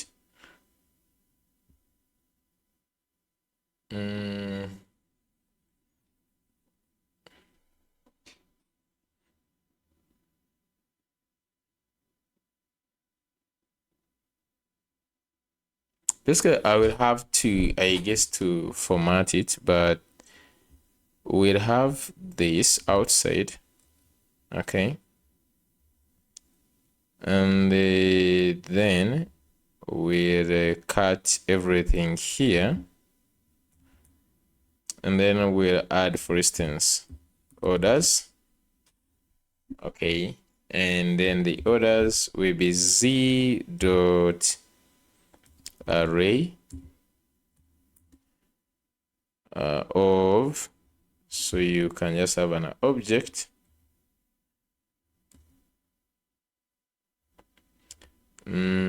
so we'll have here this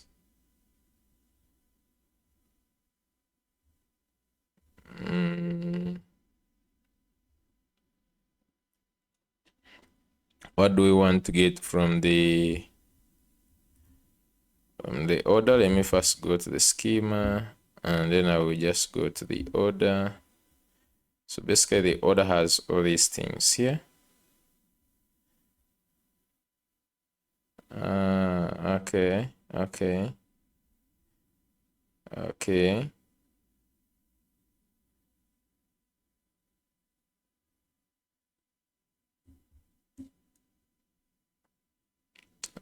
We just need to get what is useful here in this case, the order number and total order amount.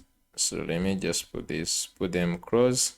I will need order number, total, then transaction ID,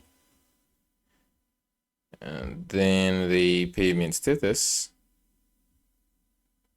the order status, and then tracking number. What else?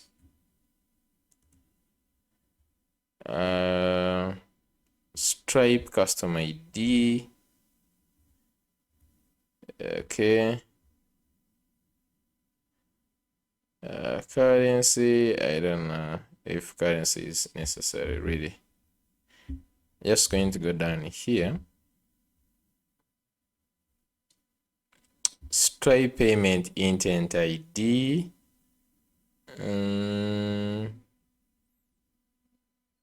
Okay. Let me just add this. Okay, think that those are enough. So these are the ones I need in an order. So I just copy them. Go back to this user here. So these are going to be in the order. Just like this.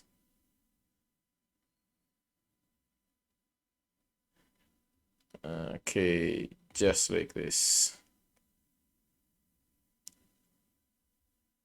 Okay.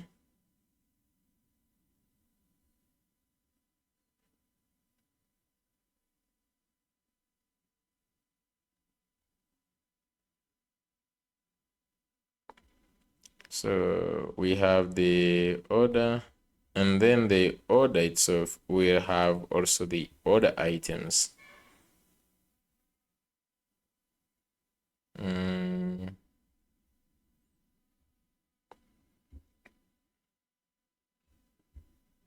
So I just go here and we'll format this.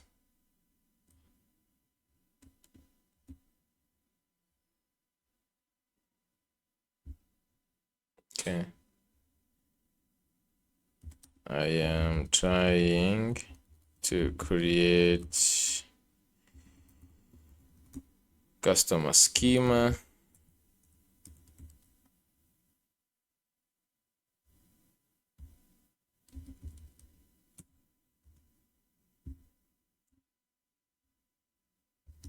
So just going to say which is a user who have orders and an order as order items.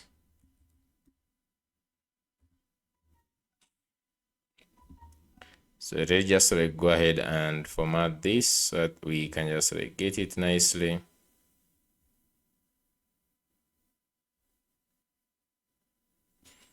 Okay, so order item, we already have it, I believe.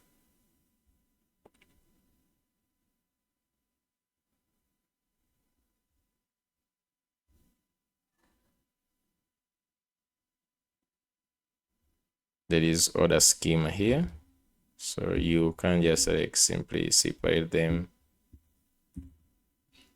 like this. So this is the order schema.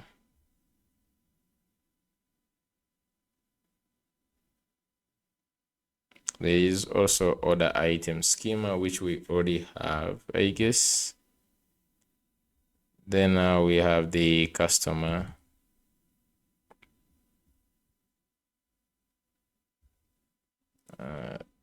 This one.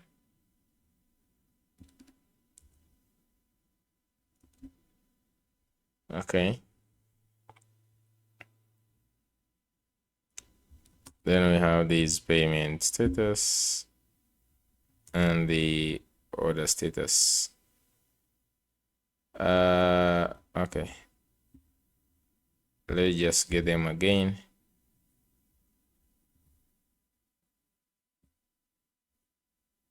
We could just like get them here, these schemas.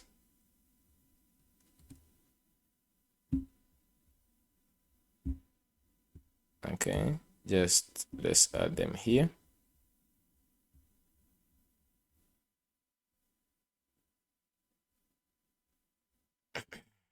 I'm not sure if they were called, because already we had them here. Payment to the schema, something like this. And order status schema, like to use the already defined one. Okay, we still have 5 errors, of which I don't know where they're coming from. Remove this.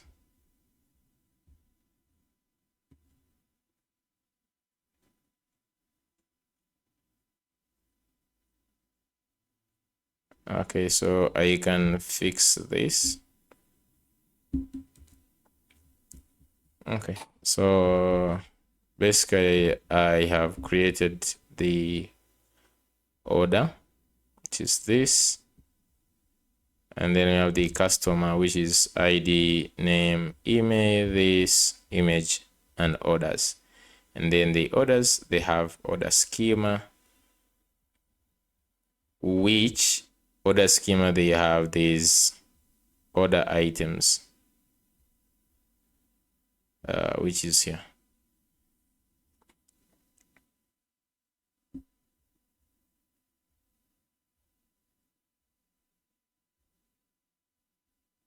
Okay, so let me just go ahead and look at the order item schema, which is here.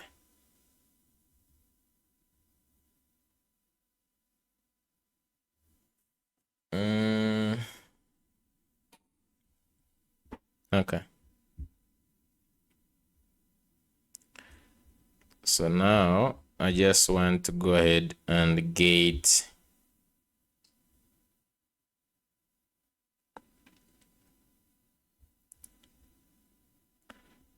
one moment. Let me also add this schema here.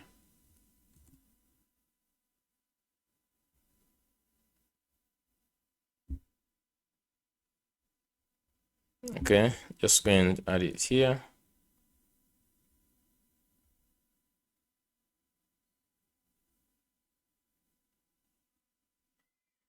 So we already have this.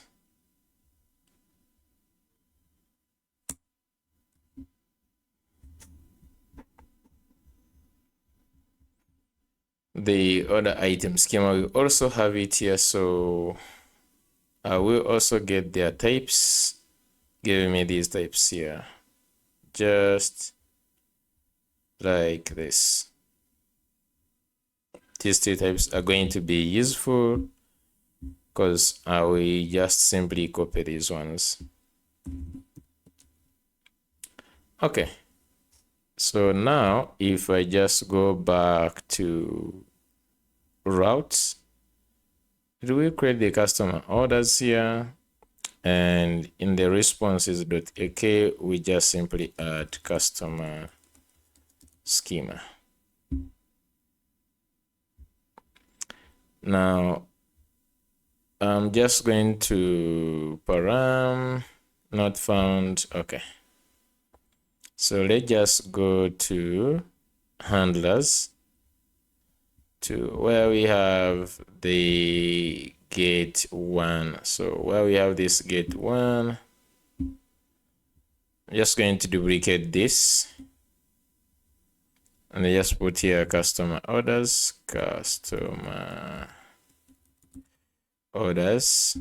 like that. We just get the ID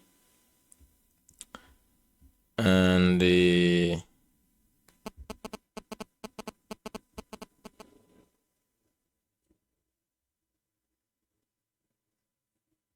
I'm just going to say here, we just need to get orders, and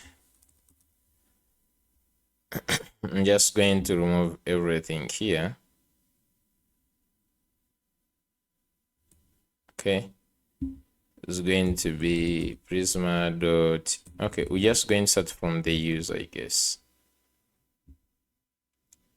So I'm just going to copy this, and I will give it this as a please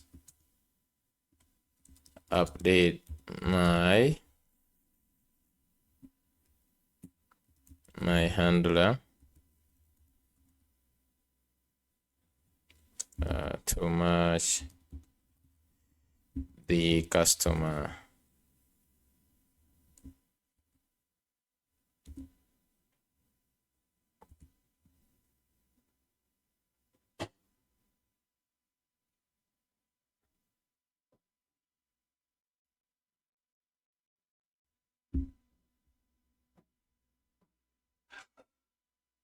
I'm not sure if it's good to understand what I want to do here.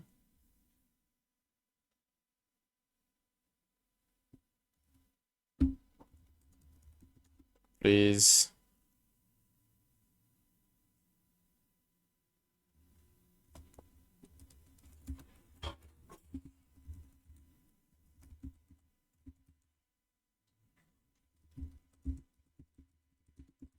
it fetches the user with order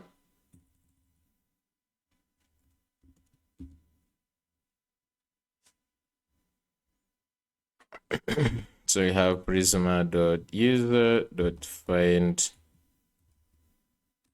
unique.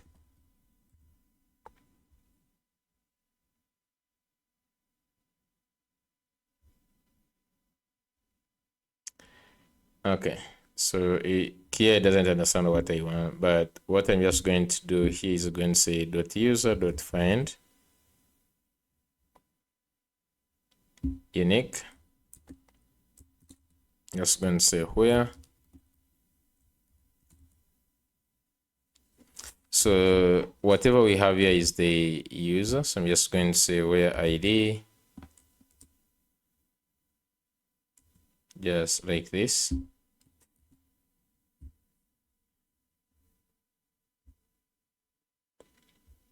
And for this, we can start the select.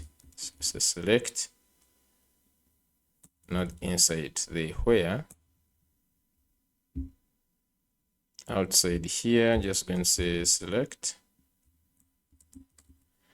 So if you check in the customer schema here, you see that we need these the way they are here. So just go here and select these. So let's start adding here. Just going to say true.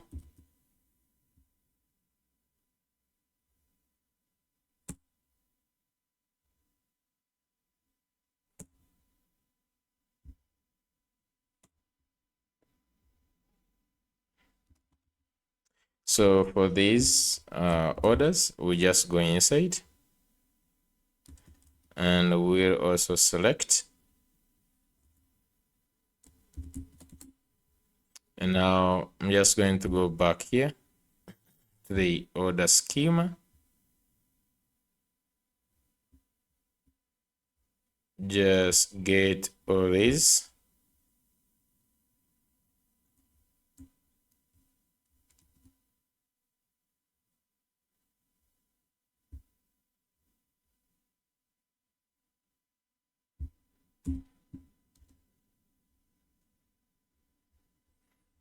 Okay, so I'm just going to say true.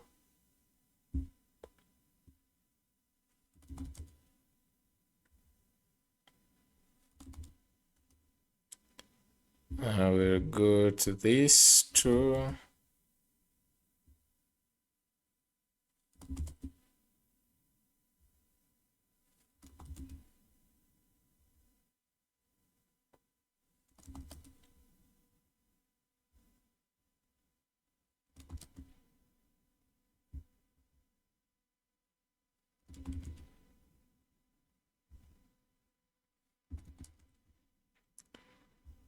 Okay, then for these order items, just a second.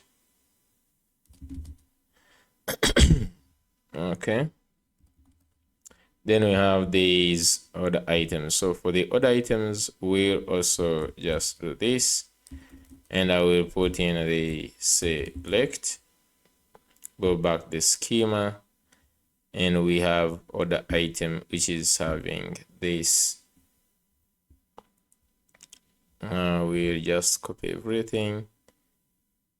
I'm not sure if this is or is in the order. If I just check in the schema and you look at the order item, yeah, I think that's the or what is in the order. So for that case, we can just simply say order items and we say simply true.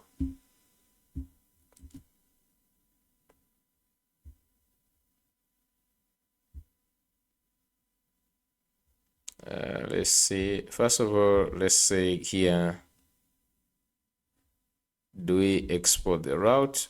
We have this customer orders route. We have the one of customers, so we just need to say customer orders from customer orders. So just use this route.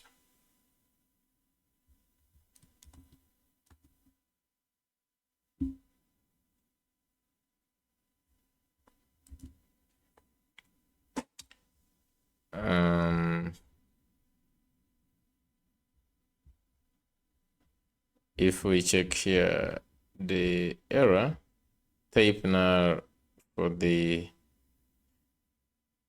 status. Then type name string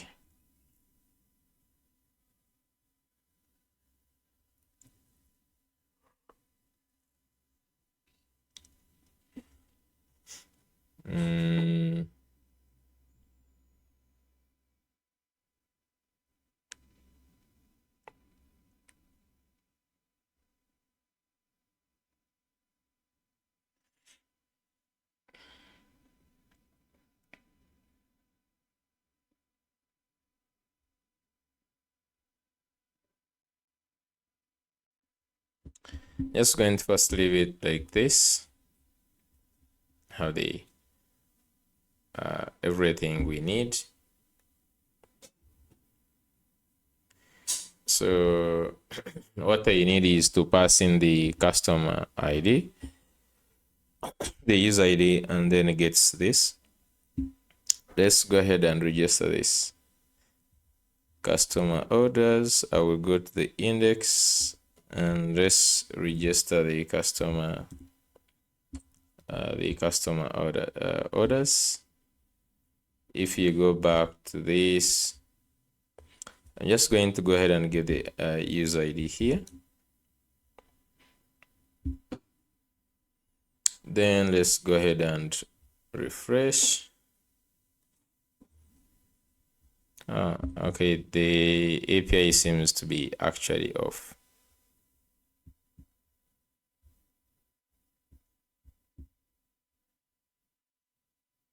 Okay.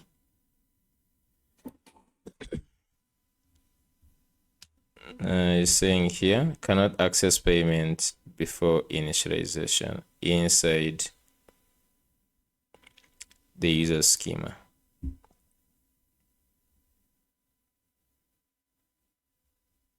Okay, so if you look at where the payment status coming from,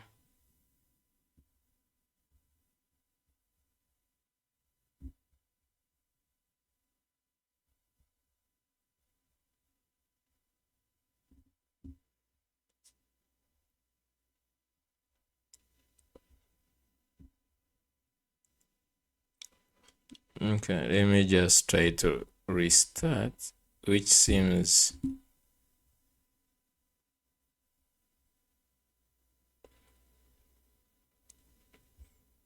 Okay, so I'm just going to go ahead and get this, the payment and order status. I will just get them here because at this point I'm somehow really tired. I don't want to overthink. Just going to make it obvious. Okay.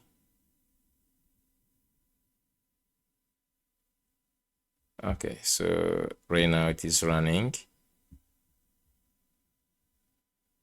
So we have customer orders. So we could first go and run the customer here. And then we get the ID of the user, this one. And let's go ahead and check if we can look at the customer orders here. Check. I'm just going to go ahead and add a new value. Send this. Okay. So we get this, we get the orders, and then inside the orders, we get the order items, which are 2 right now.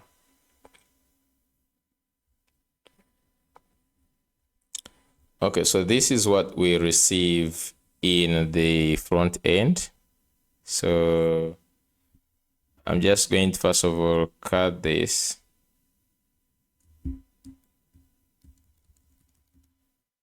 I will just go to V0.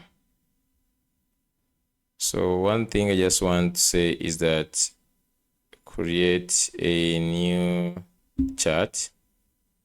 So I just say to create. So I'm just going to say I have an API endpoint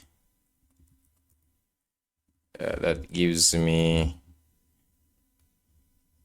a customer with orders, and here is an example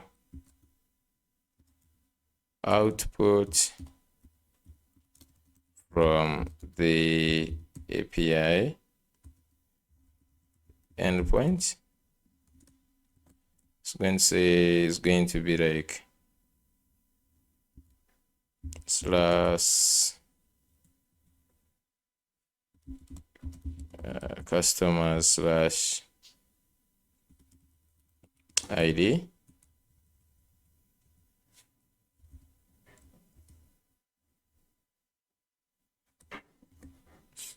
Okay, so I'm just going to proceed here.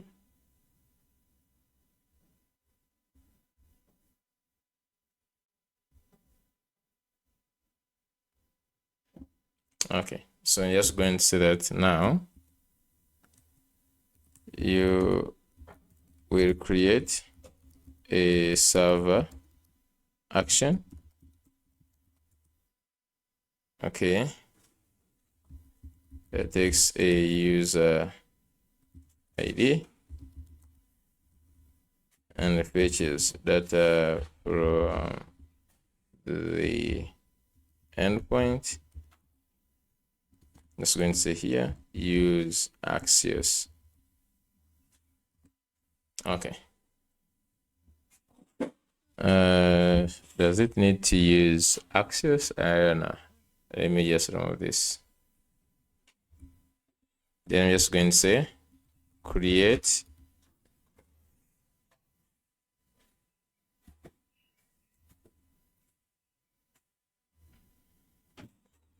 just going to say create a page.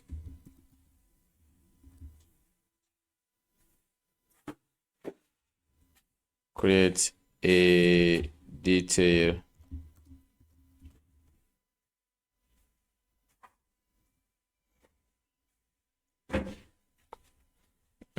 page component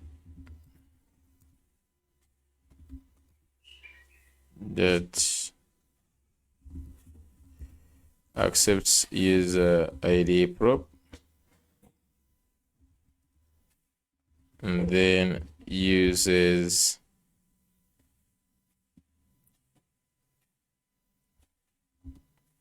React query hook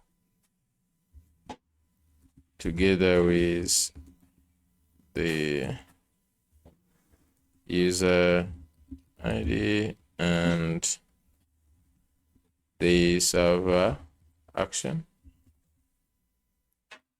to show the customer details and all his orders. Let's go and see that.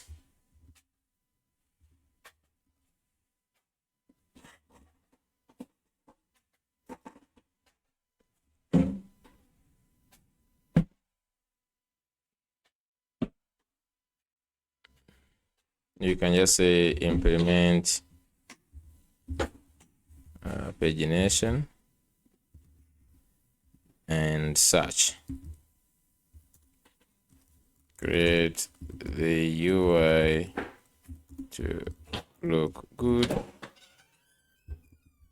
with cards. Then create a page that uses this detail page component.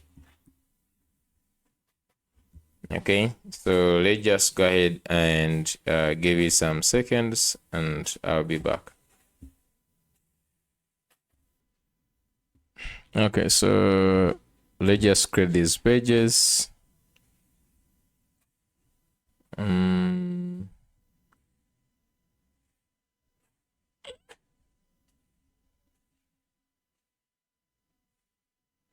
So this is the page.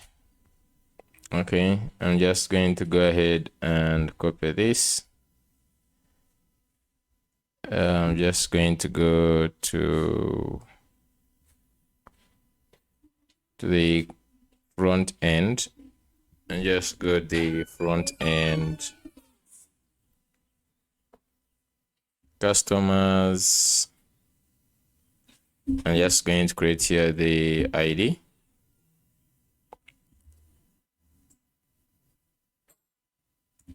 Just like this. And then I'll create the page. The TSX, and let's add this. So we don't need query, the query client. I'm just going to simply cut this out. Okay, just remove this query client like this.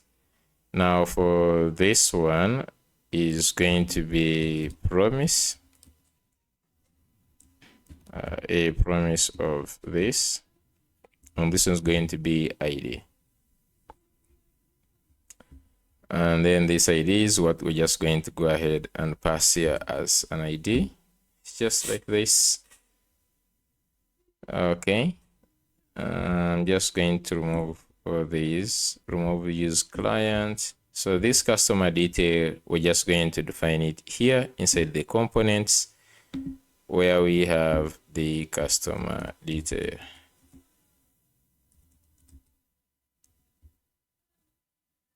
The TSX.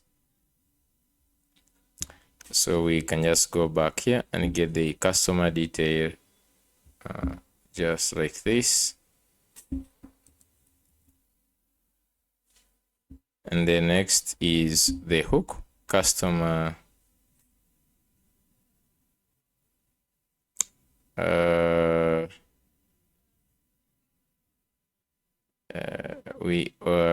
Did we have already customers? We have this. I just go to the server customer. We have customer actions. Let's go to this. I'm just going to define it as customer actions.ts.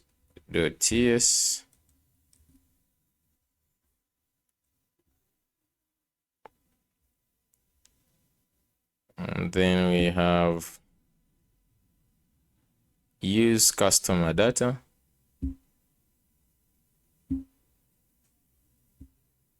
in the hooks,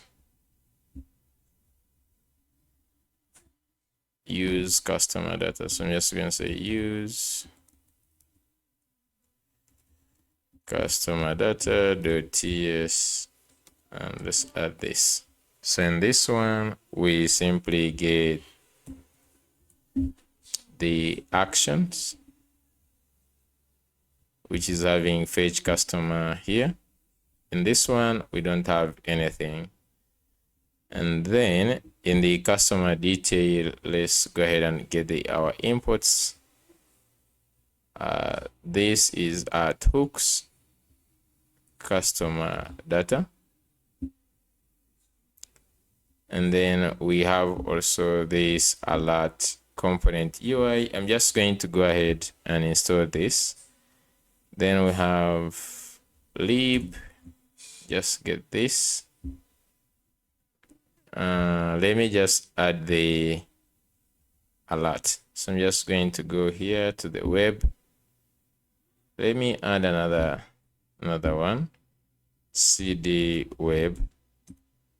It's going to be pnpm dlx shared cn latest add. So just need to add this avatar. Is it avatar or alert? So just need to add this alert.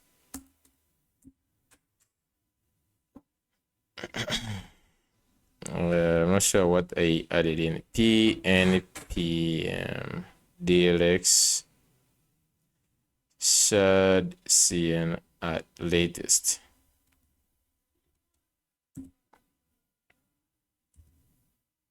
Okay.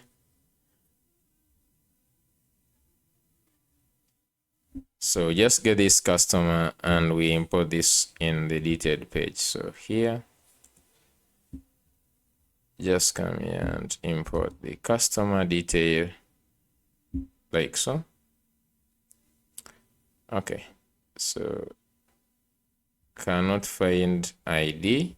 So in here, just going to say const, and we're just going to say is equal to await params, make this an async, and then this we just have the ID like this.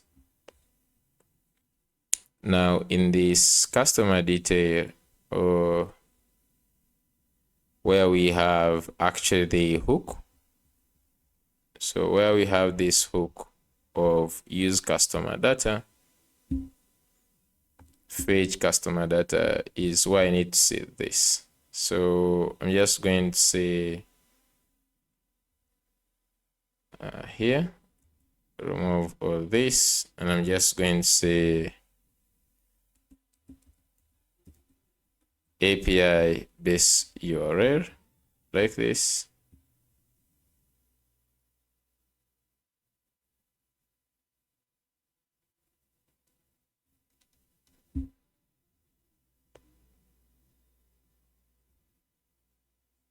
So when you use API base URL, then you have to add slash, I think API slash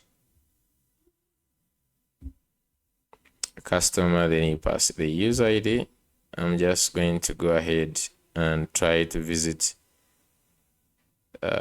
this page.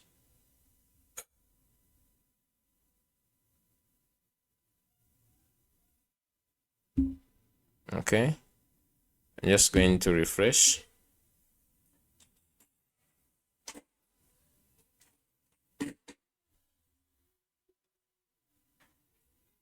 Click on view.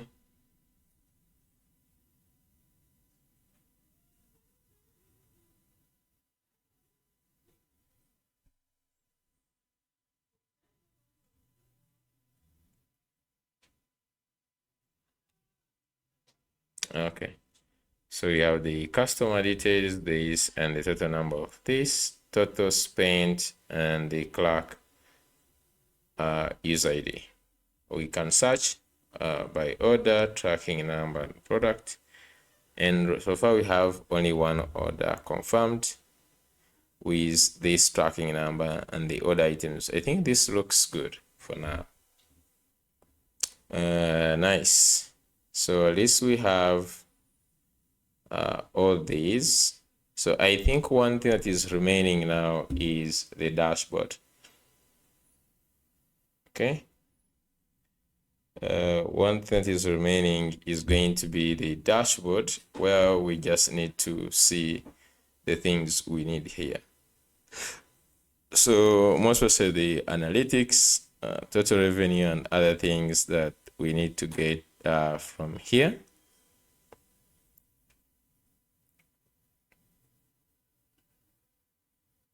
So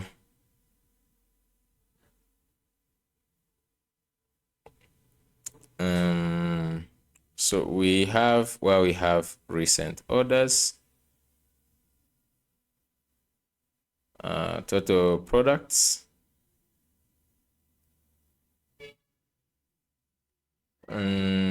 basically what I want on top here,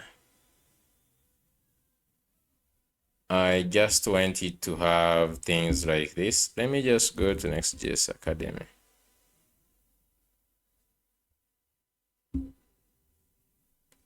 I just want something like this. Okay, so that's going to be the first thing. Then we have going to have also the recent purchases like this.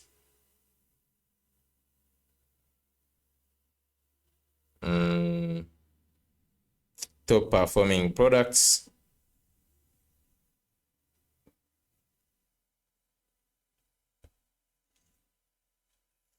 Okay, so but this is the one I want most. So I'm just going to do this.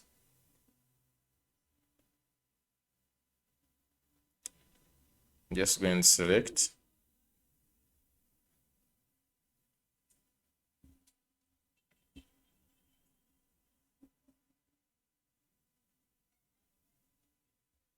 And first copy this.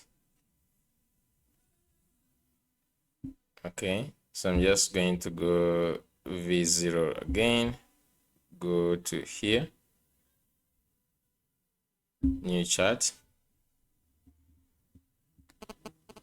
I'm going to say I want to create a dashboard with metrics.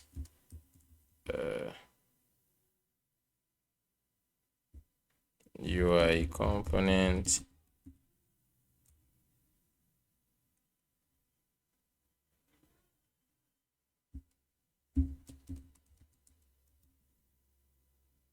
with metrics like, so I'm just going to add that image.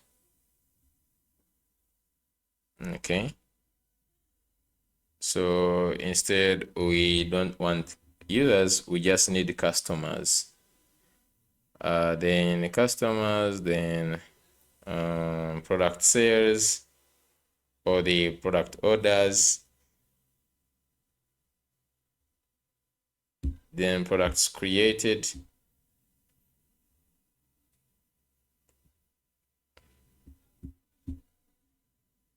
okay, and the four matrix will be one, customers, two will be orders, three will be products, and finally the first one is going to be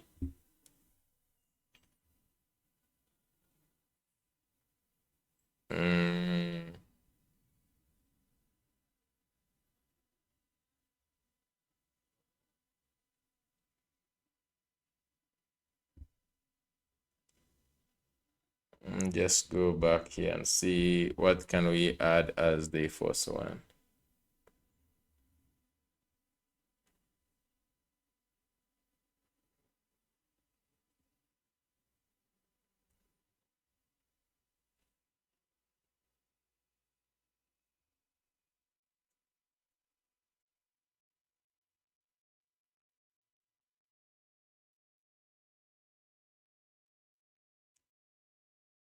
We're just going to say categories.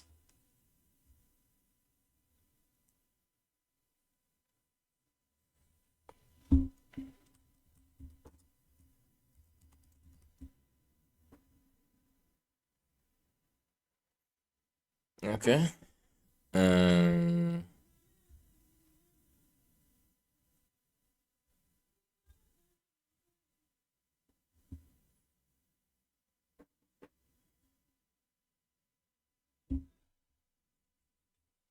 then just going to say that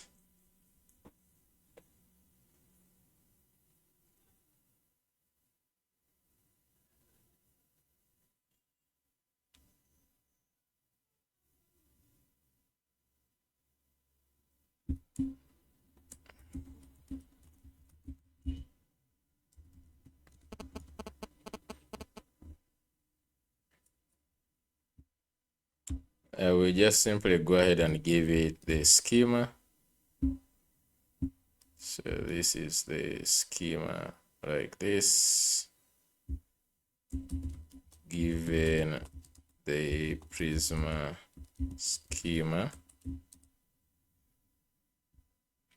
So I'm just going to say, first of all, create an API endpoint called stats. Okay.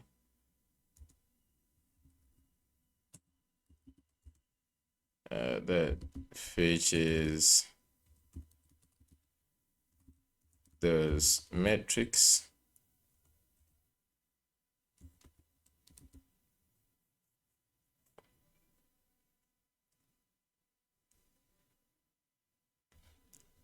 Like for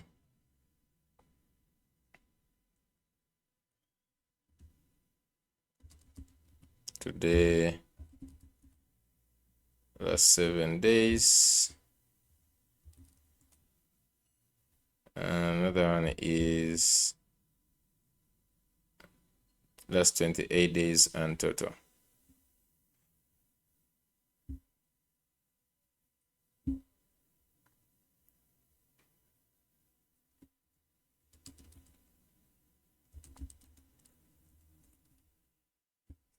And total. So the default is today.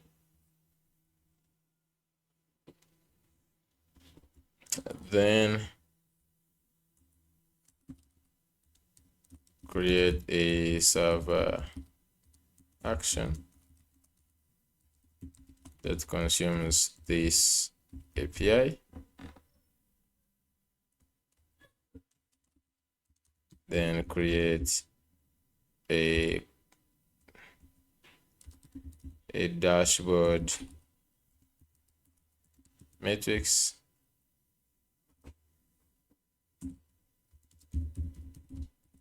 component that shows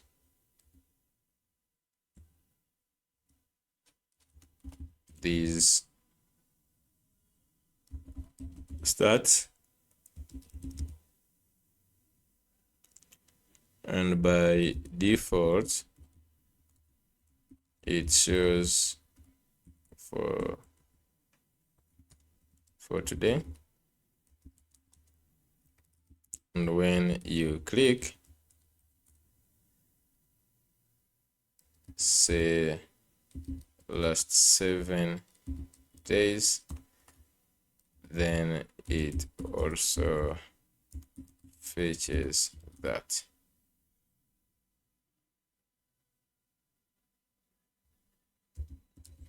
Using React hook, React query,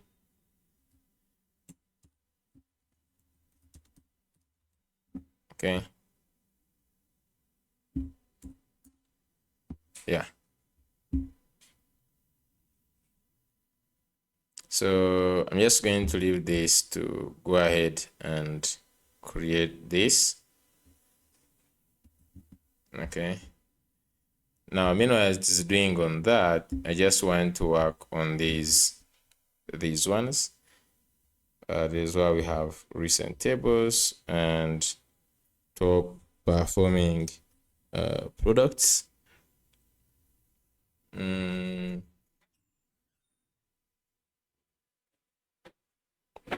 I just need to get this 1, 2, 3, 4, 1, 2, 3, 4. So we just need to get the recent orders where we have so you just create this for recent orders as it is working on that. So if you just go back to orders,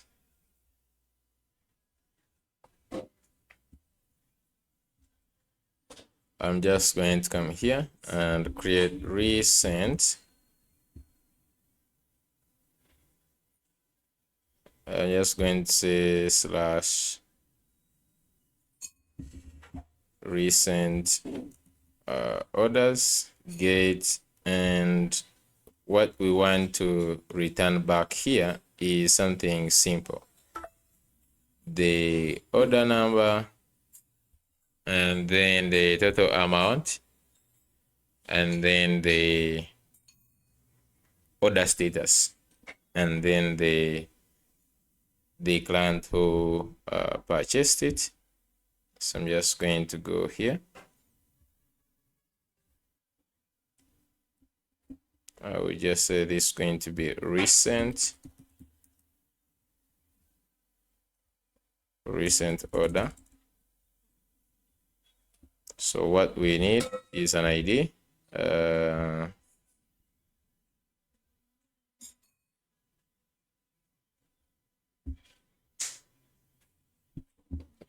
We have the payment status. This one is not payment status. This is just like the order status itself.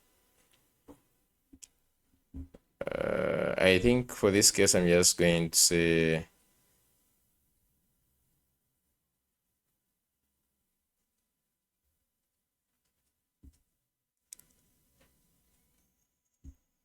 I will leave the payment status instead.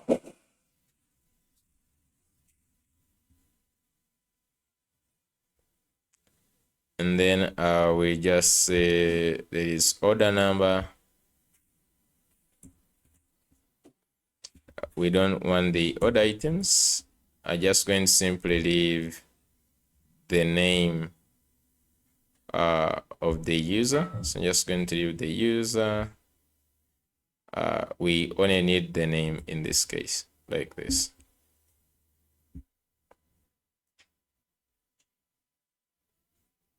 And then we need the total amount. So here we're just going to add one more thing, which is going to be total amount.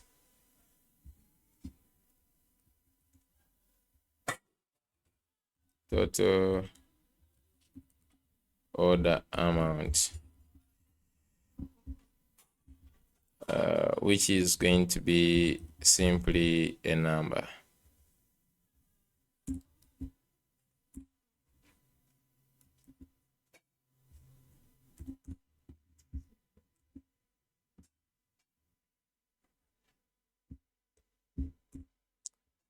Okay, so I'm just going to copy this, bring it to the routes where we have order routes, where we have this list of recent orders. Just create another one. It's going to be down here. So down here, I'm just going to say recent route.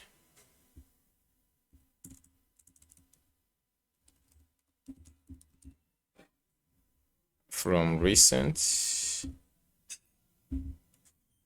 So if you just go back to the handlers, you can just go to where we have the list.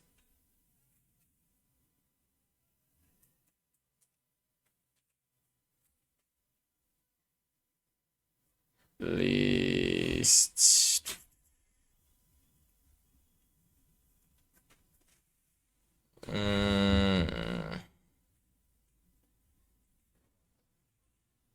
I will just duplicate this list.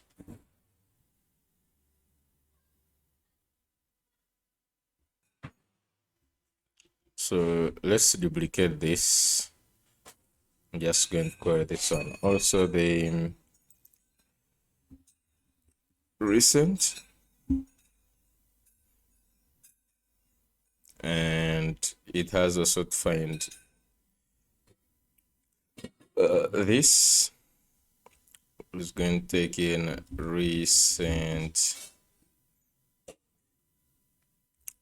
order. We just want only the payment status, the order number, the total only, and then the name. Okay, so this, and I'm just going to say take. I'm just going to say take 4. It's going to only take 4 items, just like that. Now,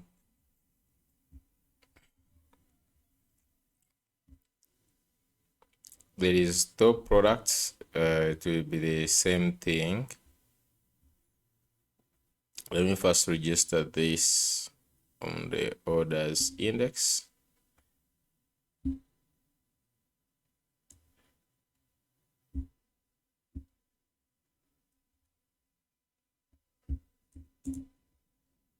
I'm just going to say orders the recent.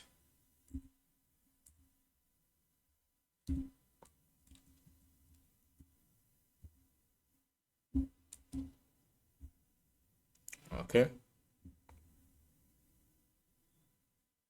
So you can just go here. Let's get the recent.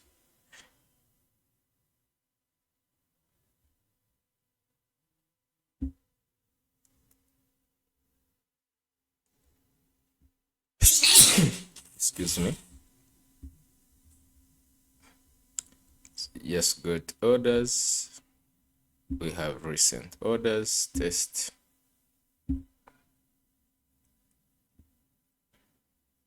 Okay, so we can see we have the payment, order number, and the total, just like this.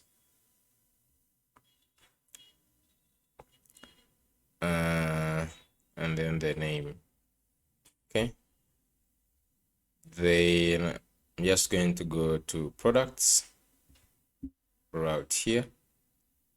So if you just look at the recent, if you look at the top products, it has total sales it has generated and the amount of sales it has also generated. So I'm just going to go to product schema. Actually, you could just go back to the first to the orders schema and could just copy something like this. Let's go to the products. So we're just looking at creating something as top.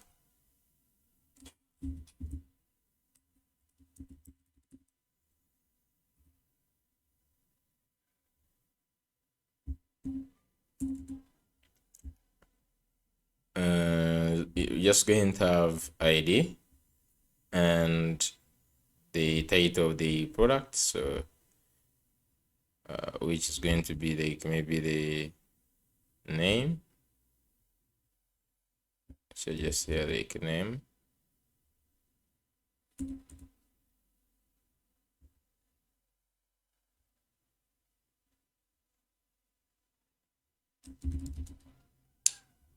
Okay, product name, then total sales. So you're just going to have the total. So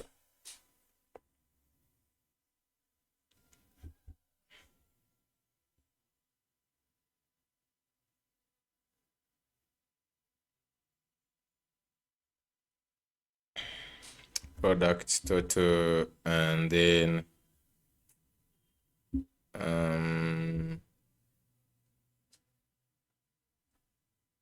the count. So total and then the count, which is going to be z dot number, just like this.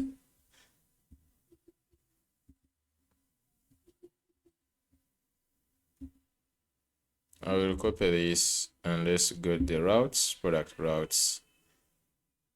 So any of these ones can simply work.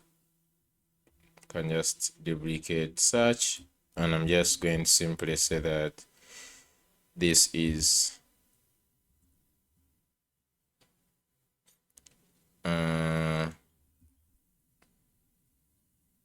just going to call this top. Then this is going to be top products. It doesn't need any request, and the response is going to be this list of top products. Okay, so let's go ahead and create this top down here.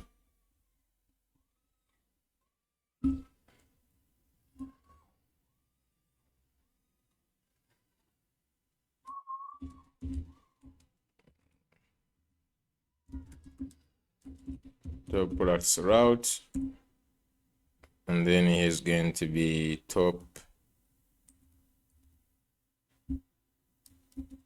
going to be just simply top, and let's go to the here to where we have, for example, like search or something.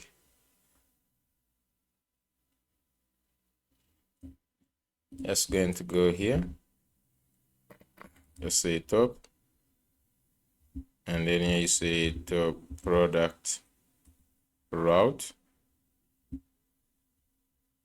So this is going to be products dot find many, and we can only say, first of all, select, and I'm just going to select the name,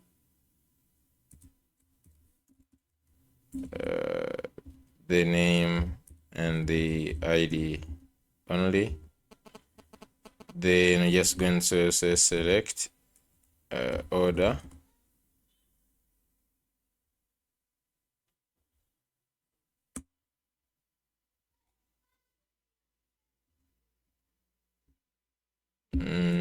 so here we have the order.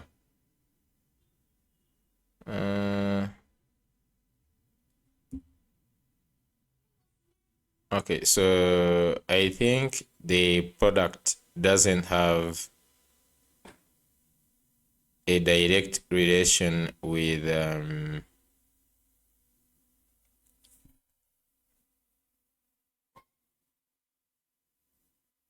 it has a direct relation with the other items. So here we're just going to say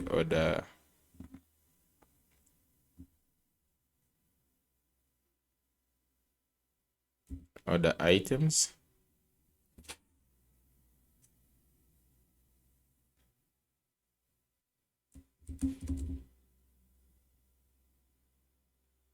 And here is where we can just like get the is where you can just like have select. So here you can also say select, and then you can select the order. Okay.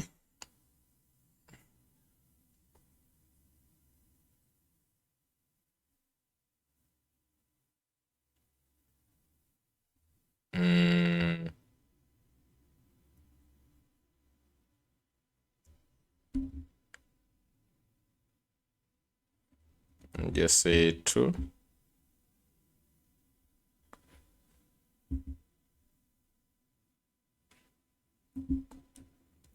I'm just going to say, so if I have this function,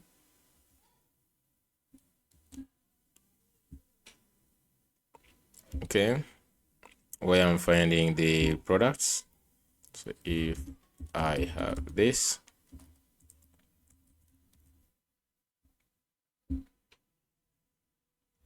let me just show the schema and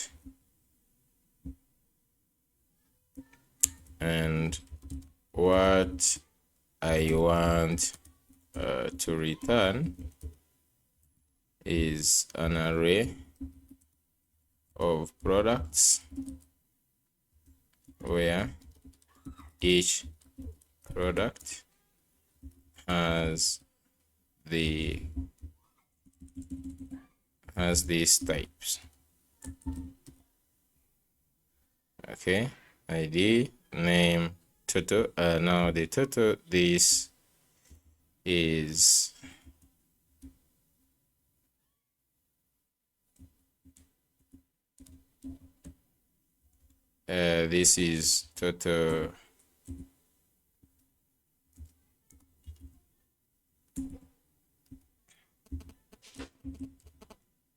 total sales amount, and then the count is the number of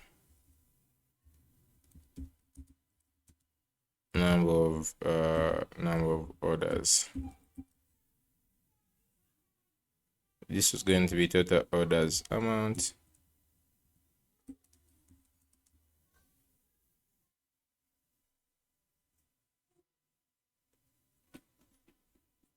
Okay, let's see, can you update my function above?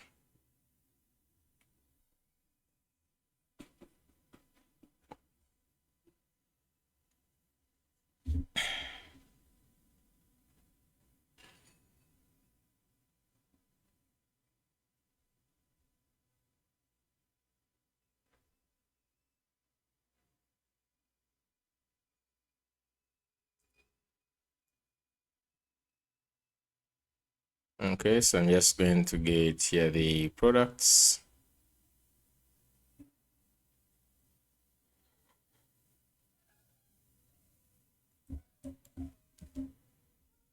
Okay, let me just go in this here. So let's see, we first get the products, we get the orders, here we get this and ID. So transform the products, we map, and then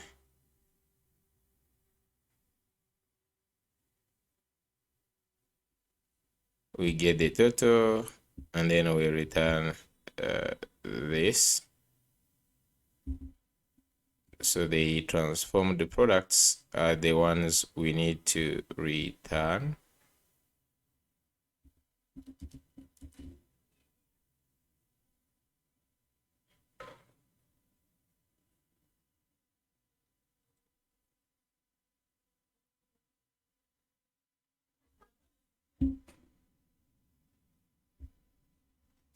Just going to say in here.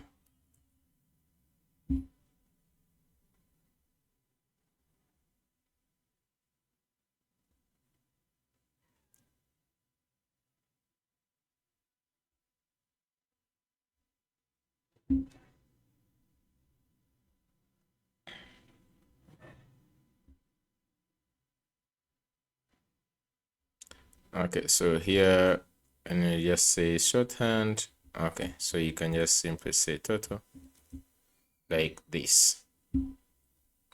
Okay, so what I just want is, if I go on this, we're also going to say take, and we just want take 4 just in case. So we can just also go ahead and hit this endpoint. Let's first go ahead and register this.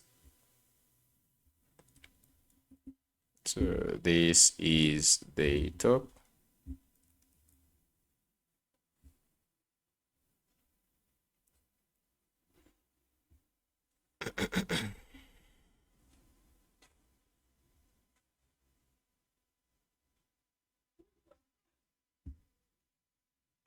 Products, and you can just see we have top products. I'm just going to go ahead do this. Okay, so you can see we have Techno, and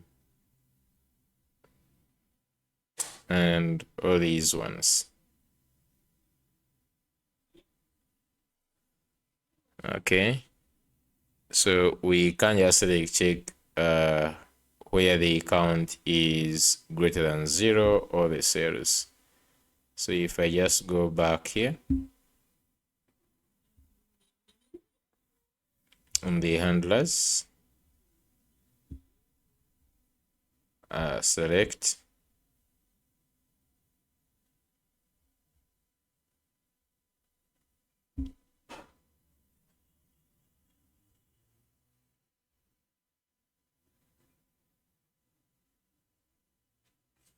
so we can just add the where, like the one we added in the let me just go here, maybe ask it to update, say add the where cross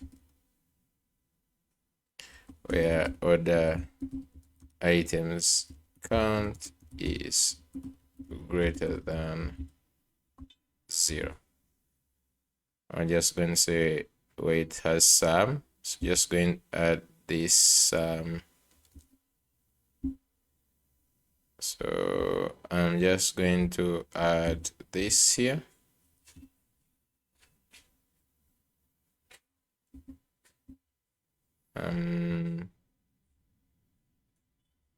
I just only need the where cross.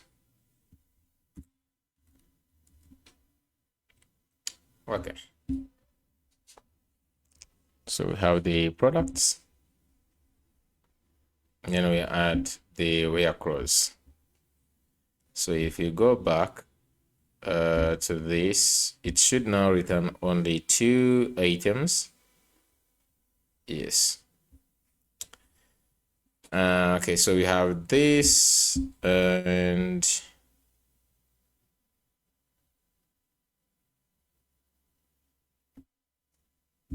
so I'm just going to go to the side of the admin dashboard. So if you just continue where to the page where we have the stats, and there is where we have this recent orders section. I will just like copy this. Okay.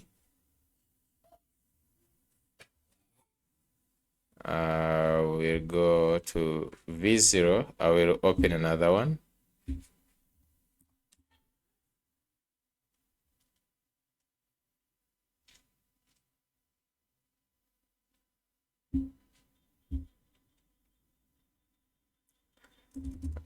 You want to create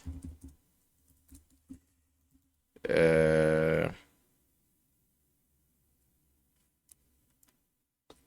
component that will show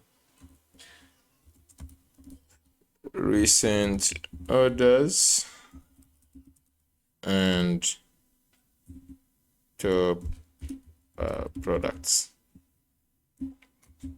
Okay, just go and say that.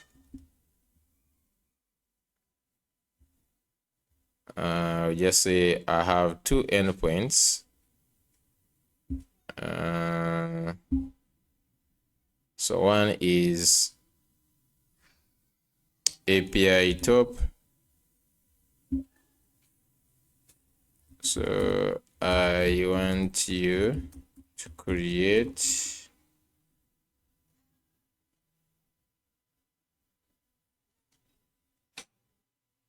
okay, I want you to create a server actions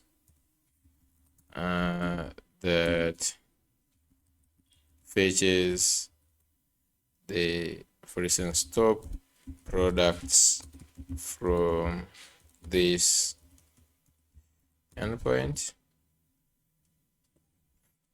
and then for recent orders, okay, let's first look at the return. It returns this.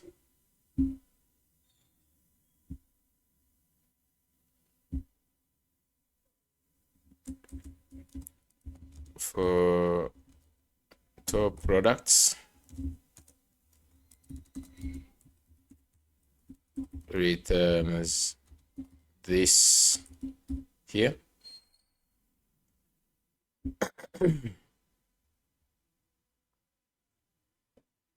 Okay, and then we have recent orders. So for orders,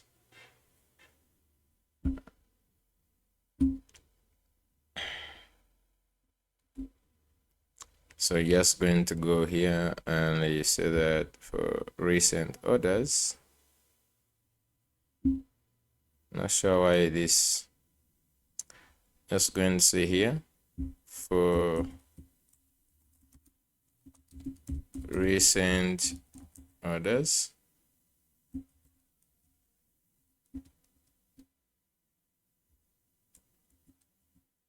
the endpoint is, and it returns this.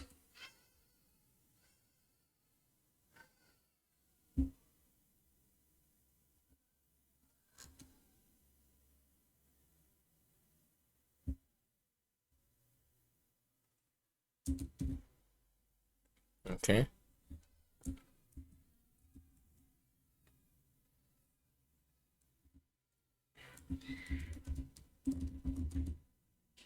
So in the component,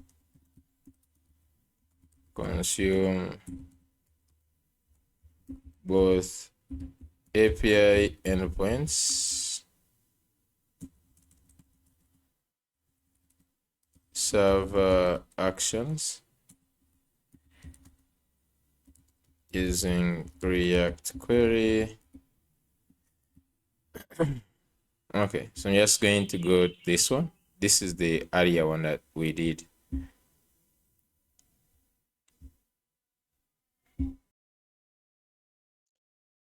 Okay, so let's just like do start on these stats and see how they are going to be. So I'm just going to start with these actions. So we have the action this side. I'm just going to copy this and I put in stats. So here let's have stats.ts.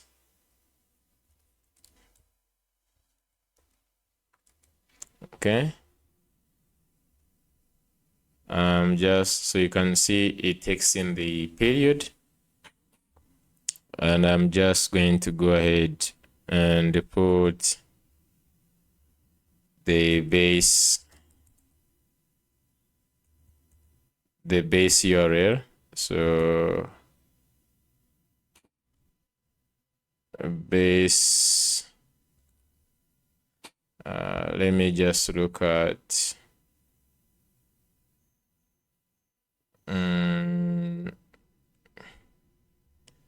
what did we use in the users.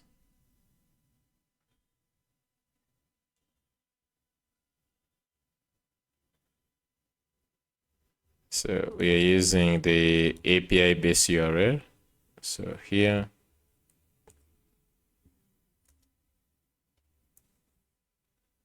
okay, so it goes to API stats and then takes in the period like this.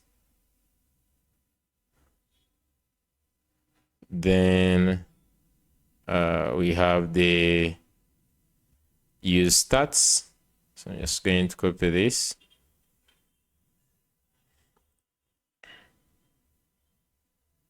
Just going to go ahead to the query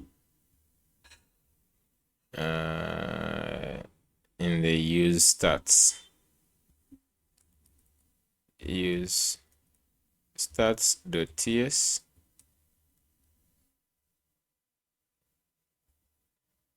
So I'm just going to action start. Then so from that we have the route. I'm just going to first of all go to this dashboard metrics. Let's go to dashboard. In the components of the dashboard, we're just going to have dashboard metrics.ts.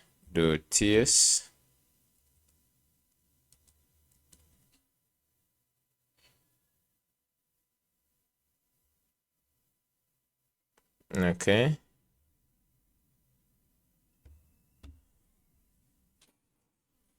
Then in this, we're just going to have dashboard metrics like this.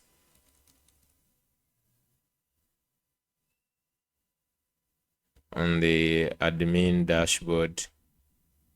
So let's go to the page. So I'm just going to put them here, dashboard metrics. So we are remaining with the API. So in the API, while we have route like this, it is what we're just going to do in the other side. So we get the search param. Okay, just like this. And then we're just going to go on that. So just need to copy all this here.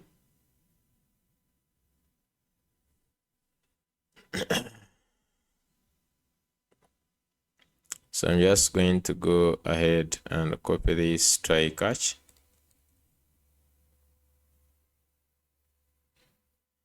Okay, let's just go in this side. Okay, so I'm just going to look for the existing here, and I add the stats. So we already have the stats, so you can just go ahead and let's create a handler here. So we already have this. I'm just going to get another one called stats,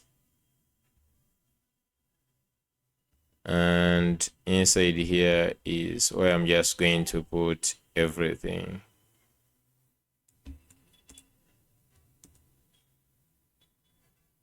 Okay.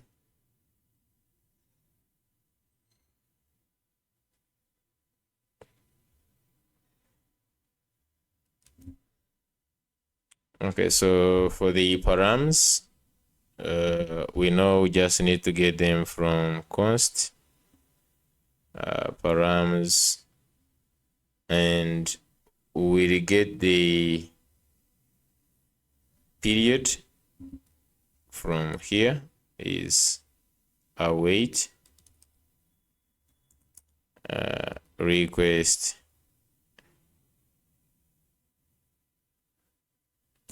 is c dot request dot So we have param and we have query. So this one is a query like this. And then that's why we have the period, and we can just give it by default. If it is not given, then we say it is equal to the.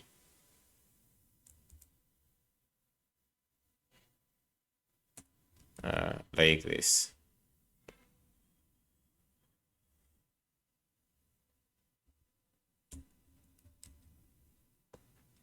Okay, so this way it is not needed.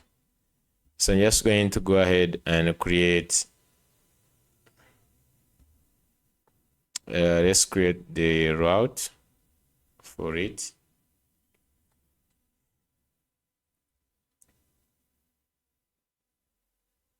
So this one will have. I'm just going to say stats.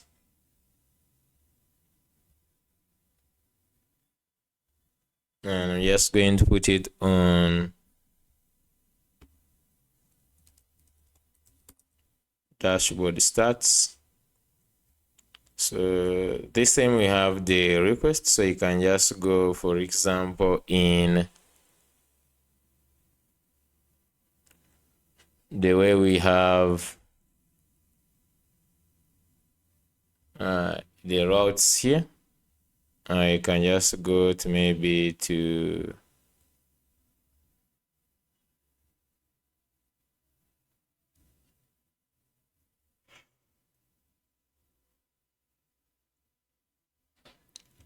I'll go here in the requests. So add request, and this one is going to be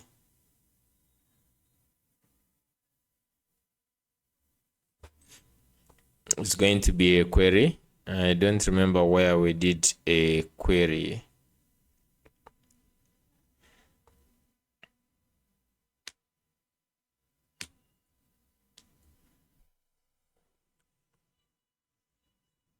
I think we did the query on a Stripe.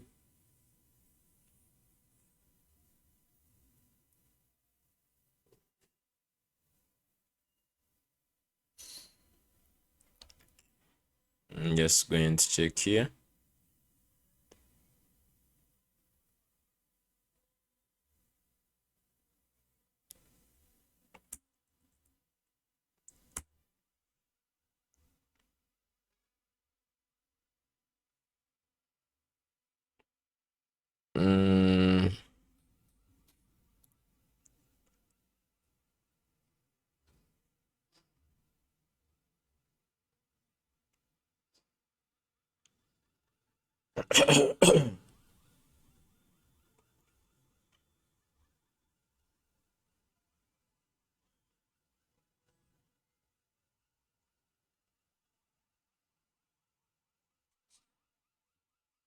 Okay, so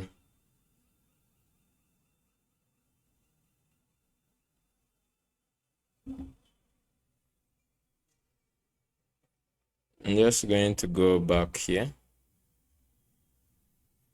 to the way we have these parameter, the params.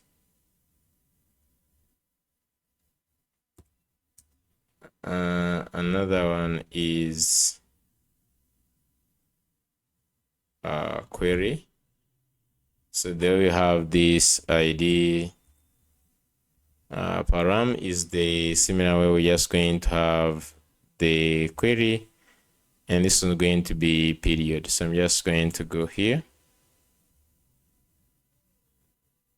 go to the schema,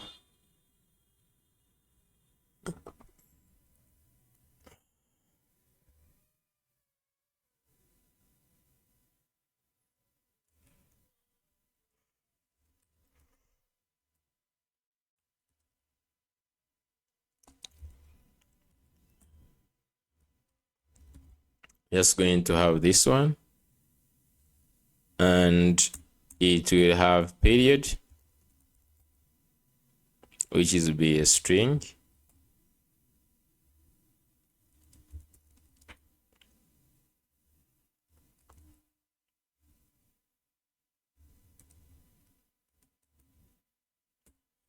Okay. Okay, so let's talk about the responses.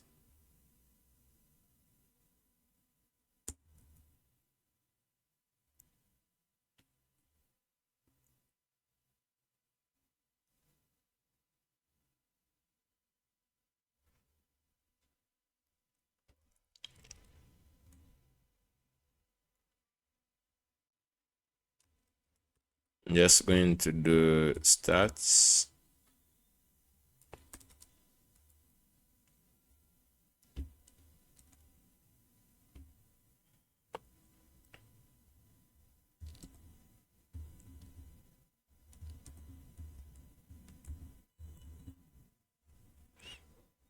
Okay, so let's go down here.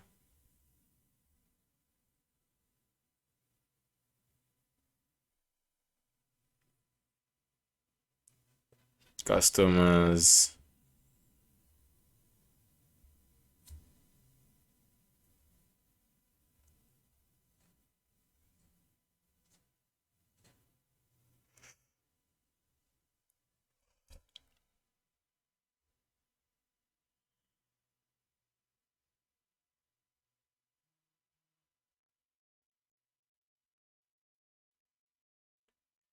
So just going to say return c.json.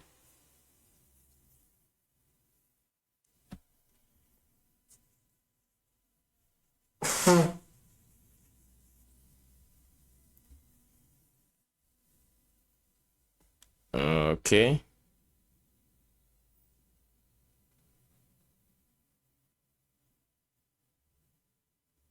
So this is the return here. Then I'm just going to say here c.json.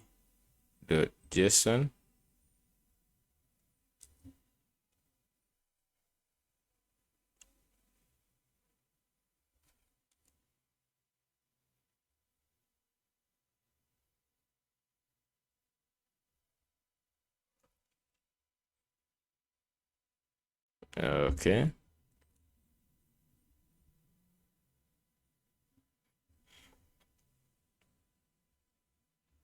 So for this one,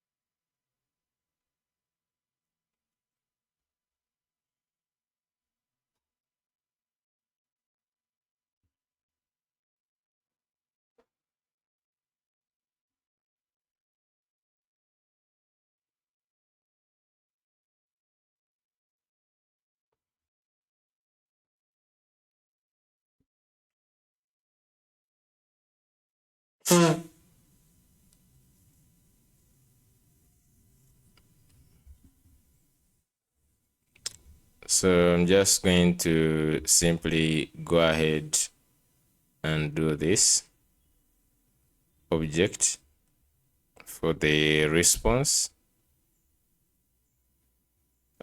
Copy this, and I'm just going to say that this is the response.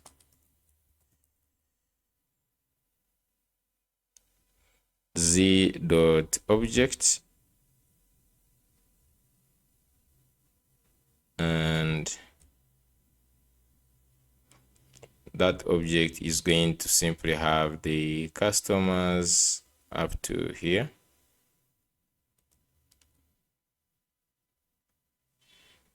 this is going to be customers.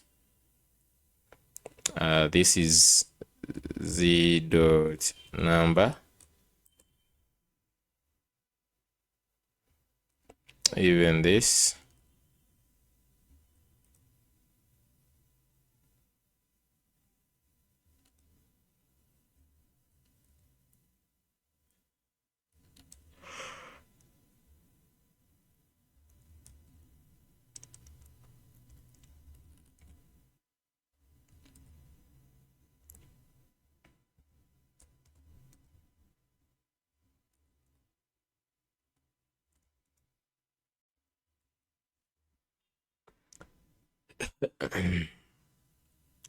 So this is saying that the expected comes from this index, the value, and value does not exist on the zob type.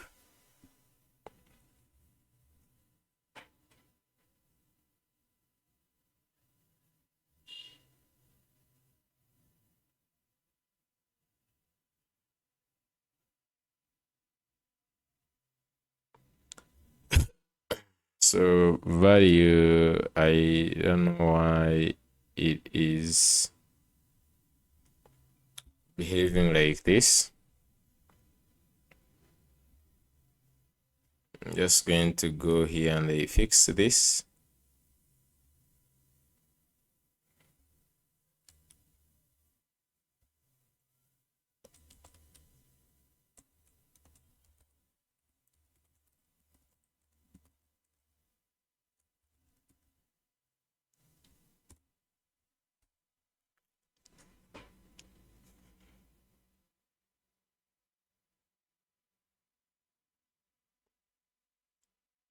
So I'm just going to go and copy this.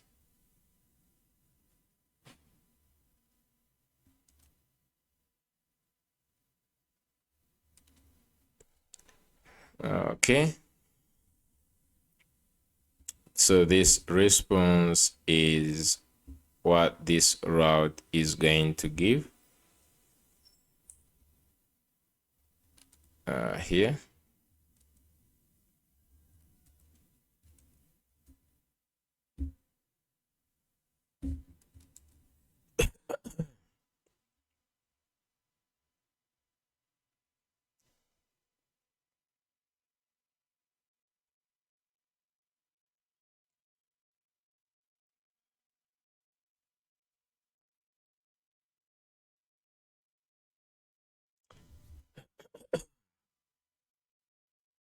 If you just look at this,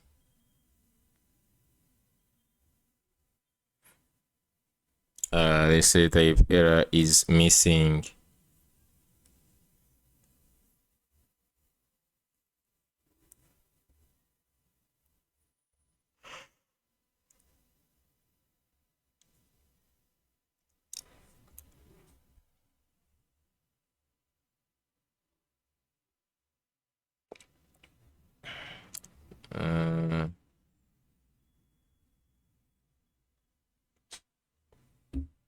Now just go ahead and test this endpoint.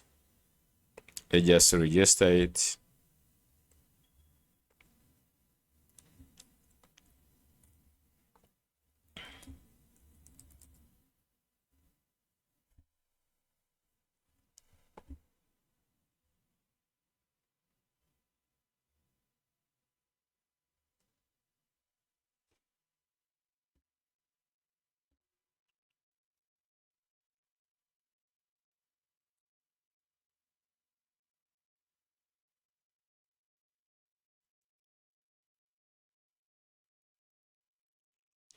Let's go and see this.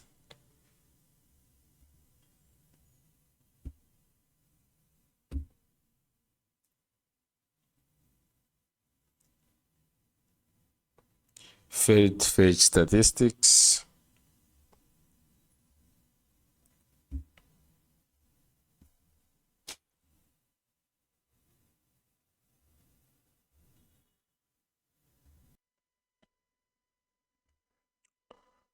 So we're just like finishing up the stats. So I just took up some rest. Yesterday was really a big day, and I coded a lot. They couldn't finish up, so I picked up right now. It's a new day, and we're just like finishing up this endpoint for stats. So there are just like two things I've just added. I've just added HTTP status OK, and even down here I've added this OK, and then we have this error with status of 500, and you make sure that you define that also in the routes. So in the routes I have the OK, and the internal server error I'm just having the z.object like this.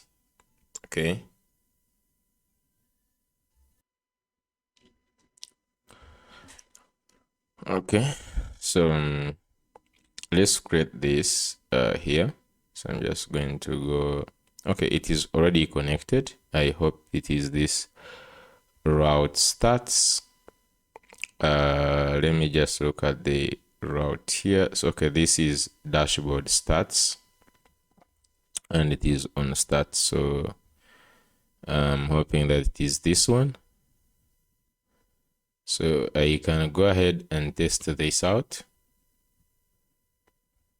by refreshing this.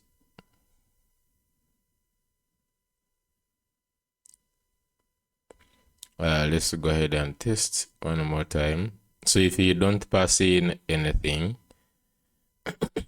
in this, it should take the period to be today. As you can see here, but you can see it has taken it today, and it returns 0, 0, 0, 0. Okay.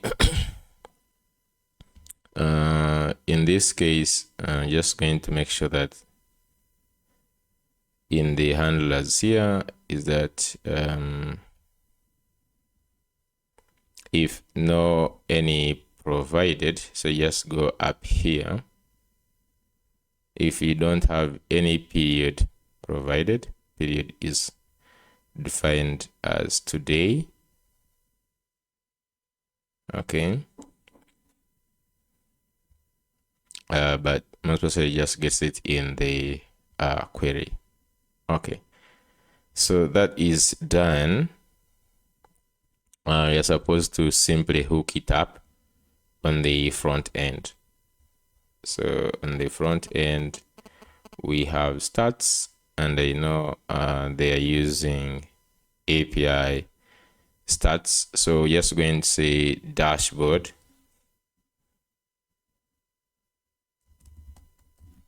You just code it dashboard stats, and then we pass in the period. This dashboard stats here, make sure it is the one matching this.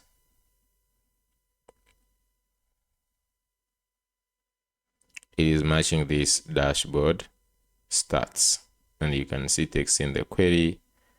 So that's why we have it this way. Okay, and we had already connected these. Then another thing that we're just going to look at that, but if I now go back to the app.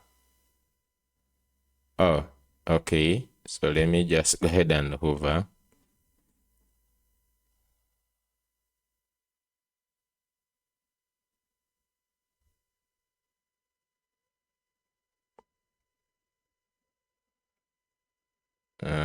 Okay, so you can see here it shows today.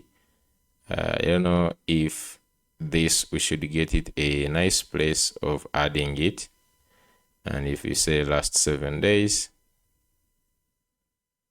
it last 7 days, at least it should give us something, but even the total is still giving us everything 0, 0. we just need to check something. Okay. Now we just need to check something. Something is not quite right. So I'm just going to go ahead, still go back in the checking here. Let's pass in the query param value here. Let's see the values it can get. We have today, last 7 days.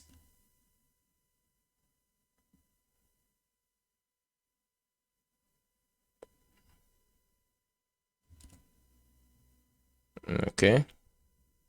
Let's just send. Oh, okay. So you can see like in this, it actually has values the last 7 days. So something is quite not adding up, more especially on the front end. So because here it is working at the API level. So let's go ahead and check out. So we have last 7 days, metrics, and everything there.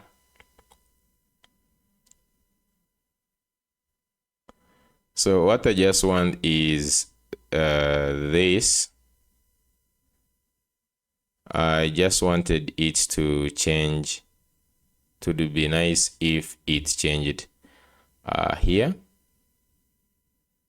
Like today, then I'm not sure how. Let's check what is going on. I'm just going to go ahead, go back a little bit. Let's go to the handlers.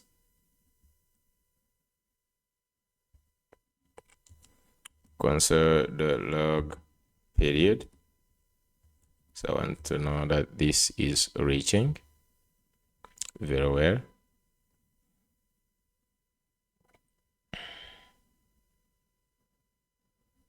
And after the switch period, I just want to know the date filter. So at this point here, let me console.log the date filter like this.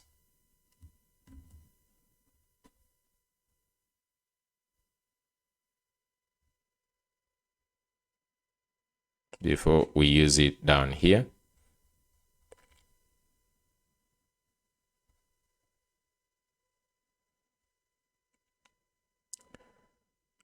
Let me just do this.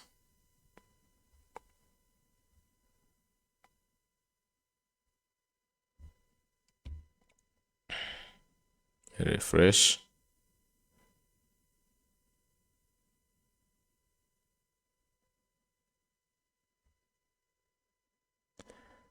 Let's click on last 7 days. Okay.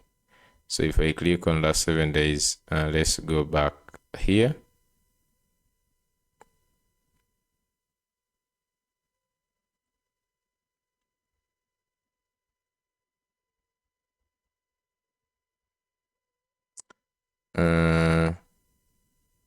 It seems something is not adding up because I can see status of 200.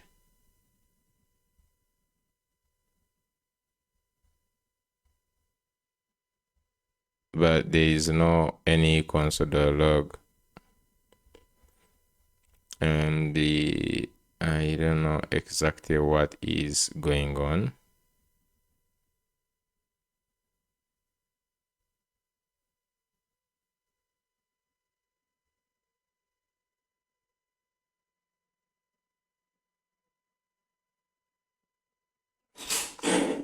I'm not sure what it, because even this period is not consoled.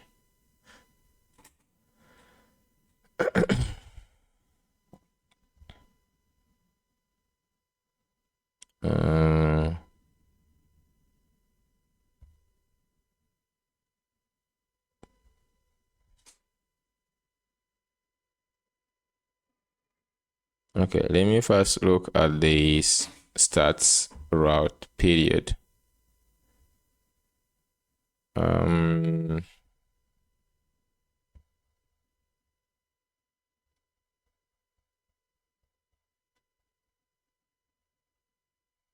We are in stats here, routes.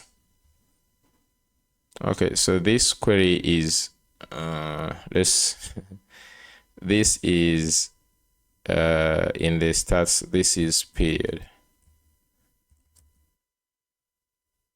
This one. Okay, wait.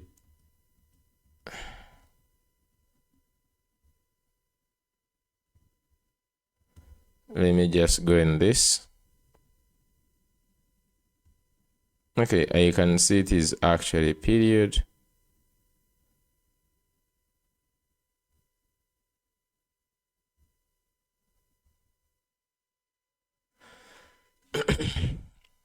So in the routes here, we're saying it is a get. We send a query, which is a period.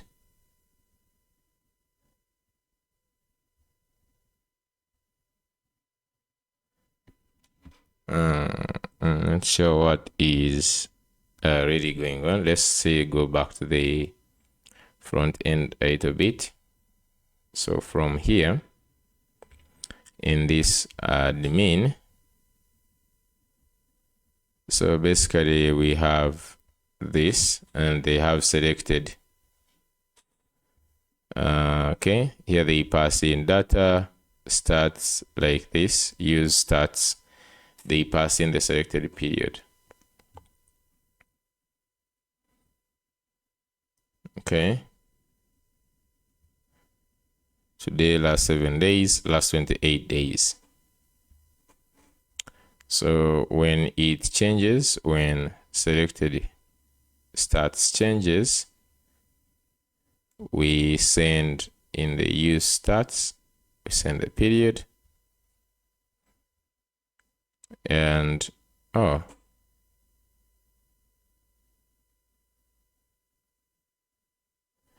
it is doing a query function here.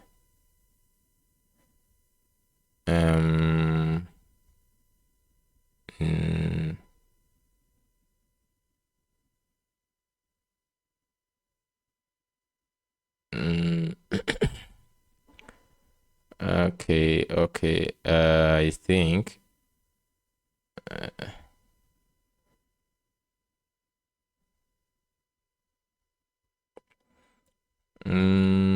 also there is some stats here. There is this get stats.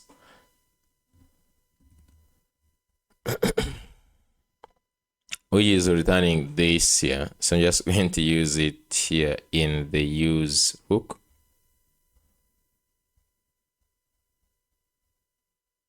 So the use hook is hitting something else.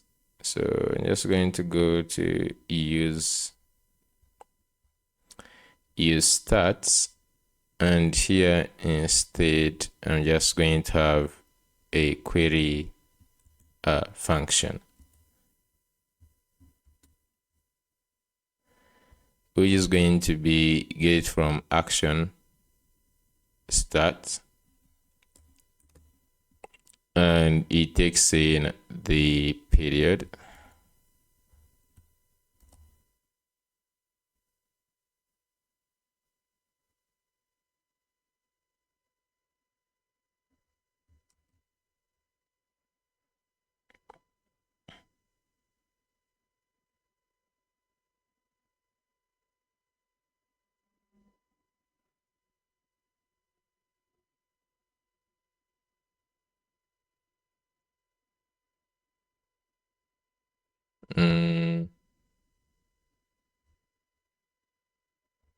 Do we need to await this? Let me first see.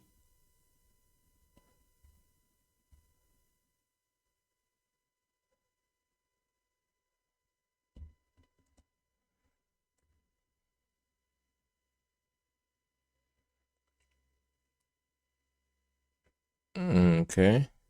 So, oh, okay. It has to be this.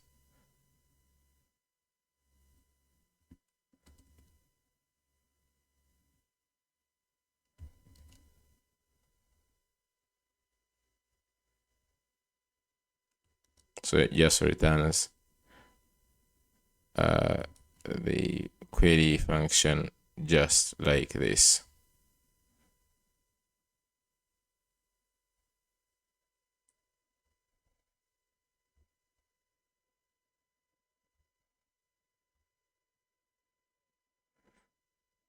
Okay, so now let's go ahead and see if this makes sense.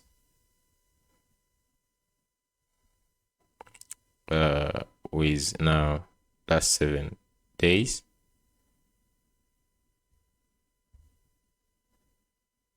Okay, let me just go ahead.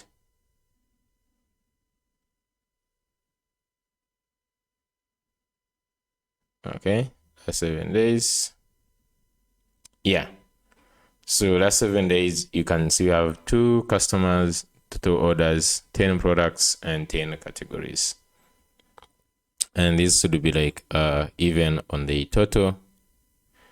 So this is working. The only thing is that I have to remove this to be able to put these. I don't believe it should be down like that. So let's go back to the matrix. So metrics are divided into 2. So we have the cards and then we have the period selection. So I'm just going to select this period selection to be on top here instead. Just like this. And then these ones, I'm going to remove them. So let's go back to the, just go back to the dashboard page. And now we can remove these stats cards.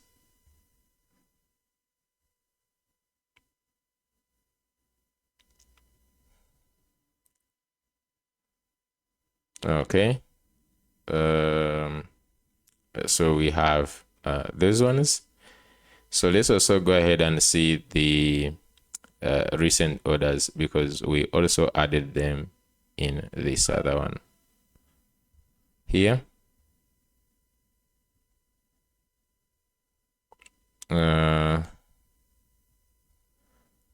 I probably think that maybe we use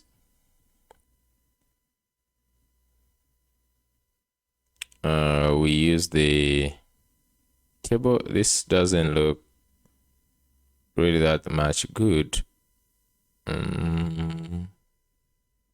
Okay, let's just stick to the plan. And I'm just going to go here like this.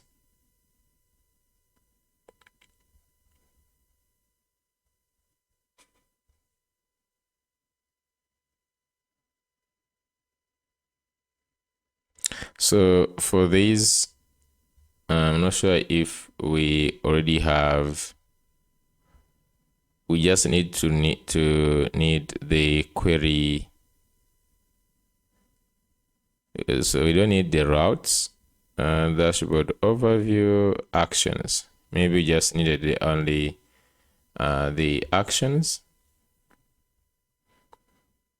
So I'm just going to go ahead and create these actions for the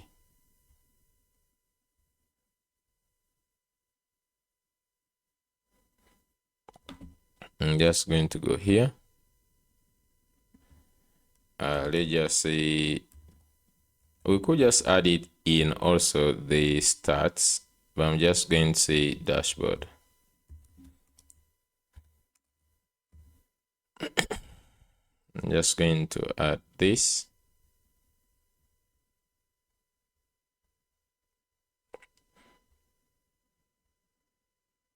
So wherever there is this base URL, I'm just going to go ahead and remove it. and I'm just going to say API base URL.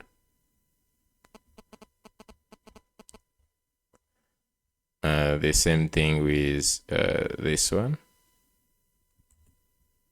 We have API base URL.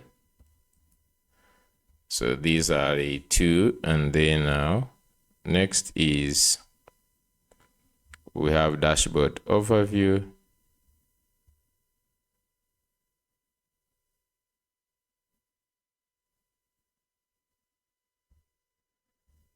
So let's go ahead and create this in here.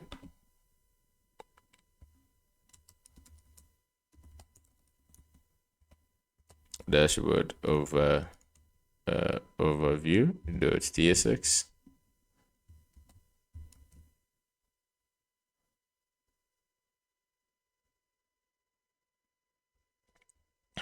So I'm just going to go here.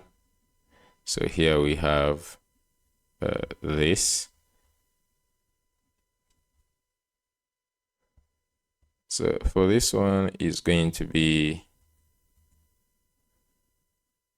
at actions and slash dashboard. Okay. And if you look at this, we just need to say dashboard overview, and when we go back to page where we have this, I'm just going to go ahead and comment out this or even remove it.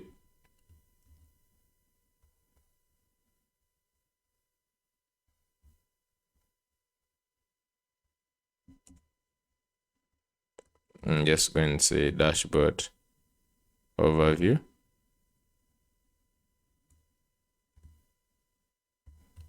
Like this. And if you come back, let's just wait and see. Okay, so you can see here we have recent orders. We have one order of 268 by this is up, and the top products we have Tekino 250 and the pure black perfume this.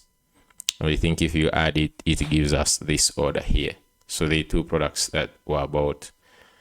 This looks cool. I think the database is here is looking really solid, which is something that I'm very happy to reach on so far. So we have now the dashboard, which gives us some analytics, and then we have the products which are working very nicely.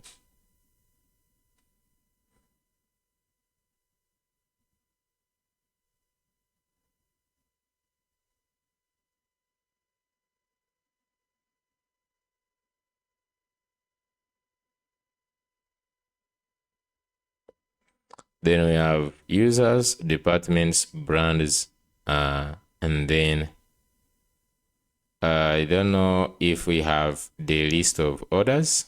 I'm just going to it. So products, you can see them. Just going to go to where we have the orders.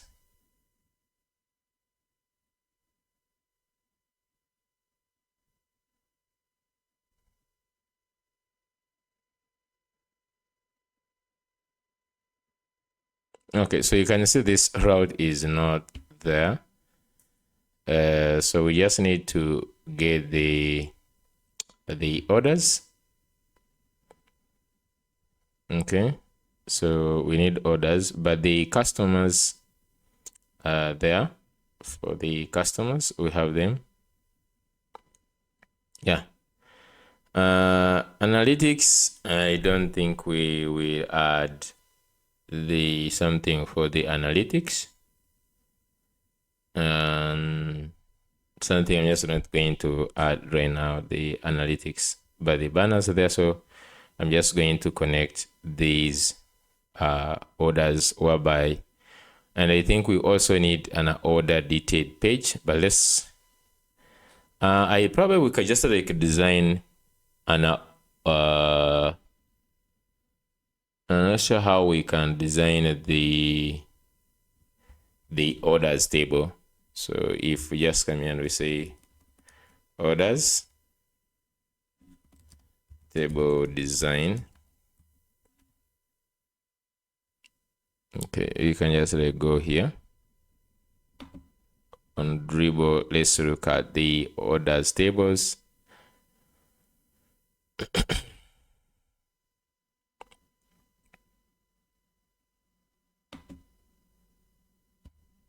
I'm just going to do this. There is another one here. And let me also open here.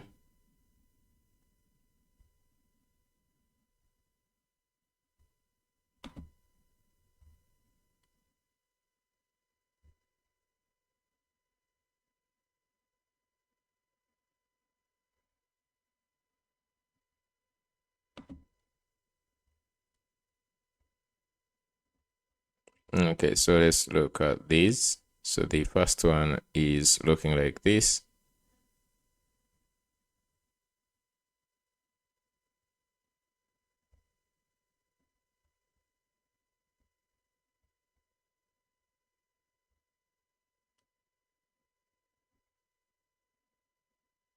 Okay. And we have this, which has, I think, the details. And then it has this shipped in progress.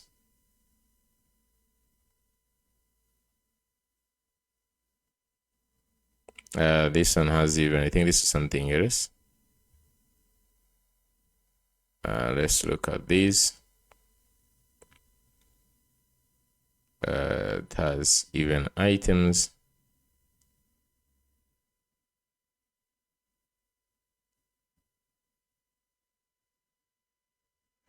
And you can also, I think, download the receipt.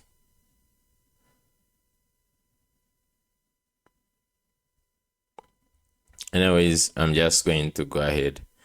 We already have a link. Let me just create the page for the orders. So dashboard.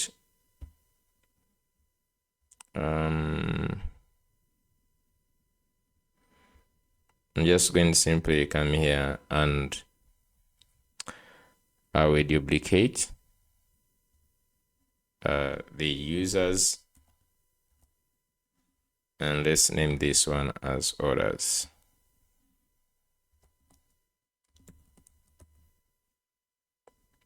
And just go to the front.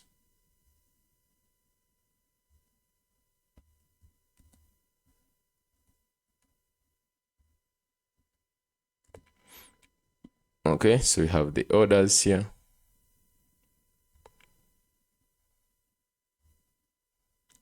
So before we can just go ahead and work on the API. So we have the way you see users.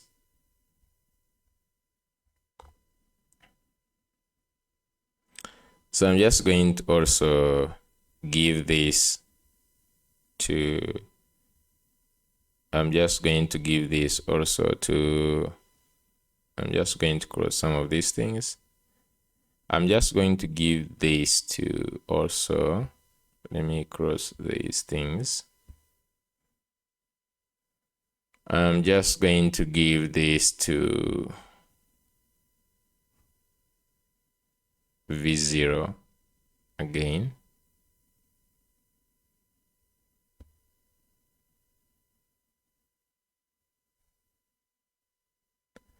Let me cross one.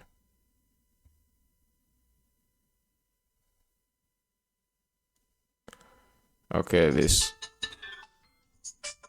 was for stats.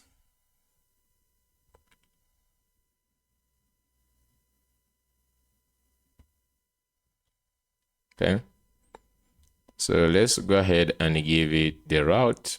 I'm just going so that we have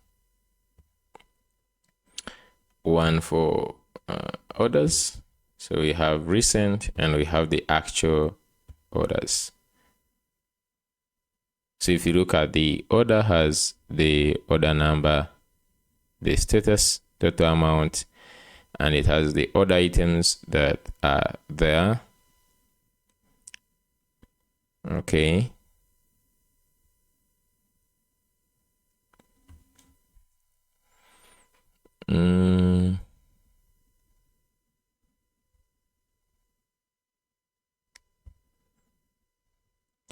We could just also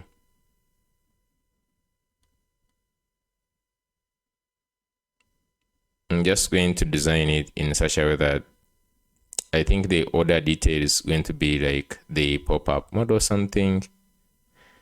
We also have the user who made this order. So basically, I feel like this information is supposed to be for an order detailed page.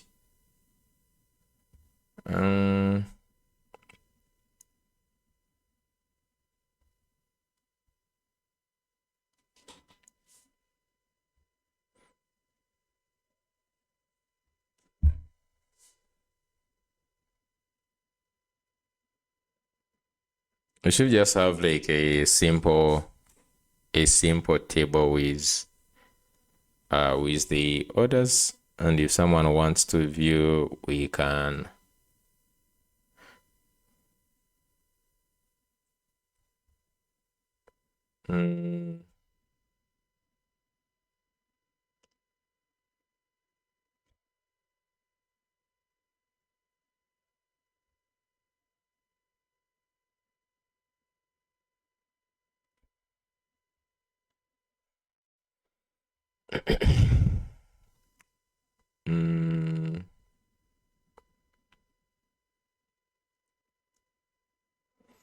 even I think even these orders I'm also going to feel like I should just like add the period for the orders.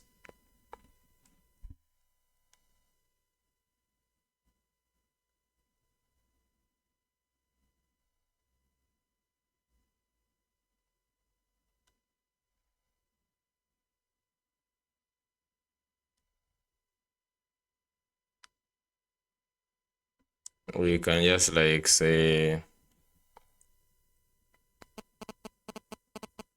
let me just go to this API, and because this is going to be also a very busy API, so I'm just going to go to the orders CM route to this one. I think the one of list.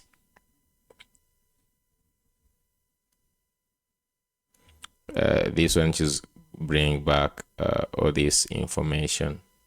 So this could be okay. The only thing we just need to make sure is that we could pass in now the period. So you can go ahead and pass in this. Let me go and to where we pass this in stats. So you can just go here and you can pass in this query of like this. I'm just going to go to this routes in orders, and you can just go here and pass in this query, and you can just go ahead and also import this from stats. So which means that in the handlers here on the list, this first one, we just want to return for a specific period. Okay, let me just go here in the handlers. So basically this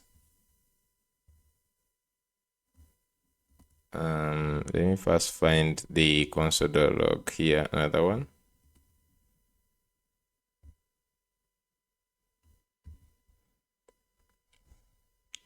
So in these orders here, could actually just receive this query like so. Okay. So I just want to improve this to return the period, the orders for a specific period.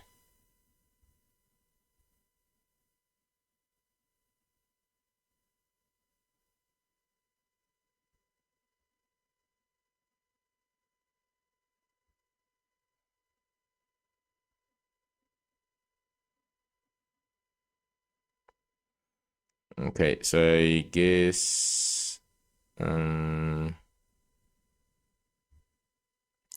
so I'm just going to that. I'm also returning orders based on the period.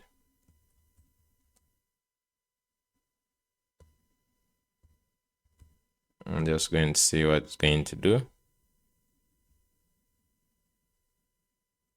Okay, so it has the period.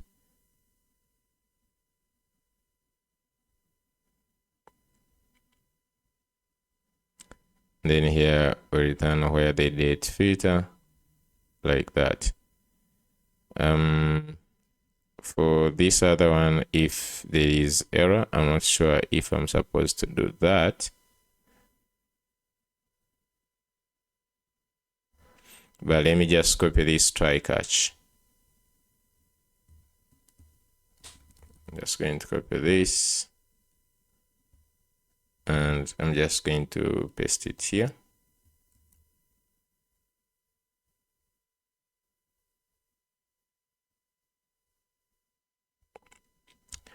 So import this from date.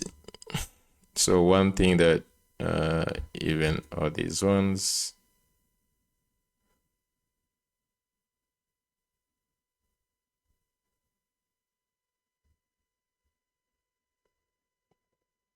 let me just go up here. I'm just going to copy this.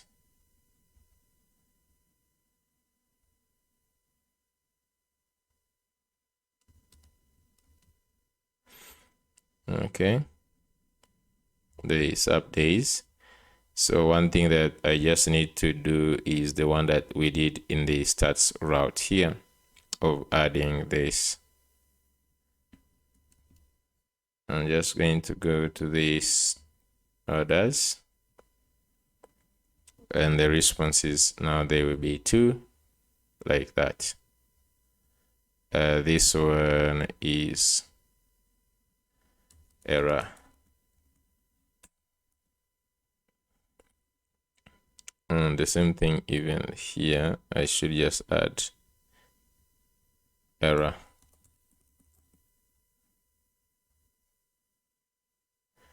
Okay, so up here we have issues. Let's go and see them. Okay, nice. We don't have anything right now, so we just need to pass in the period, and then it is going to return for us that.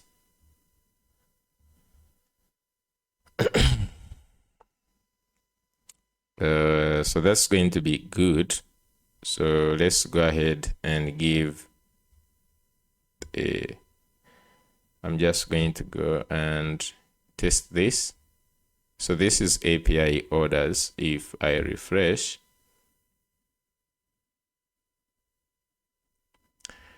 so now we just need period. Just going to go ahead and test this, and the period can be last 7 days, if I'm not mistaken. Now I think we just need to define it very nicely there because we are defining it as a string. Okay, so you can see it returns back this. Okay. We might just not use a table. I don't know. I'm just going to copy this. Okay. I'm just going to go to V0 and I'm just going to say design dashboard.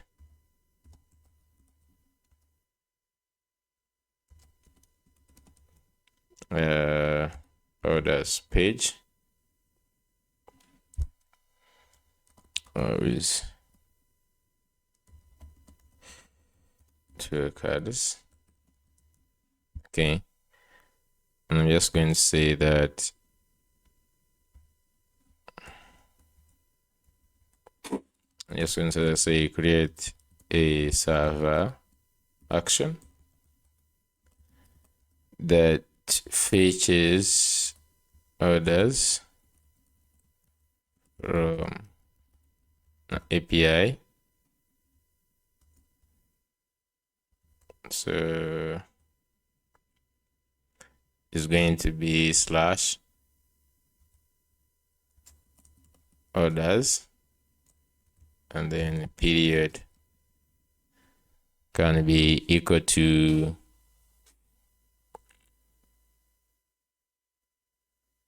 like today or something.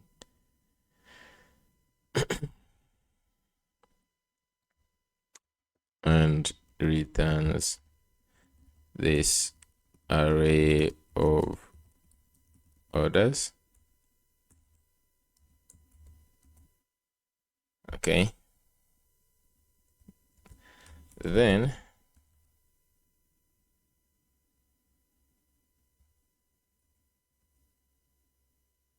create a page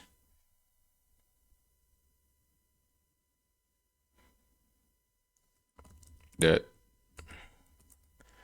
displays orders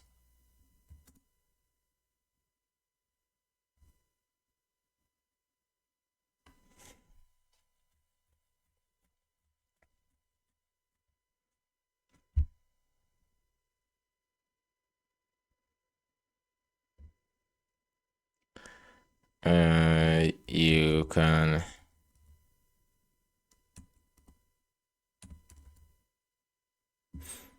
add, I'm just going to say here, use React query to consume the server action. The page should have search, should have pagination and filter. So I'm just going to have these, I believe.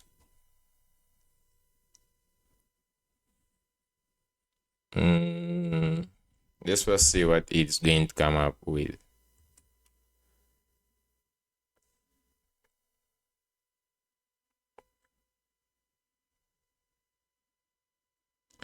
So what I was thinking of also is giving this.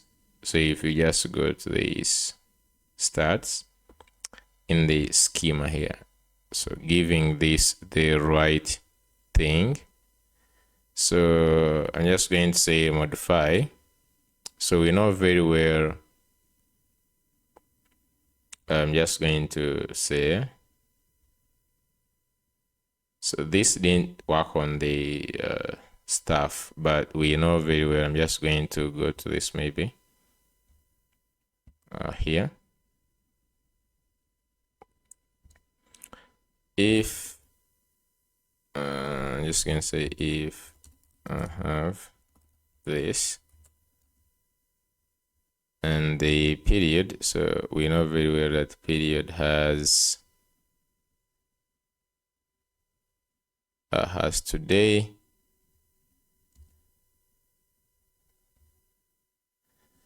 I'm just going to say, and period has values today,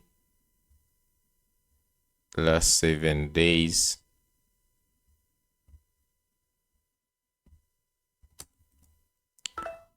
and also has last 28 days and total.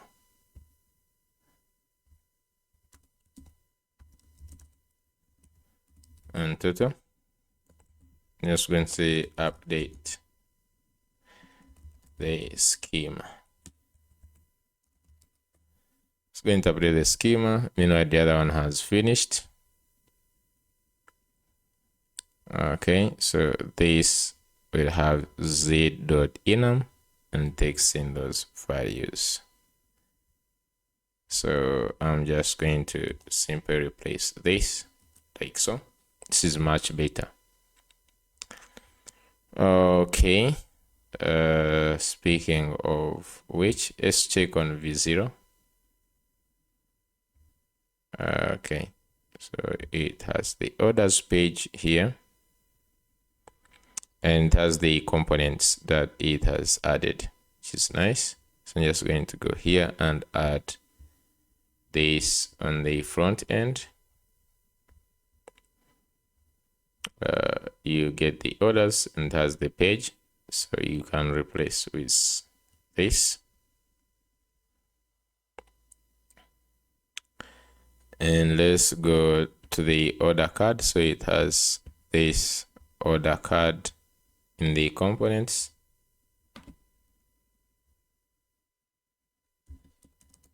Order card.tsx.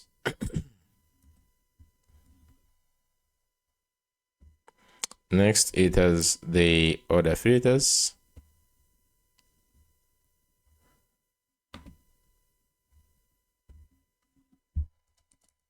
Order filters.tsx.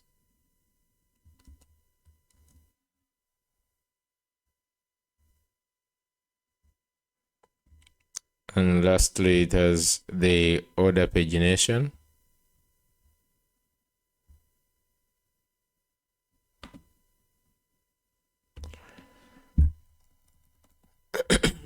pagination.tsx.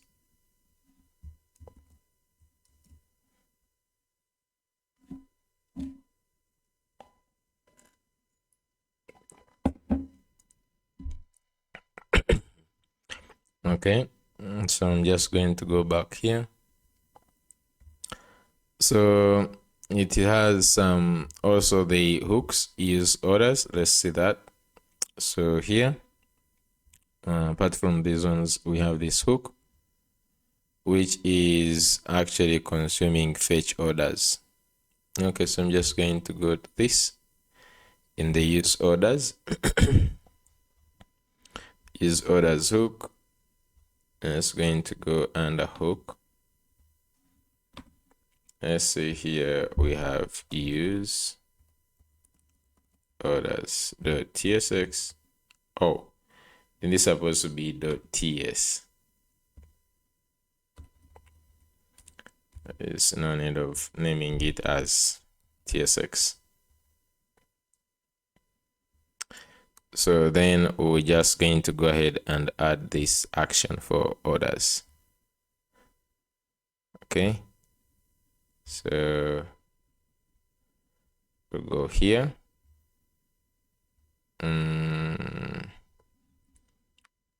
Just create here serve action orders .ts. Okay. Now for this,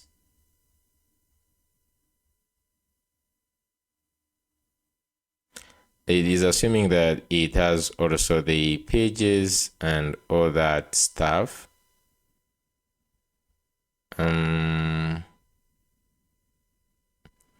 I'm just going to tell it that because the pagination, search, I'm just going to simply change here follow-up question. I'm just going to say that for search pagination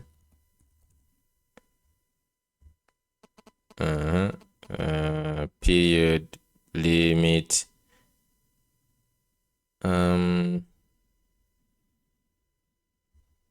I'm just going to say the only params it has is only period, or others are not there.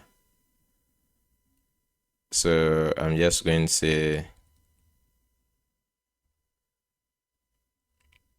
say or page nation filters search and limit or on the client side. So remove all these all these. Okay, I'm just going to say the fetch order, the fetch orders should only have the only one parameter of period.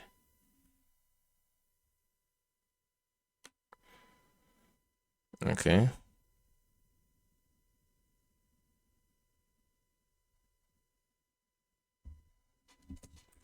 Then on client side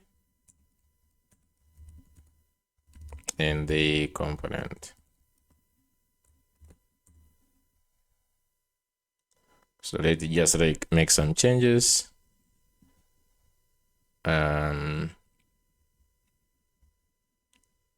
Okay.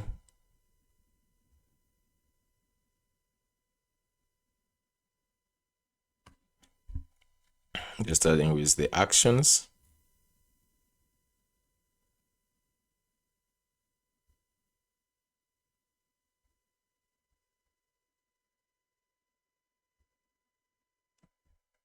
Okay. So if we just go back in the actions now, let's go ahead and copy this. We'll go back in orders. Okay, so you can see that this takes in this period only, and then we're just going to go to this here. Nice. And then use here also takes in the period by default is today. This is the use orders. Let me copy it again. So we have use orders here.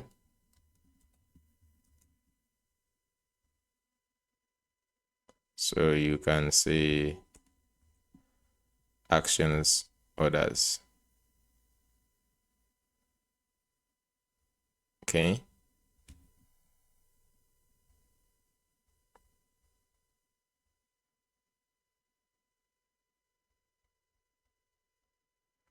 Live search, so it's doing the search, it's doing everything in the React query. Okay. So I think all others, because you can see it changed only 2 files, all others remained the same. Let's first try.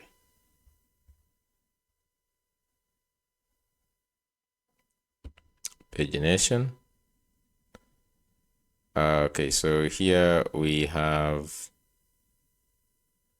to import these components.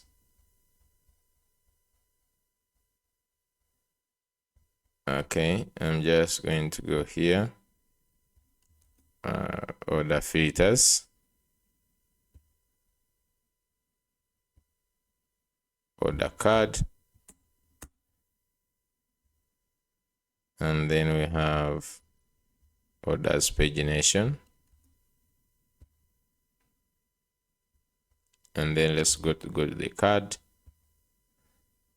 So here is going to be action orders. Okay. Then I think all others are good to go. And then the page. Okay. Now, I'm not sure if first of all, the API is on API orders. Okay, that one is good. Let's go and update this in the orders here on this API. So you need to have the base URL the way this is here. So I'm just going to copy this, the base URL. So I'm going to add it here, and I can import this slash API slash orders, and then we pass in the period to be period. I think the same thing with stats here. Period to be dollar period.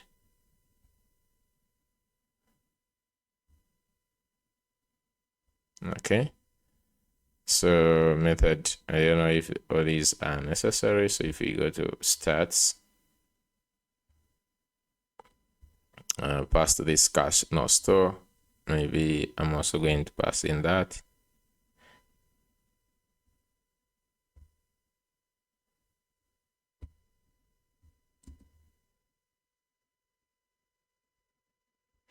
Now all these other ones, you can just remove this.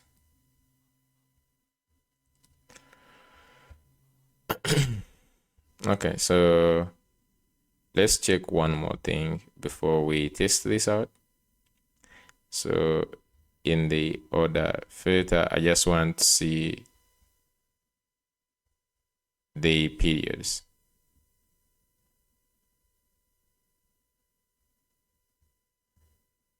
So period in this period is a string, which is not necessarily true.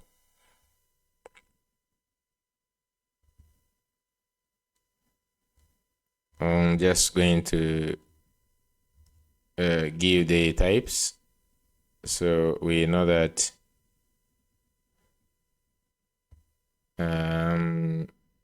if I refresh, you can see order has this, period has this, not just any string. I'm just going to come here and say this. So period has like today.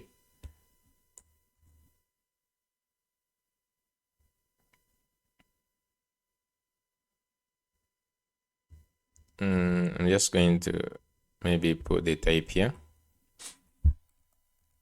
Type period is equal to, let me just do this. So this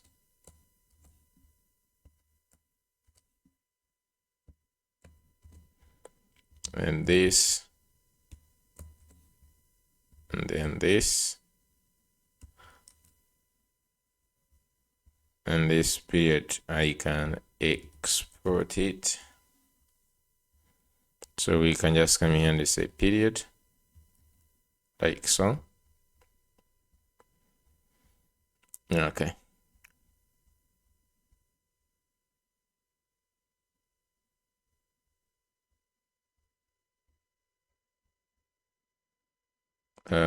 So this means like these have to change. We have today.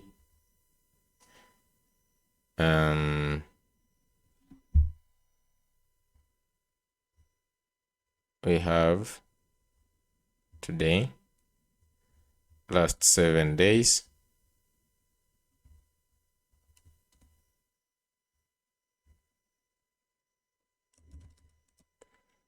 last 7 days.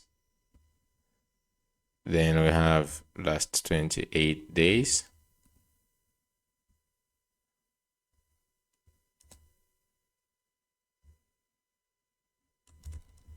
Last 28 days. And then I have total.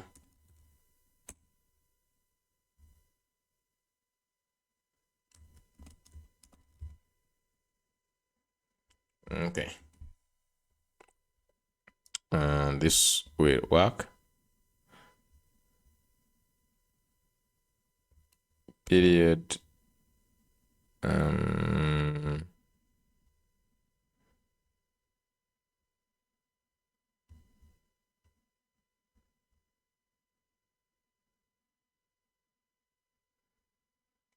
Okay, so only change takes in also a period.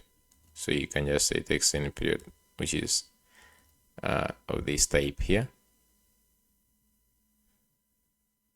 And now let's go this. So somewhere here on the period. And here use state, we're just going to say that this, we could just say period.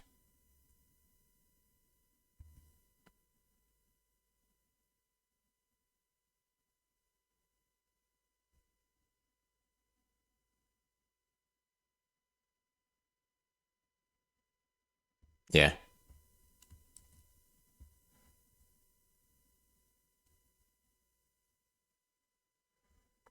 I'm just going to see where we are using set period. Okay, it goes in this on period change. I just want to go ahead and now look at this. Okay, the orders page.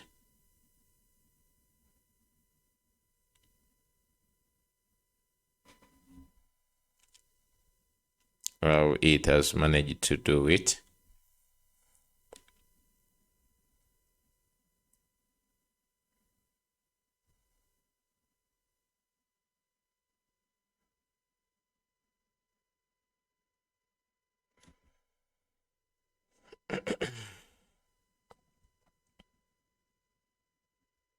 Okay, so we are getting done now. 7 hours.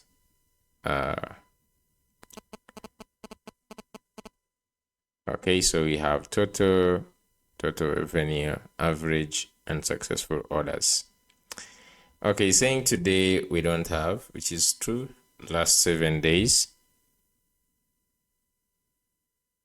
Yeah, so last 7 days we have this a successful order, and I think at this point we don't need to go ahead and look very far.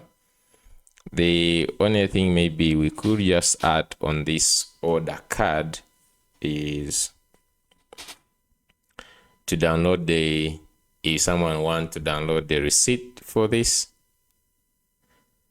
Okay, like view receipt or something like that. If we wanted, we could just go ahead and do the receipt for this. But otherwise, this looks really nice, I may say. I'm just going to add, I feel like I should add the receipt somewhere if someone want to download this receipt. No, just going to leave it like that for now. If you want just select the receipt, you can just go ahead and add it. But so far this looks good. Okay, so you can just say all the times. And so just go ahead and create another order to see how the whole process now works together. First of all, I'll go back this side. Let's go. We should just have a link to go on the home page from here. continue shopping. Okay, so if you just go here, slash orders, supposed to be dashboard orders.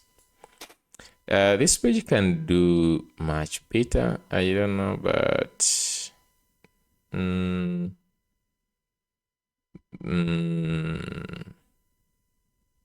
okay. A confirmation email.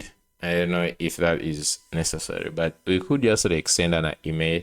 There's something you can just like go ahead and add in if you want. Send an email this person who have bought it, but I'm just going to leave it like that. So this one should be dashboard, and this one is okay. I'm just going to go to success page.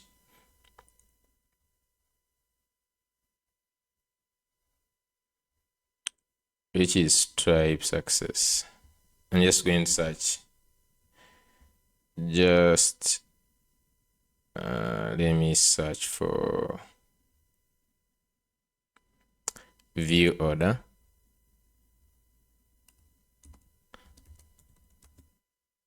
Just going to say view. This should be just dashboard orders. So dashboard orders, just like this.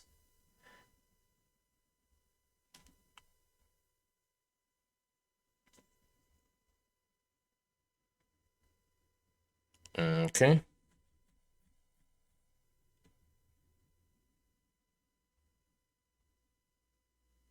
Back home, this one is okay. So this one's going to be view orders.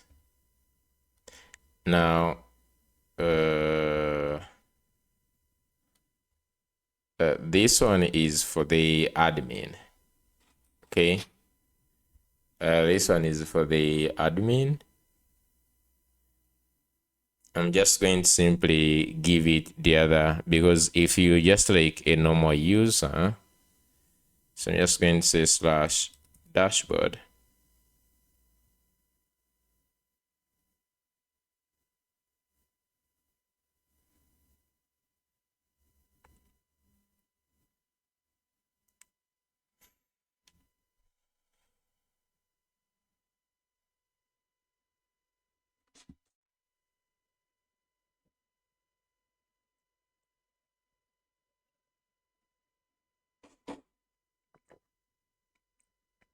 Okay.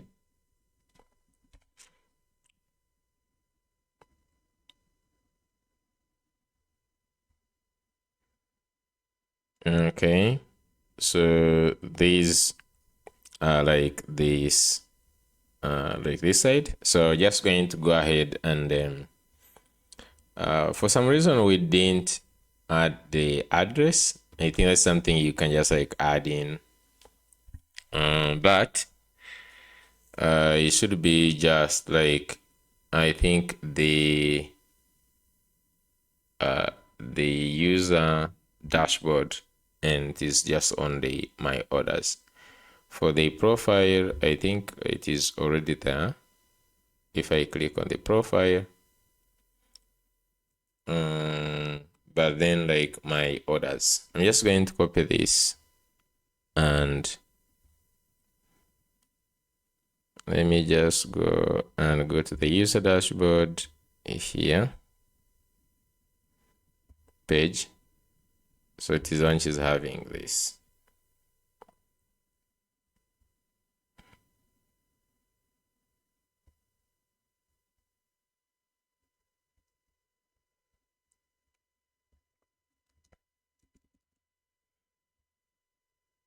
Okay. Yeah, so this is there. So I'm just going to simply only focus on this my profile page, that this should just reflect the logged in user. Okay, so basically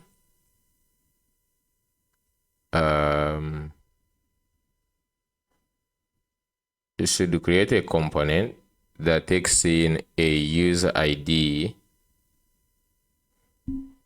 and filters by that user.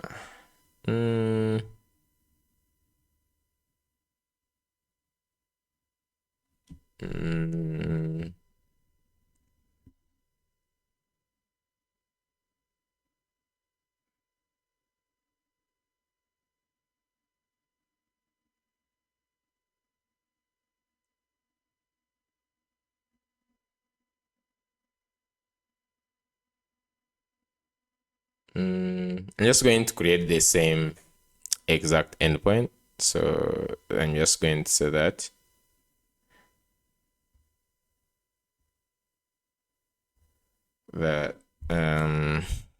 we have another orders page for user dashboard. Okay. So I'm just going to say the response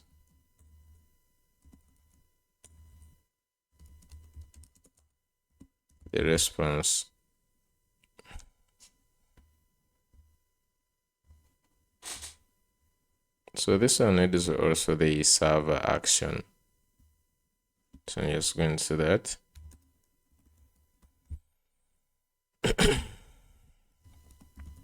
the server action should fetch the data from this. We're just going to say slash users I'm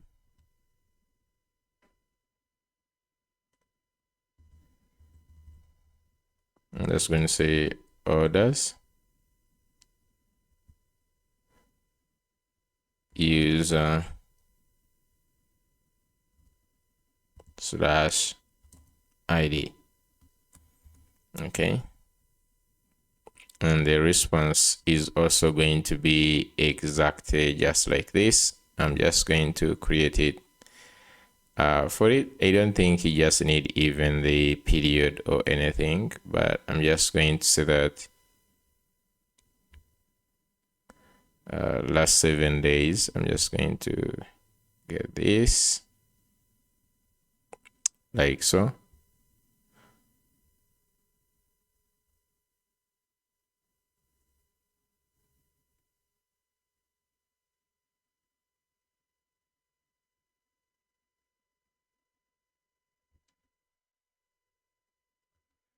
I'm just going to say that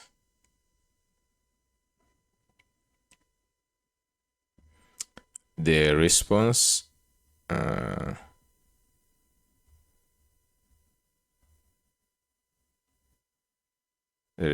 from the above API is so like it also has the same. So create the server action, React query, and update the page. And so you need to pass in the function. So you can just like get this ID. I'm just going to say for the user ID, I'm just going to say I'm using clock. So just going to see if it is going to be able to get it. But the ID that we're going to pass is going to be the clock user ID, I think. So we're just going to do accordingly.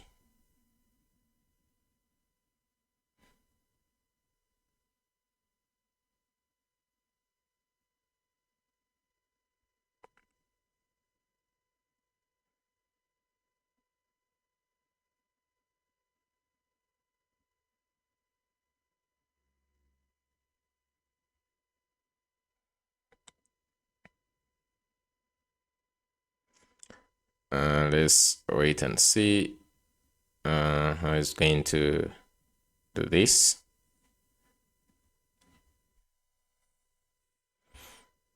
We are at the end, so we are done with this this side. I'm just going to hide the analytics.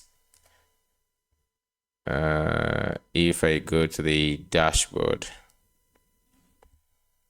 just go back to layout, the main dashboard.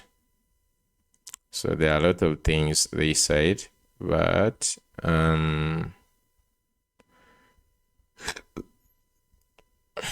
so in here you can just go ahead and comment out this, and to take off this analytics. Then for the customers, I don't know which icon should I use for the customers. I'm just going to say users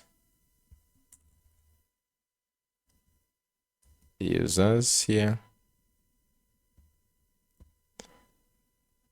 Okay, so it says that's finished. Let's go and see.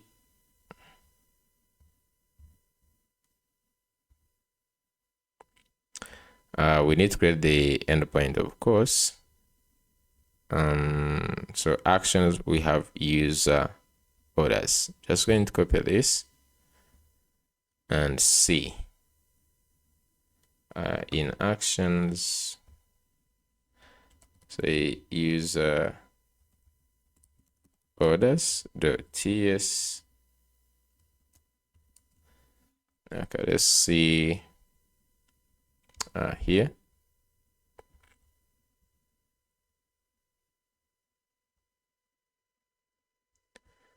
Okay.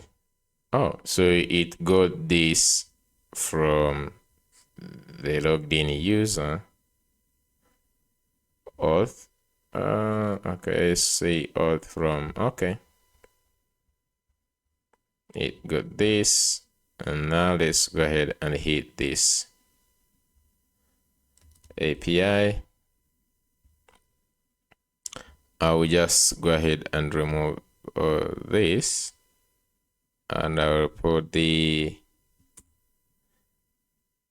API base URL, just like this. And similarly to this orders, you can just simply pass casino store,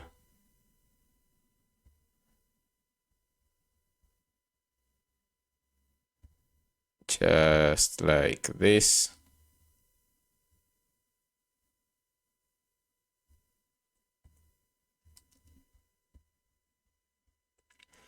Okay, so we have these user orders.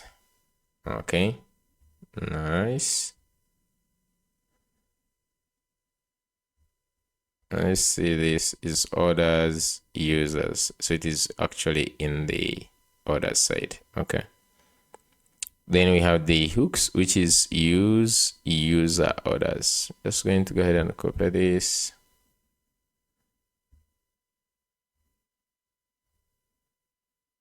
Down here, I'm just going to say use user orders.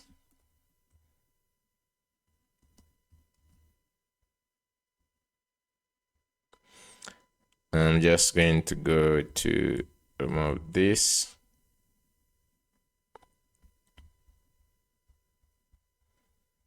Okay, so it can also search and do everything.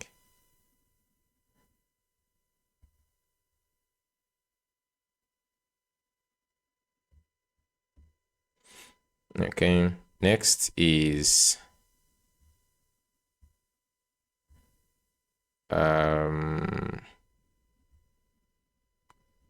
so we have orders, user dashboard page.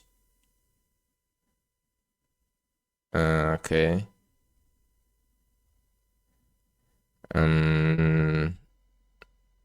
Page. I don't know if this is use I'm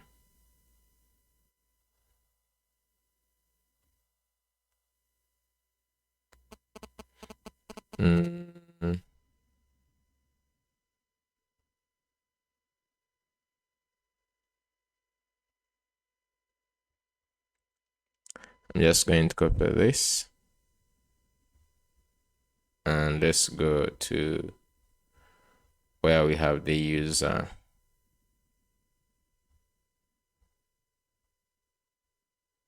dashboard. Dashboard, user dashboard, somewhere here. Just going to do this.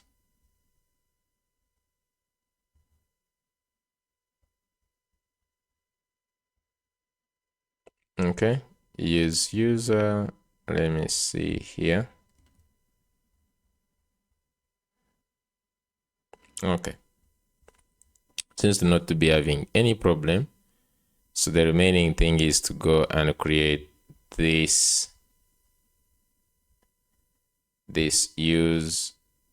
user orders here. So you can pass in this user ID. So because whatever we get here is the clerk user ID. So I'm just going to go and create this endpoint. Just up here in the API, and I'm just going to go to the orders. So the first thing is going to the routes. So there is where we have I will simply go and duplicate. There is where we have this here. I will just copy this. I just need to add it near where we have the list down here. I'm just going to give it a name. This is going to be user orders. It's going to be orders, then slash user, and then ID. Hoping that this matches exactly what we used in the user orders. Let's see here. Orders users. Okay, users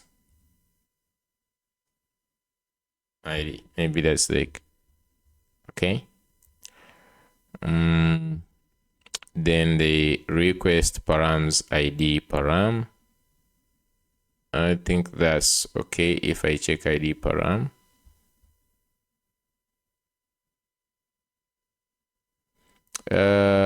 Minimum ID path. I think let's leave it like that. Now the responses. So the response is going to be exactly the same thing that we have here. Just going to do this. So this one's not going to be having time filter. I don't think so.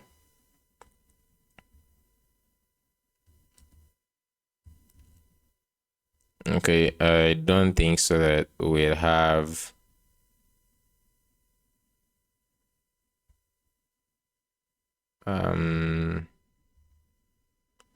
just going to move this.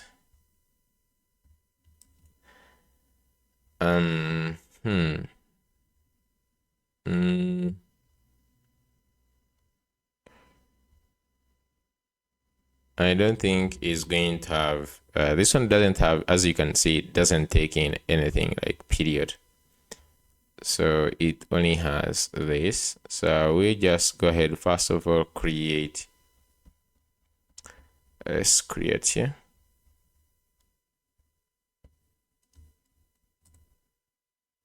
These ones are going to be user orders, and then this is going to be user orders. Go to the handlers. So I will actually duplicate the one for list like this.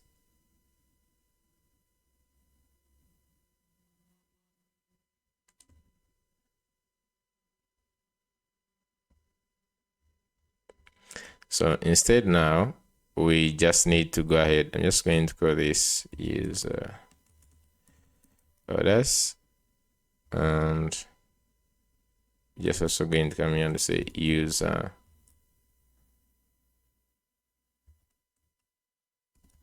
orders route.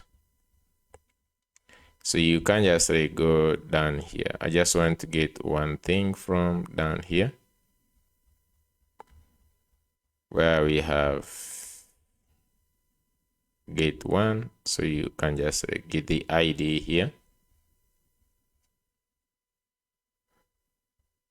Okay. I will just simply get this like so. Get the ID. And that's the main thing. I will just remove all these switch statements. I will remove this. Remove this. So we get the order and the where. This is going to be where. In the orders we have. So I'm just going to say here const user is await get await Prisma. Let's go and say here Prisma dot user dot find unique where. So here we're just going to say where clerk user ID is ID, just like this. Okay, so this user that we have gotten is the one you're just going to say where. So because in the orders we can say where user ID is equal to user dot ID, just like this. I think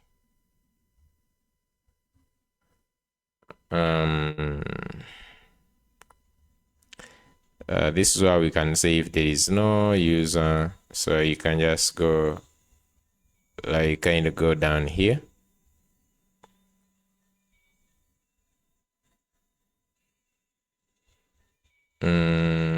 Well, we have this get one, and you could just say if there is no order, and then you go ahead and get this.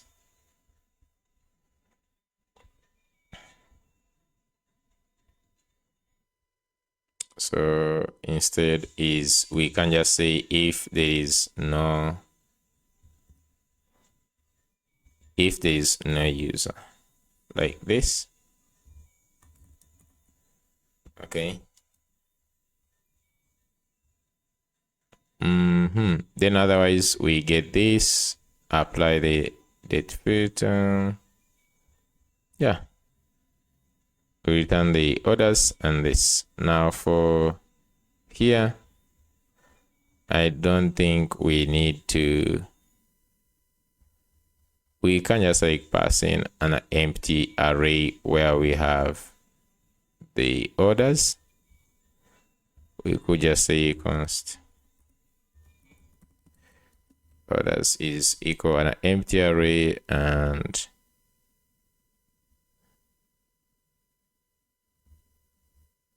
I could just simply pass in the orders.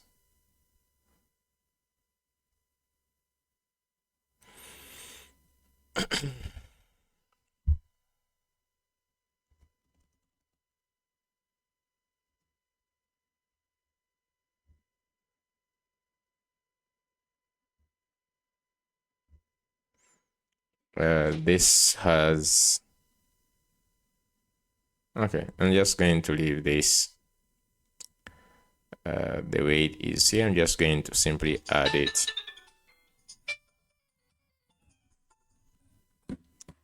Okay, I'm just going to simply go above here. So if you check this, it must be talking about the error thing. in the error. Since this is the 500, if you just go back the schema, I'm just going to, not the schema, but here in the routes. So there is this for user orders. So you can see it as not found. We can also add the one we added in the order listing above here. So I'm just going to copy this. Okay. So with the 500, we're just going to have that.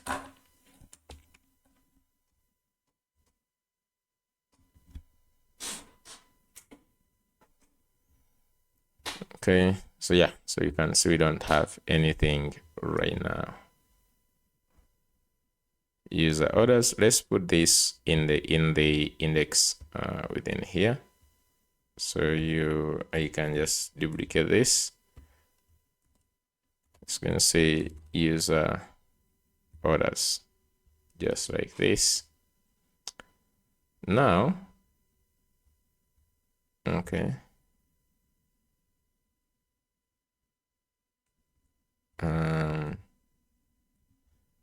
Let's go ahead and see in the handlers, what did we name this?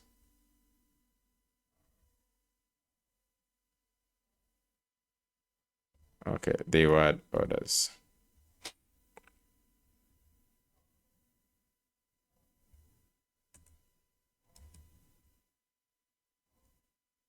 Okay.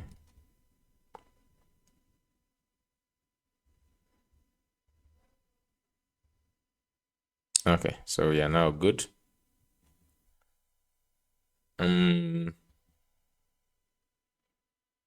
So with that, we should actually have the orders for this person. Okay, let's try again.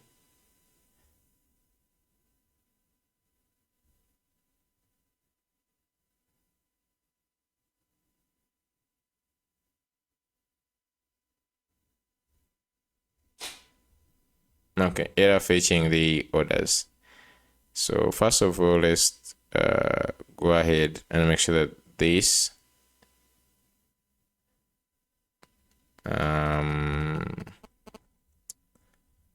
is working, because I just want first of all confirm that the passed in the front end when we go to user orders here. I just want to confirm that this console.log user ID, just want to confirm that this is, then here we have, okay, there is this slash here. Okay, so you can see that this user ID is the other yeah, so nice.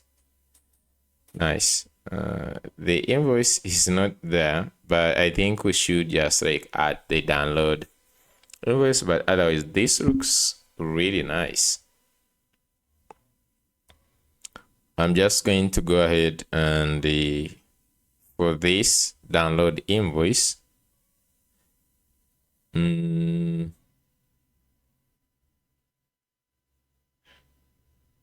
I think it can actually do it. They just like add a simple download.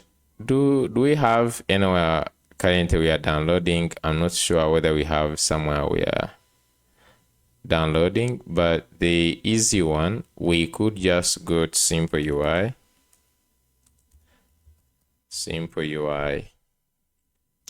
scroll down to where we have the invoices. That is where we have invoice pages. So we have the one that we can look at, this one here. So I just want to go and view the code.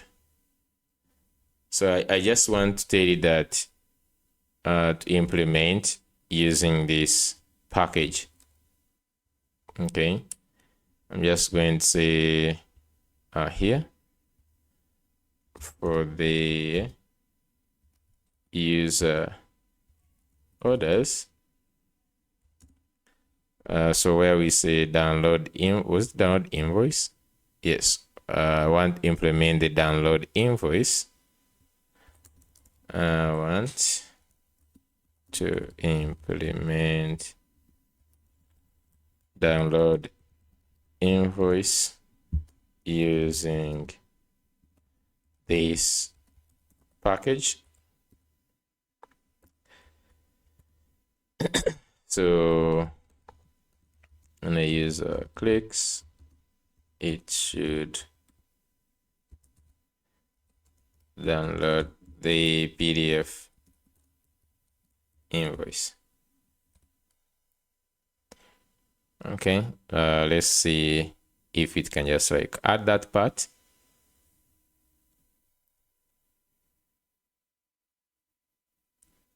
Meanwhile, I think we need to install that package, the PDF renderer. PDF renderer is here. I feel like I've already added it somewhere. I don't know. But let me copy this, go back to web.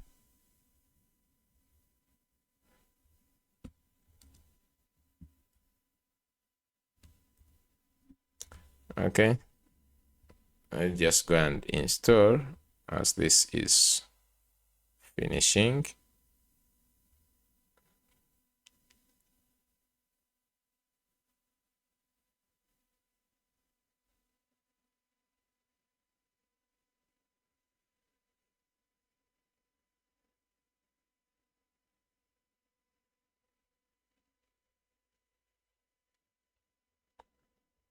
Okay, so here, reviewing work. So let's go and see the code. So the only thing that it has added, it has created the component of invoice.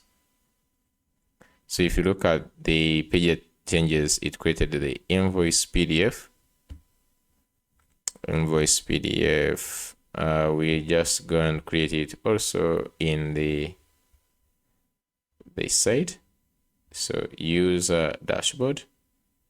I'm just going to create here and say invoice pdf.tsx.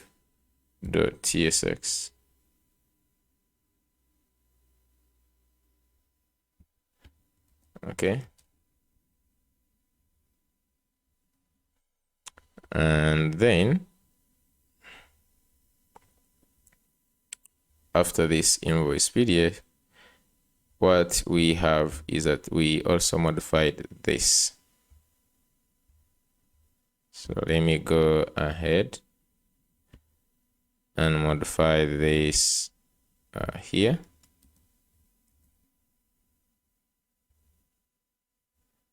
Let's see what needs to be changed. Is this obviously invoice PDF component?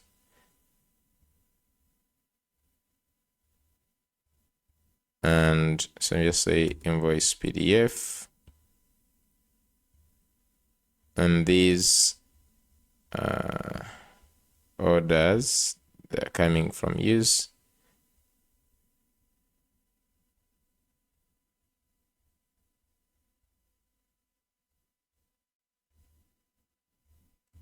Hooks. I'm not sure why this one is really not getting is reading as any.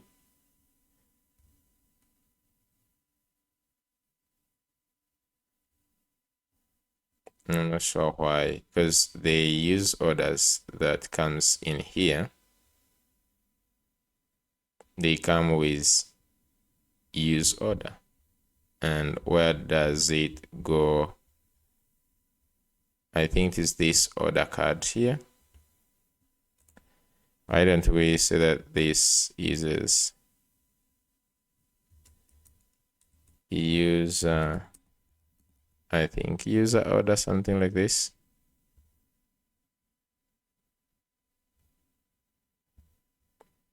Then the order here in the invoice. Let's go to the invoice PD. It just like created it. I think it passed in the ones it wants.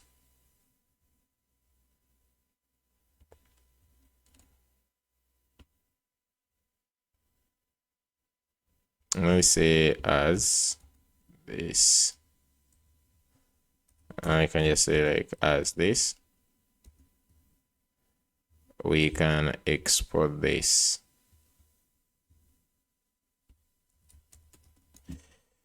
And let's use it here.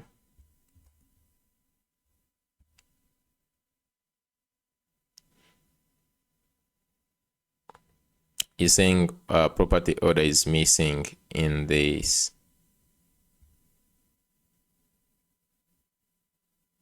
Okay, I'm just going to say as any for now.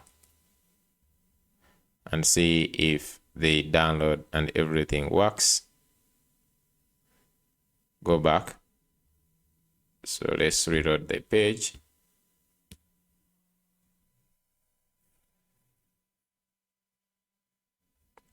And let's download the invoice. Okay. I'm just going to see here that invoice view. Okay, nice. Or the items total. Okay, so that I think this looks okay. Bill to this and this the has this order number and then the date. Yeah, this one is okay for now. Okay, so I think that our app right now is really mature right now. The only problem we have now is we can deploy the front end. The backend has one error that I have to fix in here. Let's first see if I can fix it and work on deployment. This was customer orders. Let's see what is the problem. So the data are incompatible. Name is not assignable type. This type nar is not assignable type. This. So where do we have nar?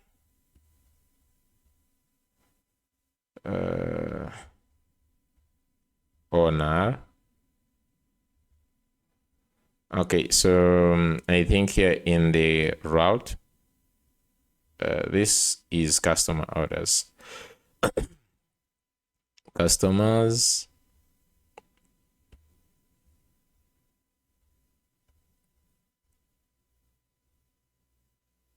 Customer orders. So in the response here, we have this customer schema. Let's see what is. Okay, customer orders. We actually return these nar.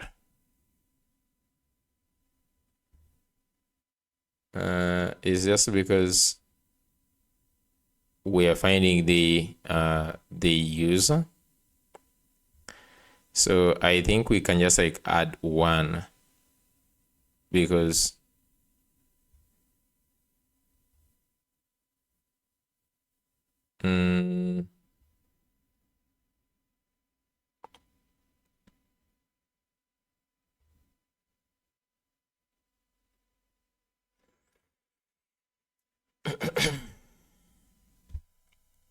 we can just like go maybe to this route.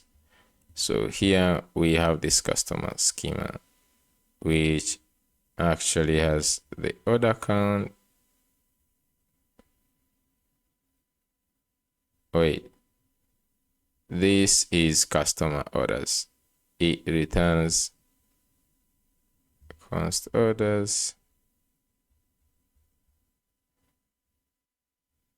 So here we get Prisma, and then where we select this, select orders and everything. So here we return the these orders or nar.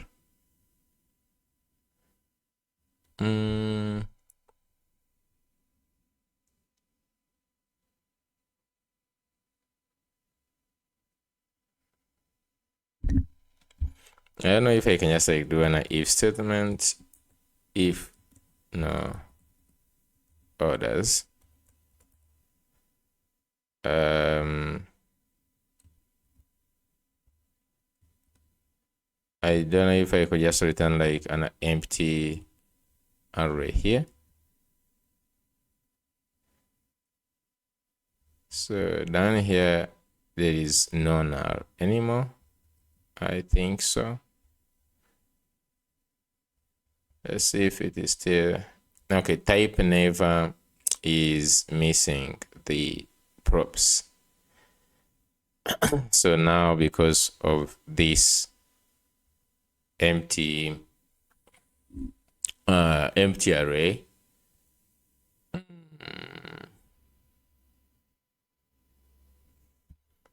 okay, the easiest way I think we could just also just come here in the routes and I don't know.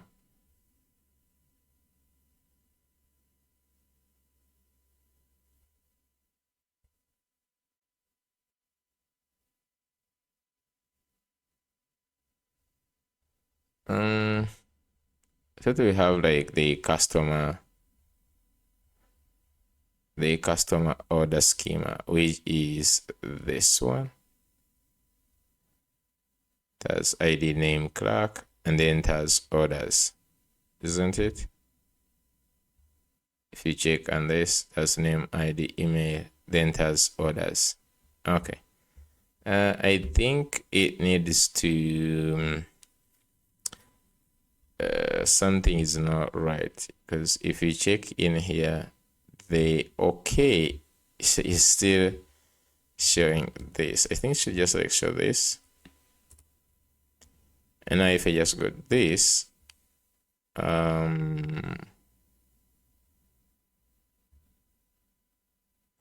can chain dot object also, I think here the optional and dot variable, I guess. Let me see. Like this customer order schema can be an object, but it can also be null. Okay, let me just go ahead and remove this.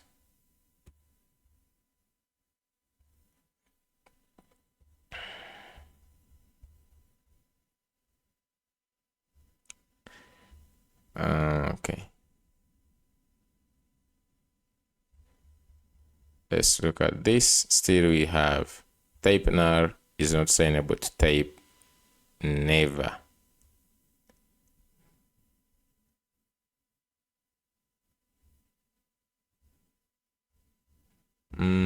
So where do we have never?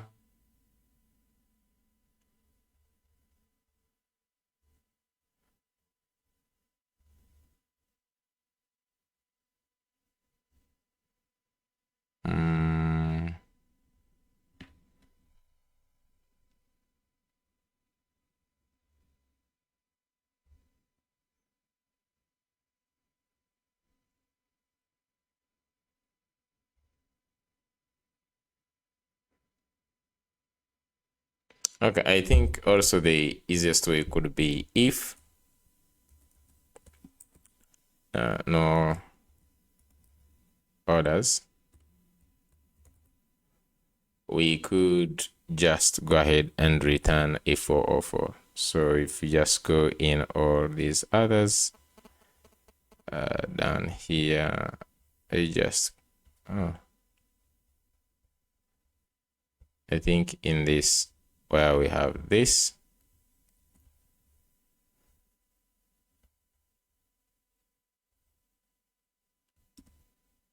okay, just say if no orders, just going to return this. Okay, they're not found. If there are no orders, and means like this now has no null, and the only thing that we just do is come to the routes.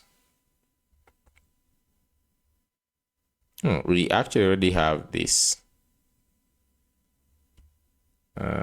So now what's the problem?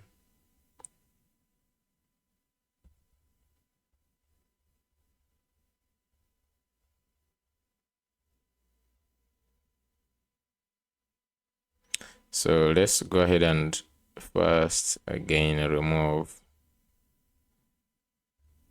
customer order schema. Let me remove this now.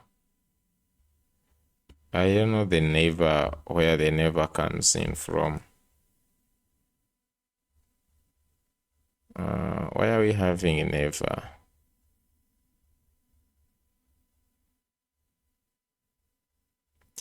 We have this, everything, and then they're saying isn't enable type neighbor. So where do we have neighbor?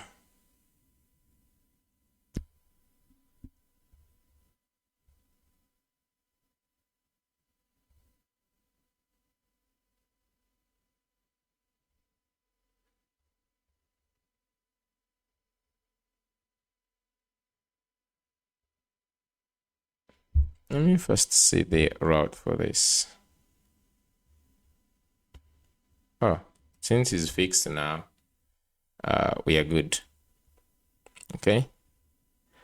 So I will start by deploying the API. Okay. Say git dot. I'm just going to say git commit completed front and API. So, and then git push. Okay. Let's go to the web. Git. Okay, just go ahead and just copy this command.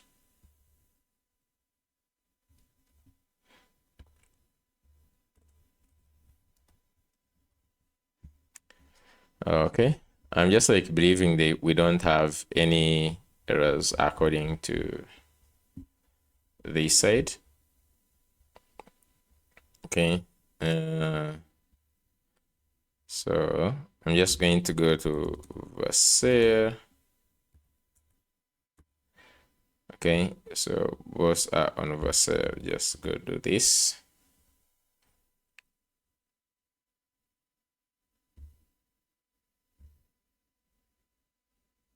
Okay, so we just have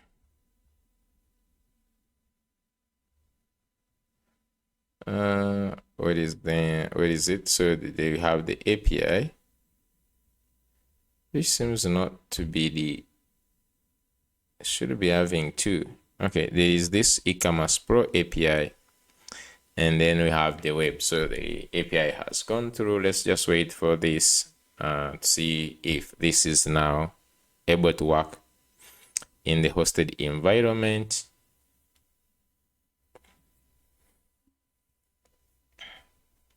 So meanwhile, I'm just going to go ahead and get the hosted one.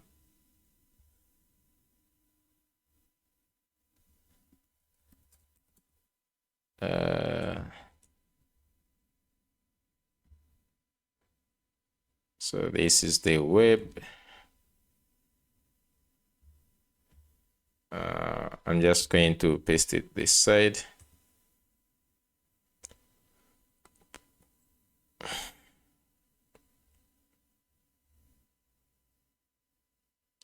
Okay.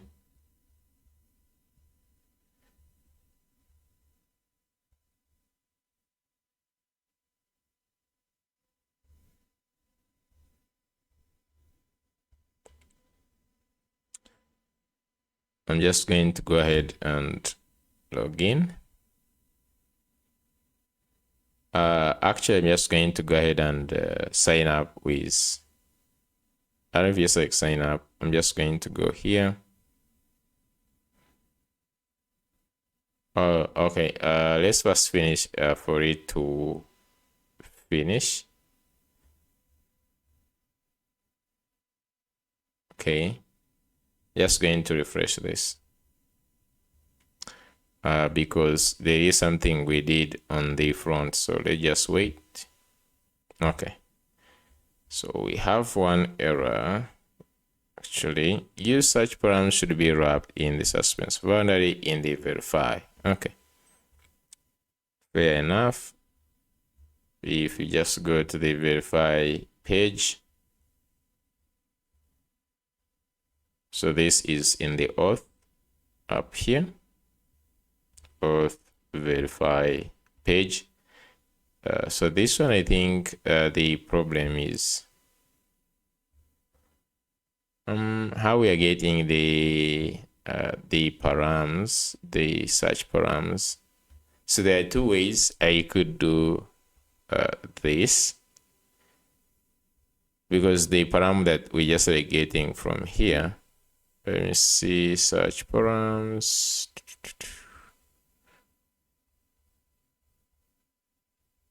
Where are we using these params?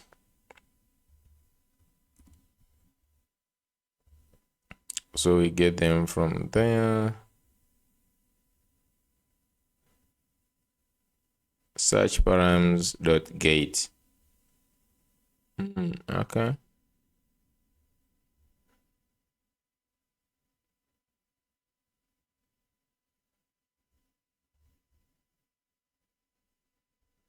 Okay, so the easiest way would be is I can copy everything like we have here, copy everything, and let's create a component here.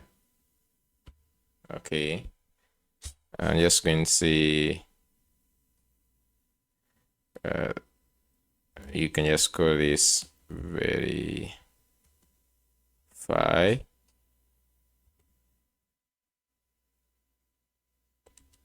I'm just going to say verify user dot tsx, and you can just go ahead and paste everything in here.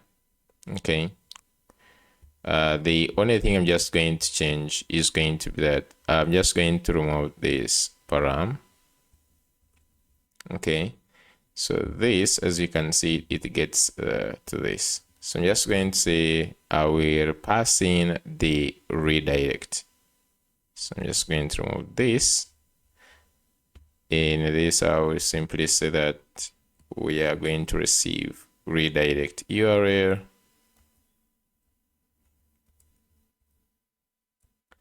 It's going to be a string, just like this.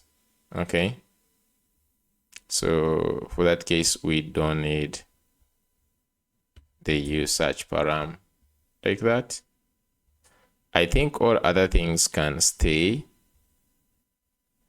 So now you can just come back, get this, and in the page, just do RFC.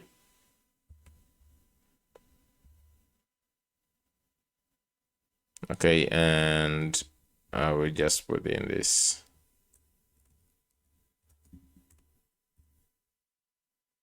And let's go ahead. So now in this one, we can just get the params. So if we just go to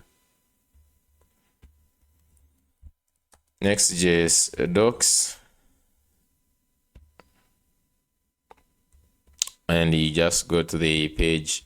I'm just going to search here. I can search params and just scroll down to where we have page here. So if you look at these, this is how we're just going to get the search params.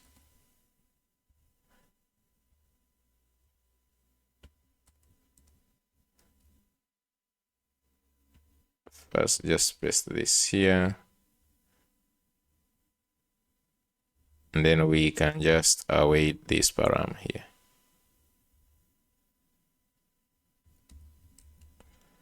So we can just get the redirect. So here, I'm just going to go to this verify page, get this.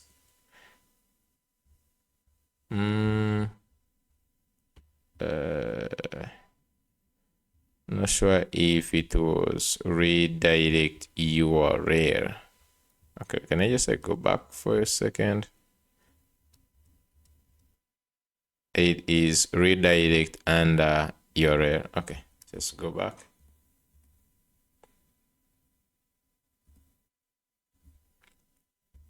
So here is redirect underscore URL is this, and now we can just come and say that redirect URL is equal to redirect this one.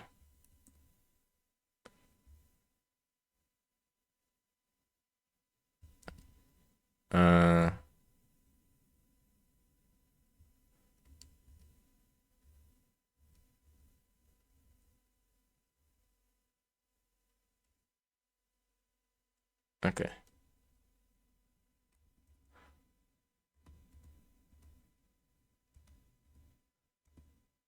Okay. You don't know where I missed the commas. I'm just going to first of all make this async. Okay. Remove this comma. Okay, so this has to be a string. I'm just going to remove key as a string, just like this.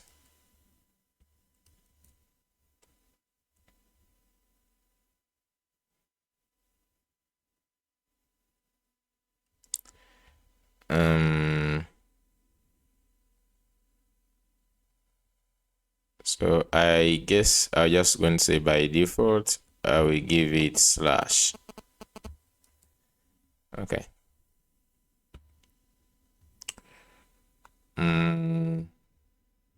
So I think everything should still be okay. So we can push. I'm just going to go ahead and try to push, but we can also just go ahead and build. So I can just go to the web, stop, and we can just say run build. Just like this, and we just look at the errors if they exist. So, but I will go back here and wait for the build.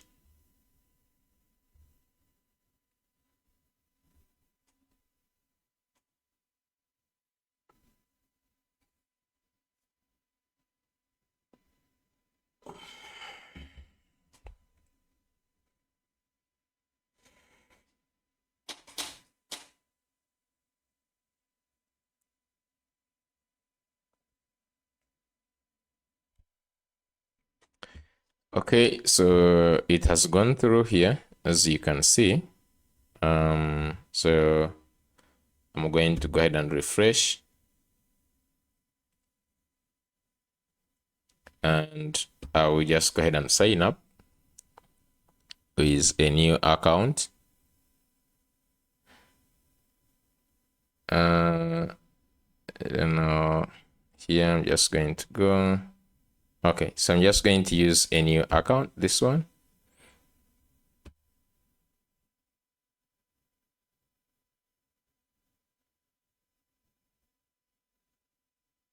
Okay, you don't know if the user was created we'll find out.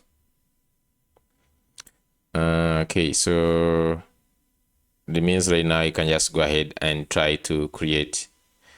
So let me first go here and I will just clear these ones. Okay, we just simply clear these. Let's go back shopping. Just go view all. And I'm just going to go ahead and get this offer and this trouser. Go back here, and so we have 2 items. Let's proceed to the checkout. Okay.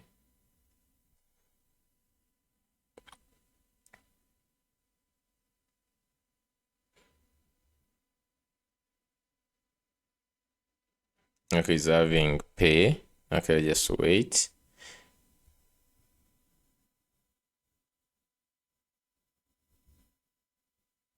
Okay, so let's go here. I will just add the card for 2, for 2, for 2. I'm just going to go here.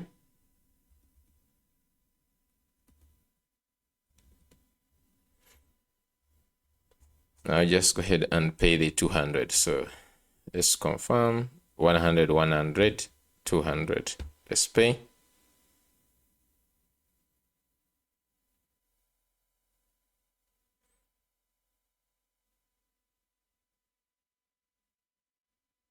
Okay. Payment confirmation pending.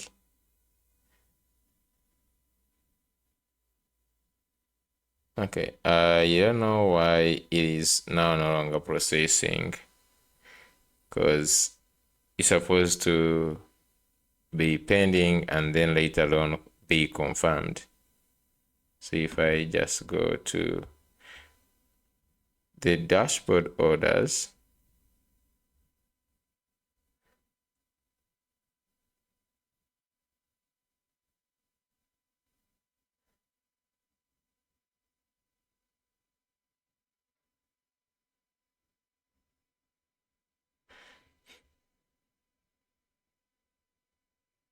okay. Error loading orders, an error occurred in the server component. The specific message is omitted.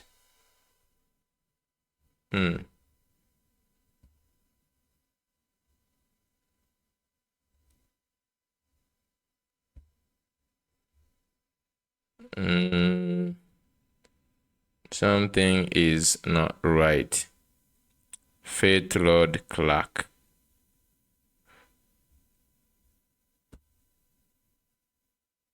Failed to load clerk.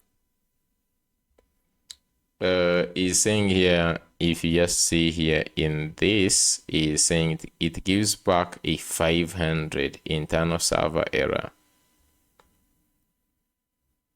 from this API.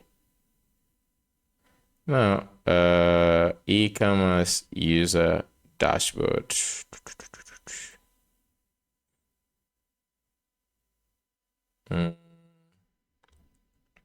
Let's first go ahead and confirm some things. I'm just going to go to this one step at a time because something is not right. Let's first of all log in using my account of admin.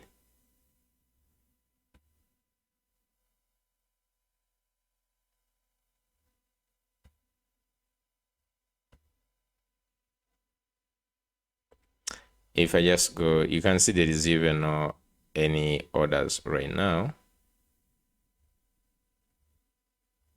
If I just go to users, first of all, the user was not created. I think that's what the first problem is.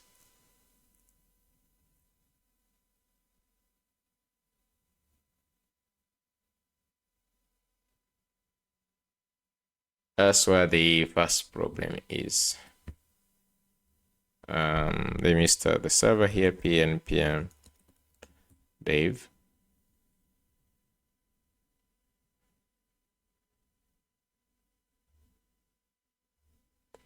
Let's go back to localhost 3000.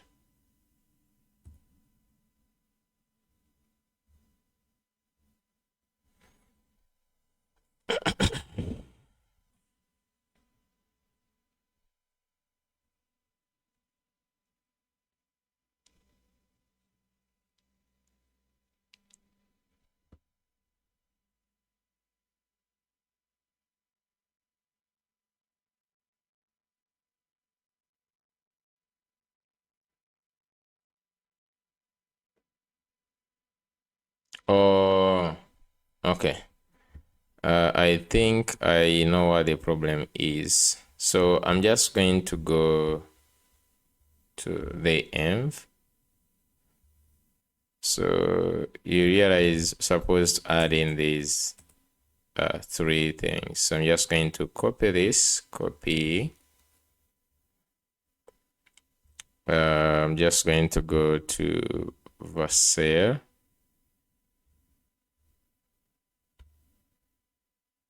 Settings, environmental variables. So we already have these. I can just simply first of all add them here. They will add only one. Oh, they actually added all of them. Let me see. So next public sign up, fallback, redirect. So I just want to remove this. First to remove.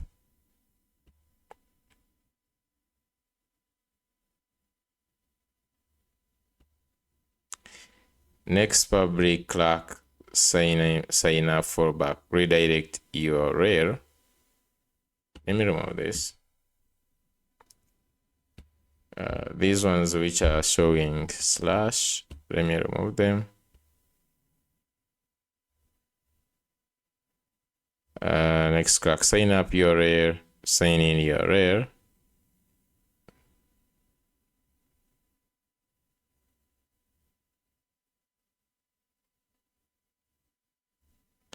Okay, so let me paste again. Add.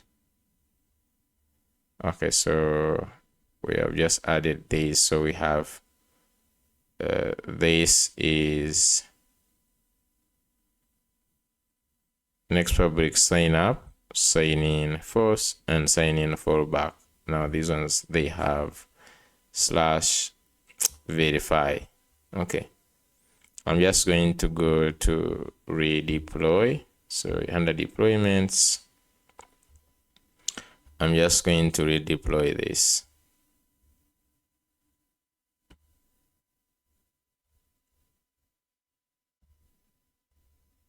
I'm just going to redeploy this. Okay, let's give it some seconds. Okay, so it just went ahead and deployed. So I'm just going to again go to the deployed version. So let me copy this URL, bring it here.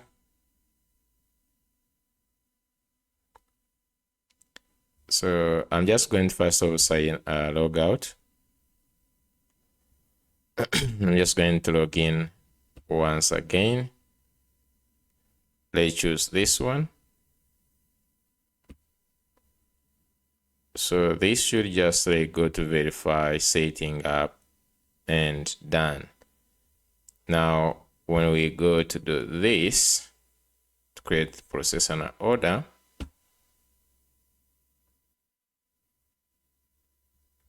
let's put the card. First of all, we can actually confirm at this point that the user has signed up. Yeah, so you can see the user is here. And let's go ahead and now 424242424242.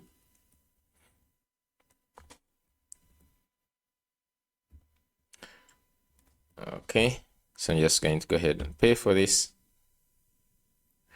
Yeah, so you can see payment fully confirmed.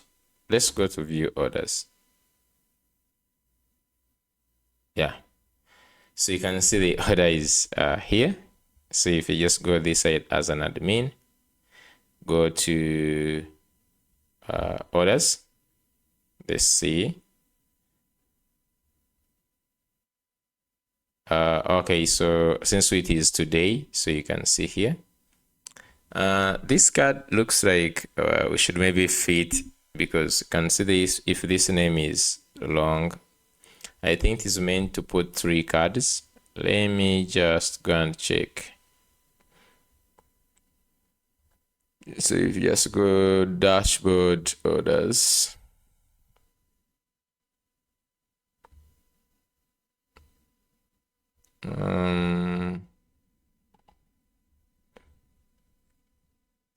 stats cards. So here we have the stats, we have the filters, we have the order grid. So this has grid 2, grid 3. So we could just like simply add 2 grids only, just like this on MD. And I'm just going to go ahead and push this. Okay, it's going to go ahead and push that, and they be 2. So now if we just say in last 7 days, they should show 2 orders from these 2 users. Okay, and if these users go this side, consider this person looks at the order. You can just look at the succeeded like this, or failed, and then here you have unpaid and all orders, which is only 1. You can download his invoice, which is we can also confirm that here, and the order is really nice. Okay, so that is the app. So thank you so much for watching this episode. So the next time we're just going to be actually implementing all these inside the mobile app. Right now this one is done. You can just like move from here and add more details. Okay, yep. So thank you so much. I will see you in the next one.